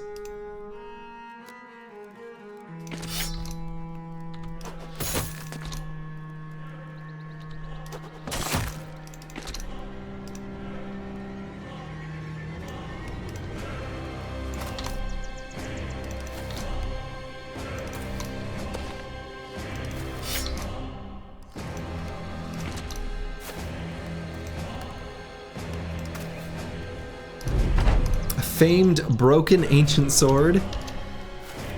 You know, it would be funny if every single type of weapon could spawn like a famed variant. So you could get some extremely disappointing bases like that. Famed loot.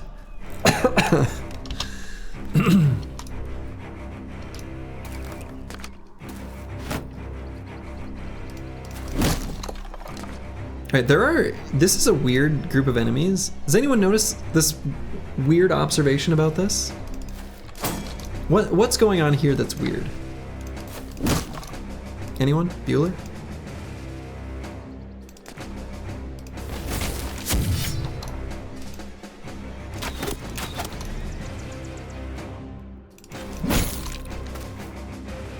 Ancient Dead breaking formation? I mean, sure, but that's not what I'm referring to. They're spread out, not in formation. I mean, yeah.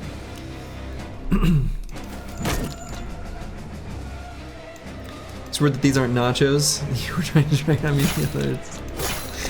I'll sell that. No, they have no polearms. None.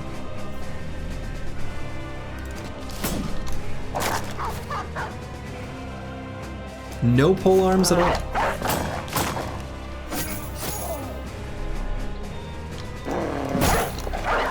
Which is kind of weird.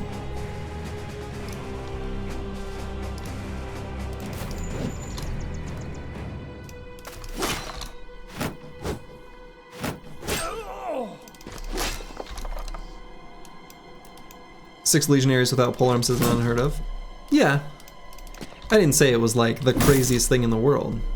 But like, you know, it's a little weird.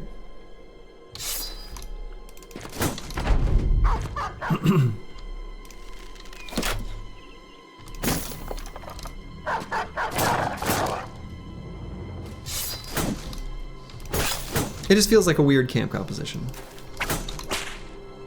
Nothing more than that.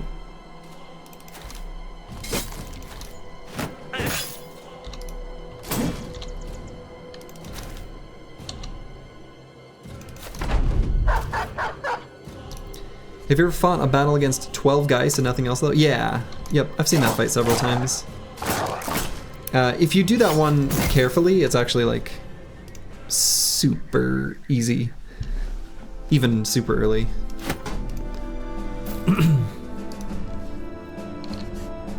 You just have to know how much AP they have to know where you need to move, basically.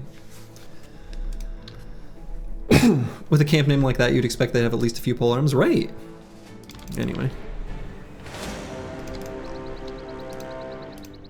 Alright, we're gonna fight these auxiliaries. We're hoping to get some levels here on some bros. Yeah, you're just surprised to see. Yeah, that's fair. That's fair. I think the first time you see that fight against only Geists, there's definitely a moment of like what? You can do that? That can happen?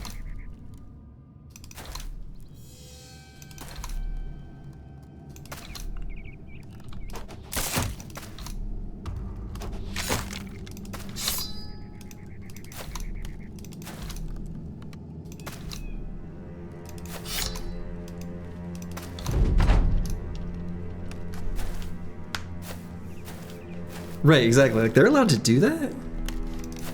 Don't they know that's cheating?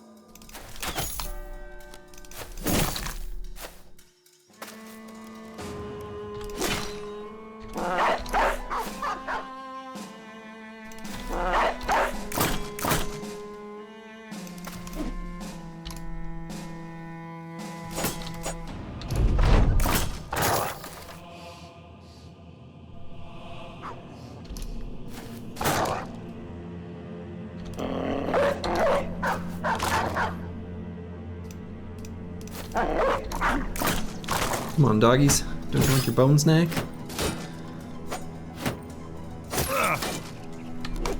Imagine being a new player and you see that barbarians have on. Yeah. Yeah, the first time you see the barbarian unholds is pretty cool.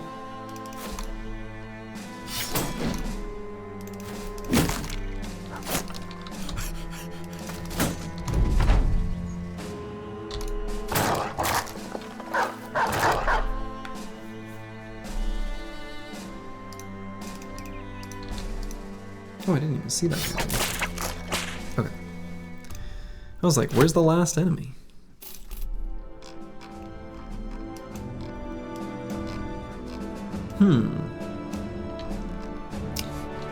So where should I go now? I feel like...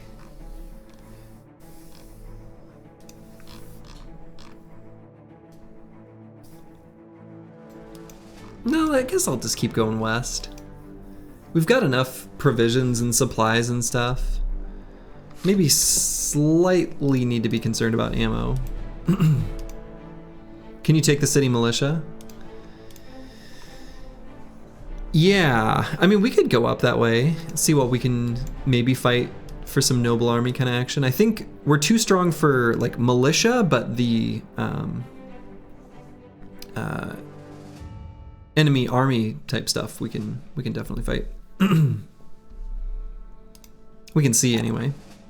Can't take anything too crazy. All right, so on this level, what do I grab? So what are the things I want to get on this? So one thing of note, in my initial thinking of how I would do this, I didn't put quick hands. I think quick hands instead of dodge is probably going to be the update to what's in that link. Got to be fearsome. I feel like I agree. It's got to be fearsome. Fearsome on a handgun is just insane. But yeah, it's either fearsome or relentless, but I think it's got to be fearsome. I think that's the biggest deal.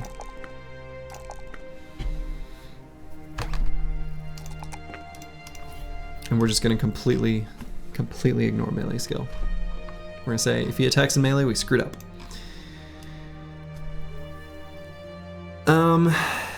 Let's see. Yeah, let's go up here. We can walk along this road. See if there's anything to be done along that road.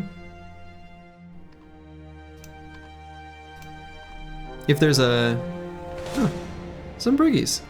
Would you look at that? Joink. If there's a very easy to fight noble army, we might do that. Oh, and we have to swap our weaponry back.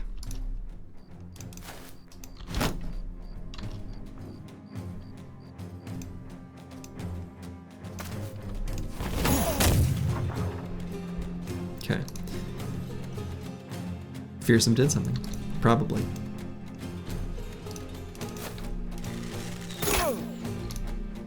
Unfortunately, that bro has a pretty terrible injury with the cut arm sinew. But... Wait, I thought the whole point of hybrids is so they're not useless after they run out of ammo? I agree. That's the whole point of hybrids. However, that bro, I don't think I would not call him a hybrid.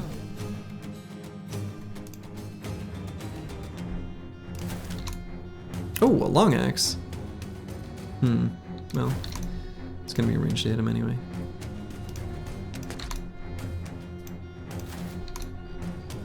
You're a melee bro that also does ranged? Yeah, accurate. You are a melee bro that also does ranged. That is an accurate description of Ballin Stalin and his role in the squad. You like those long axes? Yeah, I do too.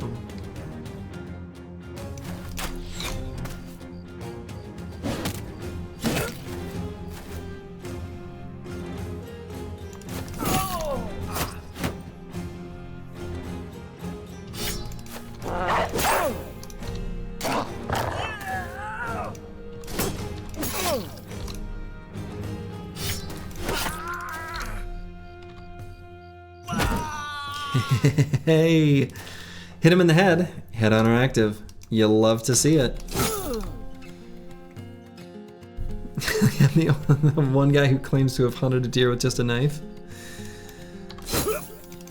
Sounds right.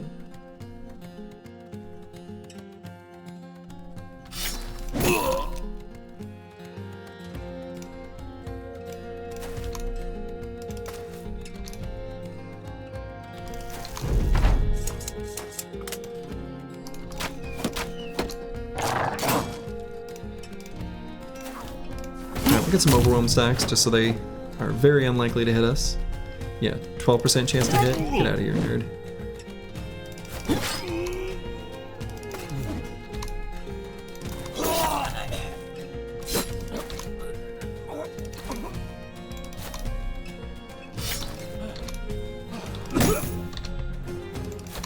Okay. Easy little fight against a tiny group of briggies.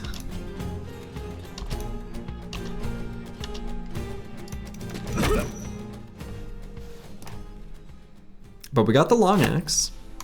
Long axe is a pretty nice weapon. As far as the reach weapons go, it's among the best. I can probably just throw that right on Serdova the Bear here. Why not? What's your opinion on the greatsword? And would it ever have a place in a group like this? I think the greatsword is a fine weapon. I think the greatsword has, for whatever reason, been given this weirdly maligned let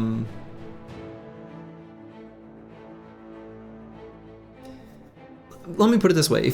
If you mention the greatsword on Reddit, people lose their minds and they say, what a garbage weapon, blah, blah, blah, and I don't understand it. So the greatsword against many enemies is not going to do as much damage as a hammer, an axe, or a mace. That's true. However, the greatsword's flexibility with the extra attacks that it has is really nice. The greatsword's bonus to accuracy is excellent. Even if it's really small, consistency is incredibly important.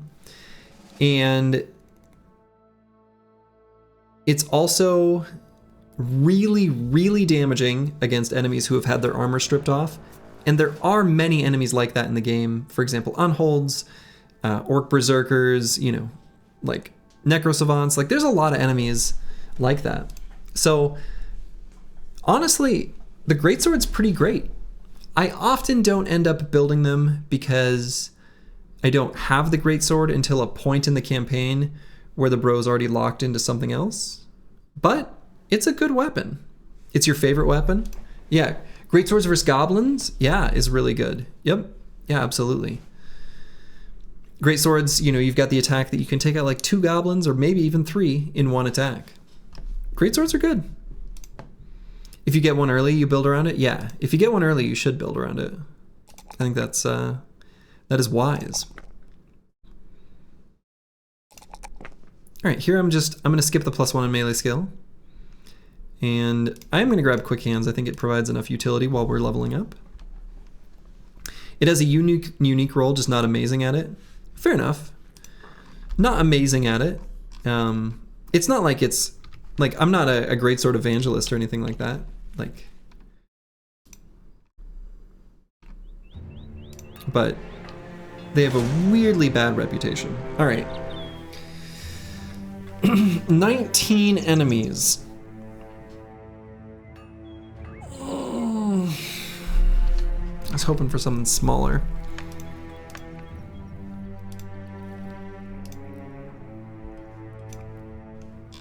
Our nimble tank is fixed up enough to re-enter the fray.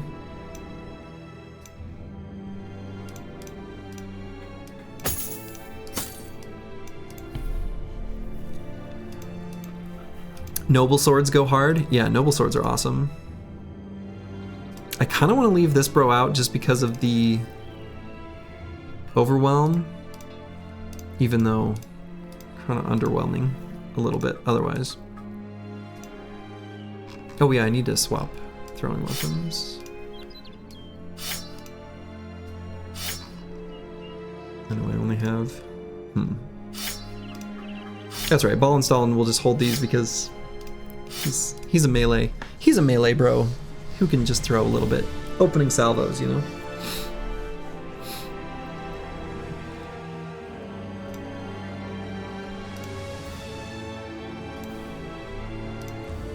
We've got some good enough forged armors and in good enough shape that as long as we can make sure that the tanks lock up enough of their formation and the fatigue neutrals are in position to otherwise take attacks instead of the others, we should be okay. Their melee defense isn't incredible, so they're definitely not like impervious or anything even close to that.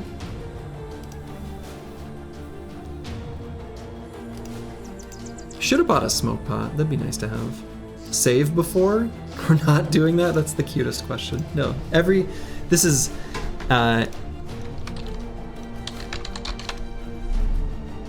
we don't, this is pure Iron Man, and this whole win streak of 12 has not at any point and will not deviate. We do not save the game, we accept everything that happens to us. This is a somewhat sketchy fight.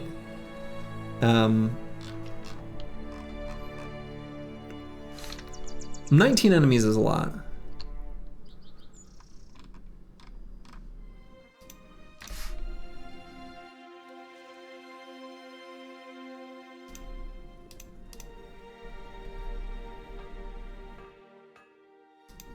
I don't know that the team is quite there, actually. I think we're just shy of being able to do this comfortably. Well, I guess we do have the duelist now in Crackalack, which helps.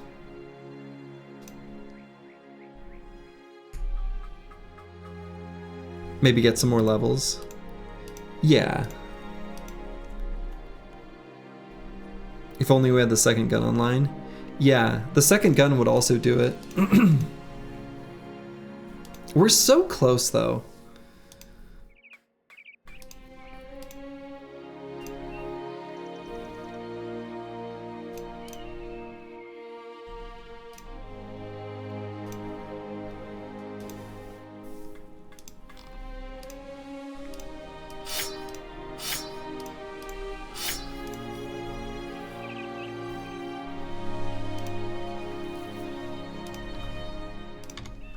Let's go.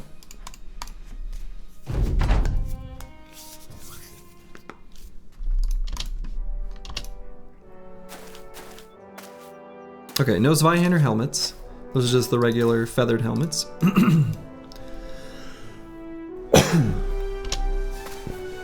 Good luck, thank you. Alright, so we got a Warhammer on the Sergeant.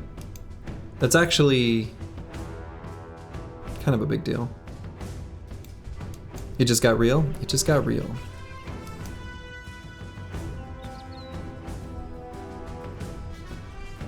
So I think I am going to start with a scoot and shoot. They recognize I have ranged advantage. And what I'm hoping is we can kind of manage this a lot like Ancient Dead, where we can get some sort of melee contact somewhere. And then we'll force their whole squad to run up like idiots. Oh, you took it anyway? Yeah, I'm an idiot. So we're gonna do a scoot and shoot. But what I might do is we scoot and shoot and unfortunately make one sacrifice. And that sacrifice is gonna be Teal the Warhound. I hate to do it, but I think it's gonna have to happen. Are those great swords? They are great swords.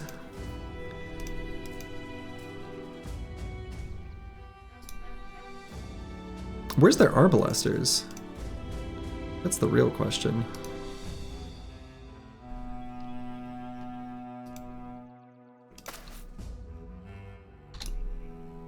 So we're gonna wait there.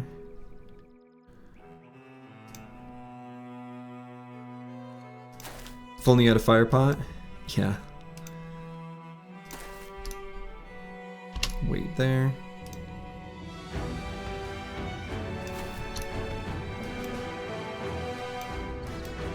The sergeant spawning in front of the orc flail is golden. Yeah, they do have. I'm pretty sure he has steel brow though, so it's not quite as exciting as it actually first appears. Okay.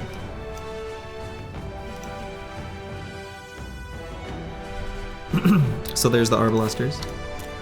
So actually what I could do is I could put the dog here and he'll jump on the Arbalester. That's probably even better. I was gonna put it here against the Sergeant.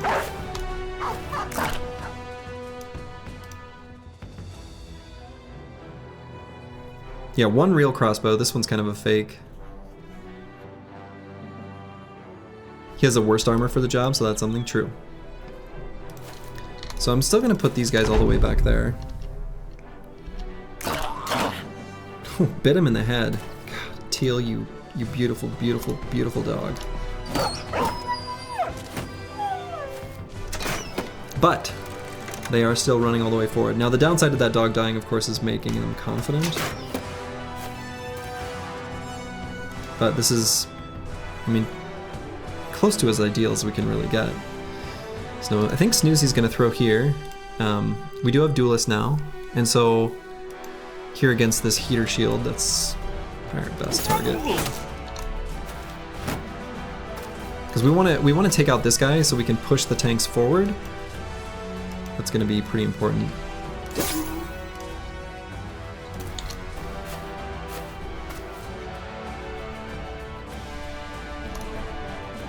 We're going to wait a moment on Master Maticus to get a better surround before we strike.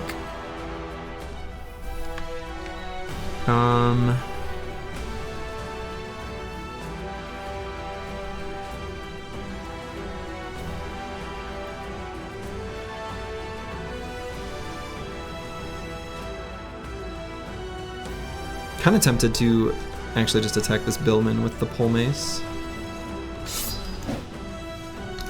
Damn.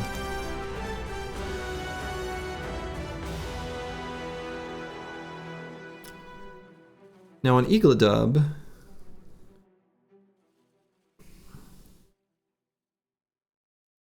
yeah, and unfortunately this guy's got a pretty big helmet too. I actually might just put the dog down purely for surround bonus and kind of consider that better. I'm still gonna wait there. We're gonna go ahead and blast here. Okay, good. Even with the cut arm sinew, that was enough damage. Great.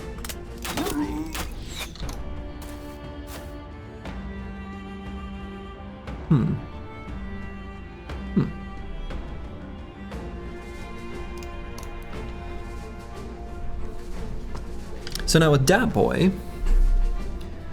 if I went here and put a dog down, I think the dog would jump on the Arbalester. How important is that? Maybe not that important.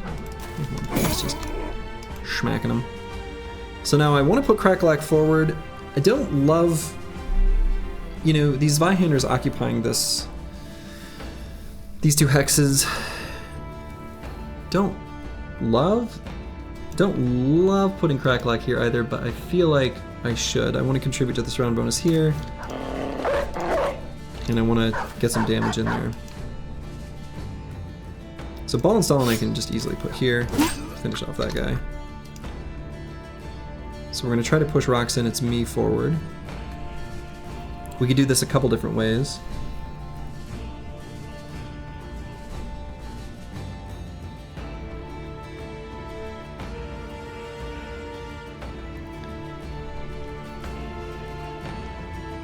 Yeah.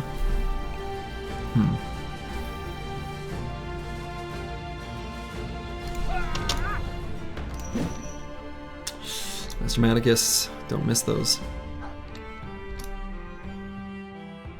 And we're gonna do probably the shield wall. Yeah. Okay, and we got that guy fleeing. Cool.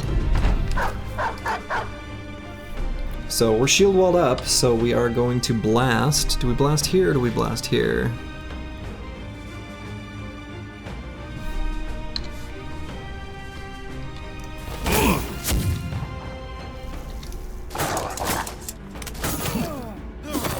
Yeah, kind of knew they'd do those attacks, and that would be bad.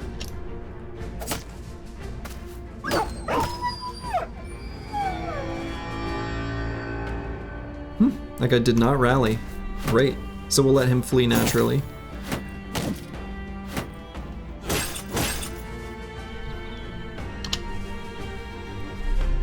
So definitely need to get attacks on these Zweihanders. Go after this one. Yeah, so we're gonna have to be careful with Ballenstalen. He's only getting hit in the head, which is too bad.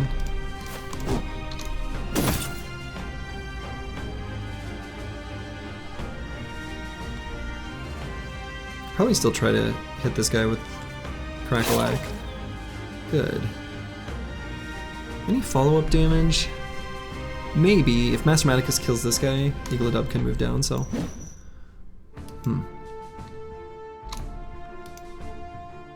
So Nexiter, I might just attack. Okay, seems good.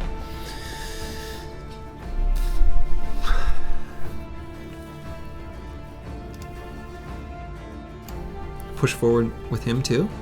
It's kind of sketchy against the Zweihander, but then he can't cleave through.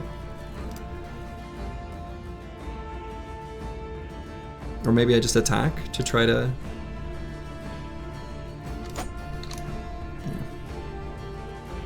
Okay, we're gonna swap to this.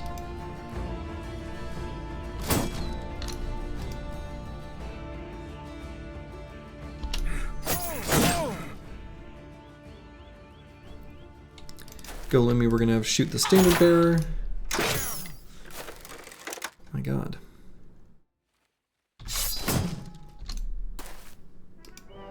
So Ballenstalen is in a spot that he can't stand anymore, which is fine, we can back him up, but still think I might finish this guy off just for the resolve check. But I guess not right now, because we don't have 9 on this guy yet.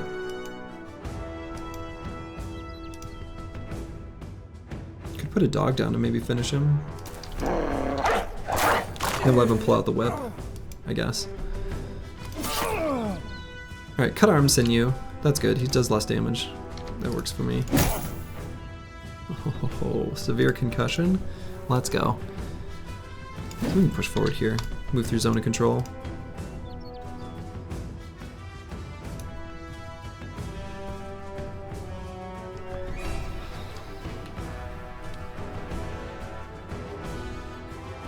Just leave Roxanne to me right where he is.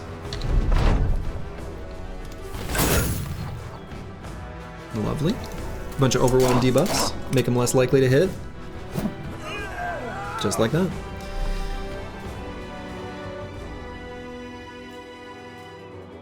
So Golemi, I can line up a shot to try to take out this Arbalester. I guess that's the play.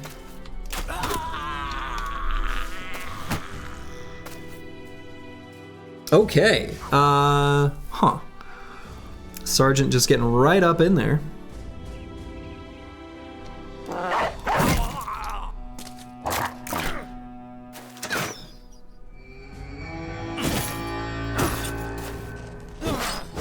Yikes, okay, now we're very worried about Crackalack. We really need this to finally hit.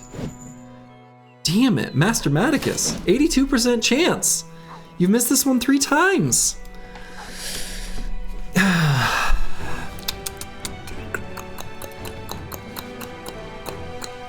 So I guess I go for the disarm on the Sergeant for next.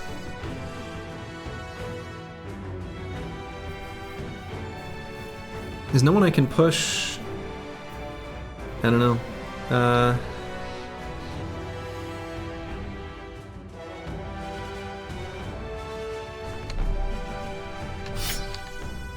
Only 20% chance.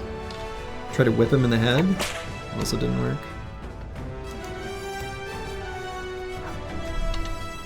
Do have 9 on curse word, so we can move him forward. They will target him. So maybe I just go to here. We'll just go for this building. Okay, you got swapped out anyway. So now we could put Ballenstalen up here. He could go for, again, like a disarm on the Sergeant. Just feels like a good idea. Or this Billman. Or it just pulls out a throwing weapons.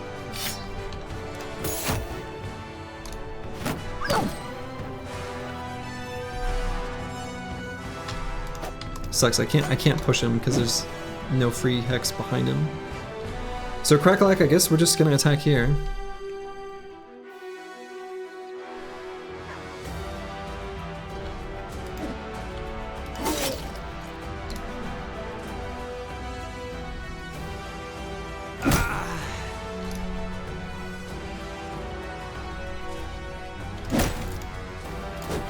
Okay, Roxanne, it's me up against that dude guy.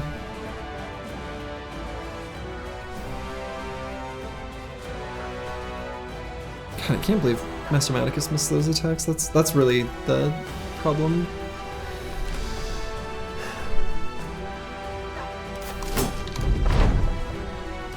Let's get some debuffs on him. Lower their melee skill.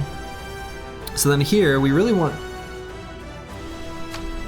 We don't actually want to hit the standard bearer, we want to hit the 2 targets in front of him, so we're just going to aim here. Again, also applies overwhelm, so should miss. Okay, there's the 9 proc. Please hit. Okay, didn't hit him in the head though.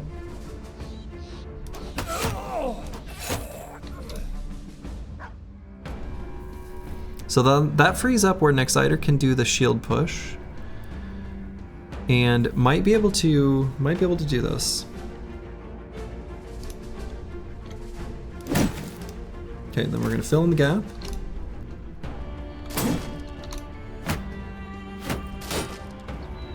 We have one more turn to figure something out. Well, it's gotta be this turn. We have to have it be now. We needed Eagle-Adept to hit that attack.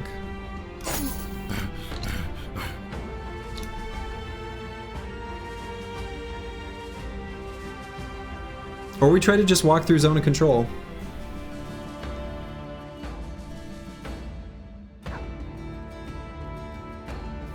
We could get up here and rally. I guess we can attack. If we hit, then we can just walk away. Damn.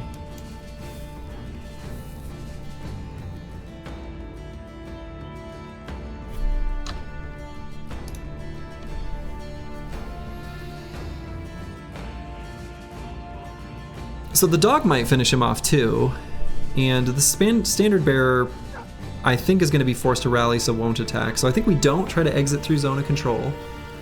The dog might finish him, honestly.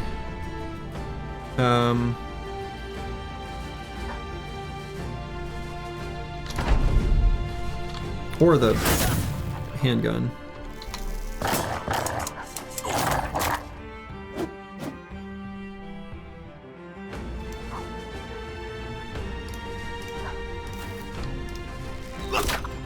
Okay, there we go. Did it. Crack life's good. Seems you came at an intense time. Indeed.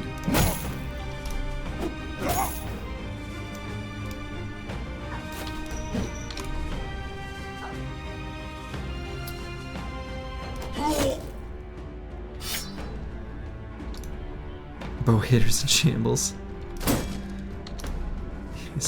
Is that me? Am I in shambles?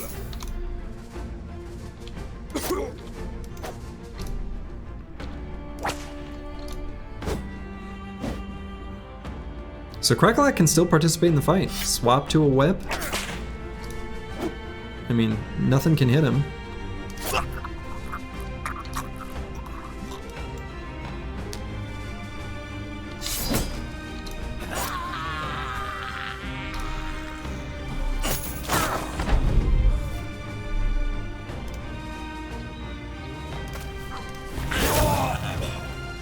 Even with the cut arm sinew, making it happen with the handgun.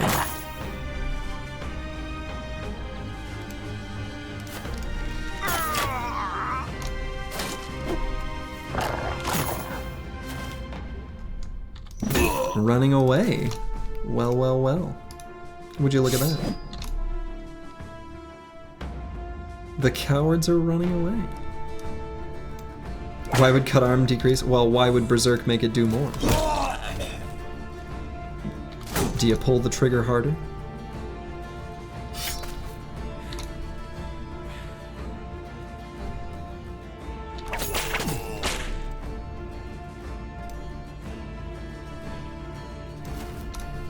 Because gun angry? True. That makes sense. That's a good point. And we're obviously, like, we're not letting any of them run away. Like, obviously. Duh.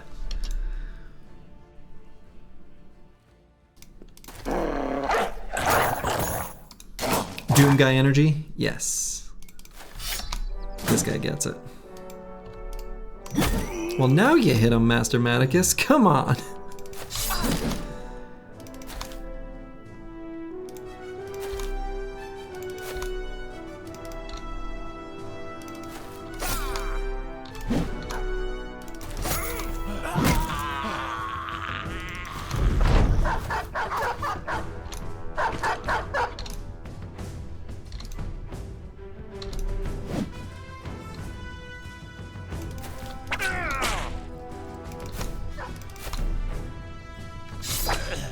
Okay. Whew. Fun fight. It was sketchy there for a moment with Crackalack, for sure. We did get a greatsword, so I don't know, throwing that out there. A couple of these pole hammers, these are super nice. Heavy crossbow, footman's armor, warhammer. I don't have enough space. What? Scanned? What a ripoff. Slurgy, is 10-year-old Play-Doh still edible?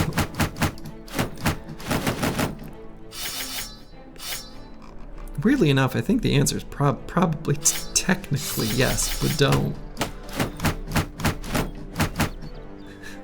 Just don't.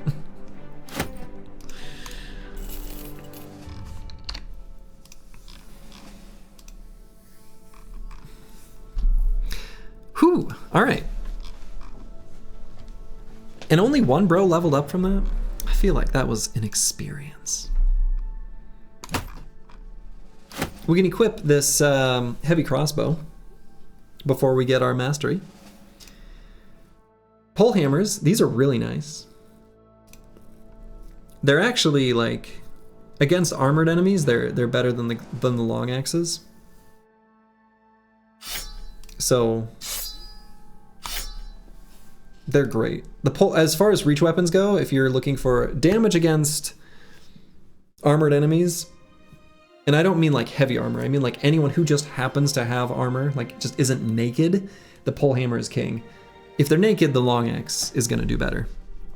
But the pole hammer is a really nice reach weapon. Pole hammer is best hits to kill versus goblins too. Yeah, yep.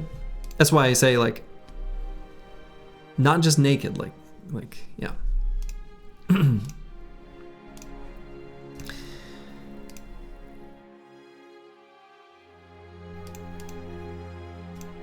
Anyone with armor on, the pole hammer will do best.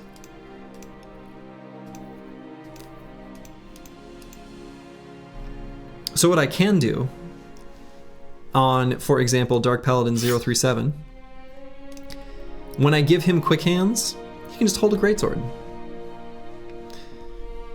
Greatsword and then like throwing axes. So the thing of Play-Doh say it's edible and never gives an expiration date.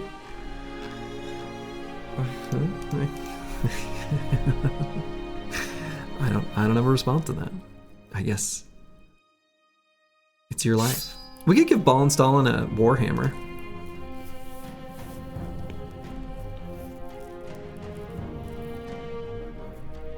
It's pretty dang expensive to use. Yeah, maybe I'll just keep the arming sword on.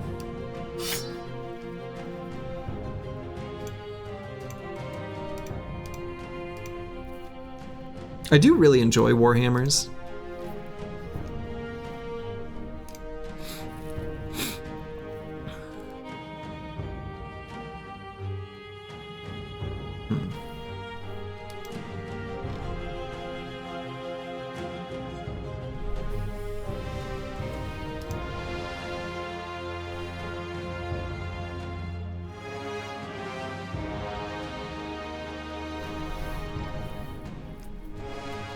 Warhammers just aren't always great along the power curve. Yeah, by the time you get a Warhammer, yeah, that's the thing.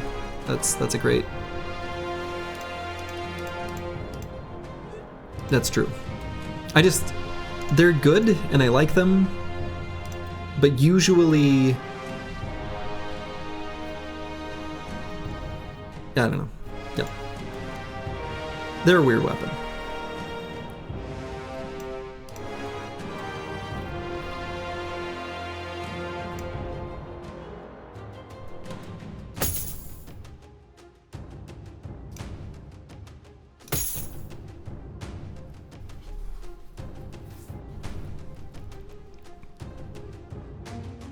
Yeah, we got this nasal helmet.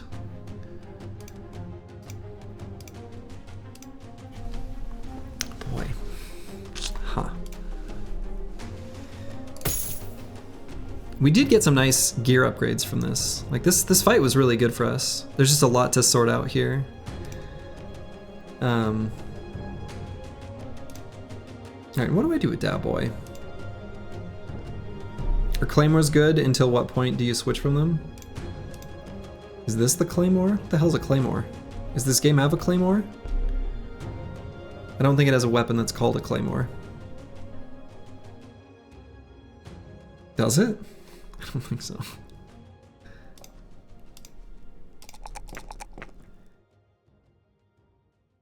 Alright, we'll grab hit points, I guess. And I might just grab fearsome. TBD what we'll do exactly. I mean, claymore is big sword. That's what I was saying, like, are you considering the long sword a claymore? I mean, I don't know. It's fine if you find one early, but I would generally speaking avoid using them. All right, we'll probably grab fearsome. We're gonna be grabbing it eventually anyway. Sorry, I misspoke, you went one with the black handle. Is that this one? I don't know. I'd actually literally, I don't know what weapon you're talking about, so I'm sorry, I don't know.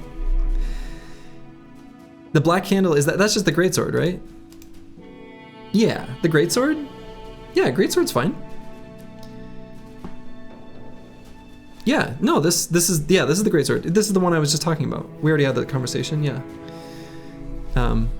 Yeah, I think they're like, they get weird, they're weirdly maligned on Reddit and other places. Like, it's a weapon that has a place. It's not that bad. It's good against certain enemies, it's not good against others. If you know how to use it, and know the bros to use it on, it's an effective weapon.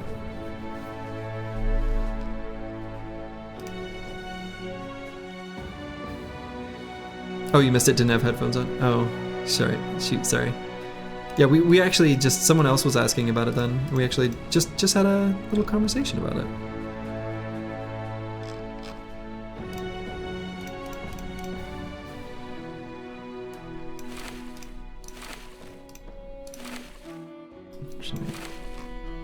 No, I should fix that armor. We'll check it out from the VOD. Yeah, I mean, basically it comes down to the greatsword is good. Actually, I think I gave a nice, like, bulleted reason, so maybe the VOD is good. But yeah, it's good against naked enemies. It's good because of the flexibility that it offers. It's a little bit lighter than the other two-handed weapons. Like, yeah. Reddit hates everything that isn't a two-handed fat nude anyways. You know what's funny about that? Not only is that statement true, they don't understand, and somehow collectively, and this persists, they don't understand when and how the fat newt is good anyway. It's so bizarre. It's like, you make a fat newt when your bro isn't good enough for some other role. It's like, what? That's one, fat newt is like a prestige job. The other thing that is totally bizarre is there'll be a bro that should not be a fatigue neutral because they won't have enough melee defense, and if you give a bro heavy armor with terrible melee defense, it's prohibitively expensive and it's a bad idea, but that's the kind of bro that'll be like, yeah, you've just got to make that a fat newt. And it's like, no. If fatigue neutral should have, ideally, that should be your most defensive brothers. So like, if you look at the ones that I've already pegged as making fatigue neutrals, 28 at level 7 with 2 talent stars, 30 at level 10, this is an early bro too, and also has dodge. 32 at level 7 with 2 talent stars. I mean, these are good bros, but you can see the trend here. These are the bros I chose to make my fatigue neutrals, because you have to protect that heavy armor. It's just like, it's utterly bizarre, the things that reach status quo, like filtered opinion to the top that are like antithetical to how you should use them, but you know, I don't know. Reddit in general is a great place to get a bunch of terrible information on pretty much every topic. It depends. There are some niche communities and subreddits that can be good, but sadly that's kind of true.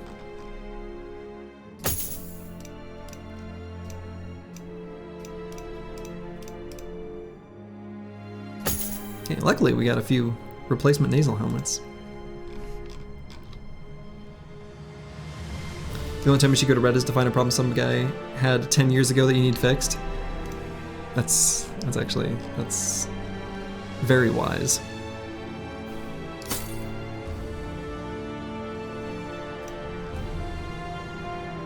Boy, I'm still managing gear swaps here from all this stuff we found.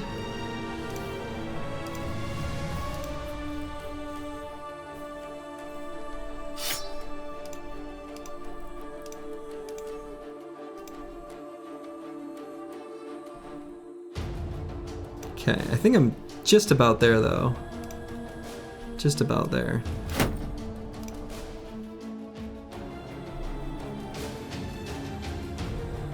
You were on an ultra cycling subreddit and some random who had never done big rides was arguing with a world champion. Yeah, that sounds right. That sounds right. Sounds expected. God, I'm gonna keep this Warhammer. There's a piece of me that just like, I want to keep this Warhammer. I can't explain it. I might have a bro use this.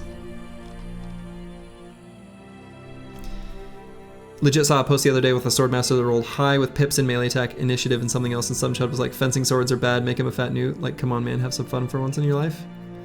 I mean, is that fun?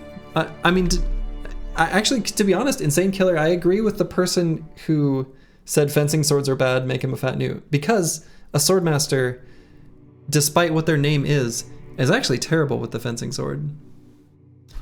And don't get me wrong, there's many ways to play this game, but like, if you're looking for strategic, the difference is, you need to understand the position of the person who's asking for advice. If they're asking for strategic advice because they don't understand the game, like, I agree with that person. Like, don't make them a fencer. Like, if you're looking to roleplay or whatever, like, have at it. But he was asking for fencer builds. Fair enough. I actually still think I would throw my opinion out there that, like, I would ask them the question of, like, why do you want to make this a fencer? Like, 'cause, yeah.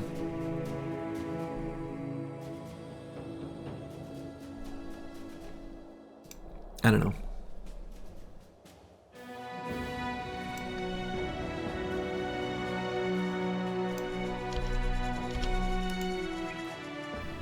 Okay, so here we've got warehouse burn down and ambush trade routes, so stuff is going to sell for extra high prices. You love to see it. Absolutely love to see it. So we're going to sell a whole bunch of stuff. Actually, do I want to keep this footman's armor?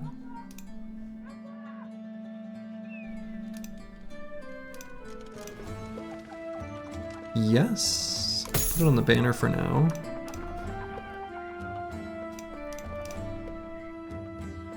And I'm gonna hang on to the gladiator harness too. Put it on giant spruce here.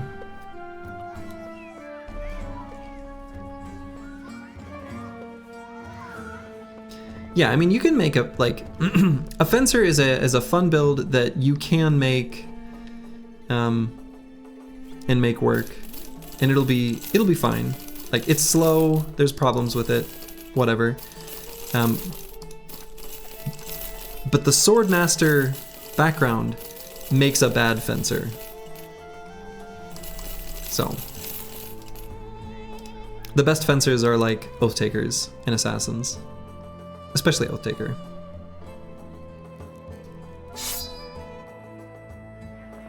Fencers the build you wait 5 companies for.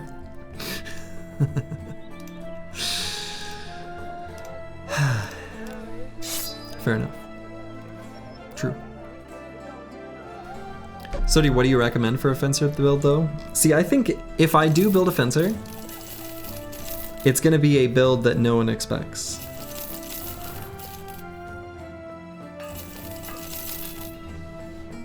I'm not integrating the blue skip turn button.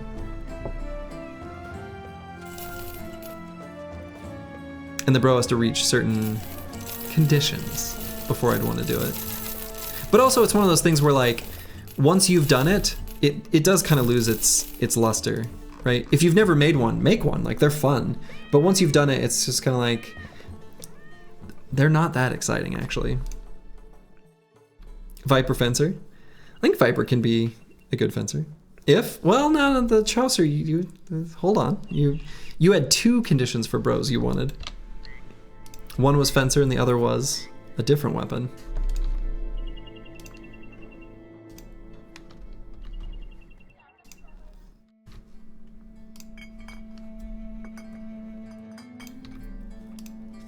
Yeah, Viper isn't a fencer unless he's strong or quick. That is accurate. But there is another weapon. Anyway. I'm gonna buy a smoke pot here. Make sure we've got one. Just gonna put it on the banner now. And I think that is a good place for me to call it for the evening. So I will not be streaming tomorrow, by the way. I've got some stuff going on tomorrow where I won't be able to make it. And so, because I don't have to see you fools till Tuesday, I'm gonna raid the absolute armpit of the internet. But, you know, I don't know. D&D is tomorrow too? No, I'm not doing D&D tomorrow, but I will be unavailable. I'll be busy tomorrow evening. It's a long story, and maybe later some stream like a month from now or some amount of time, who knows, I'll be able to explain why. But all right, so to all of you wherever you are in the world, make it a good one. Ta-ta.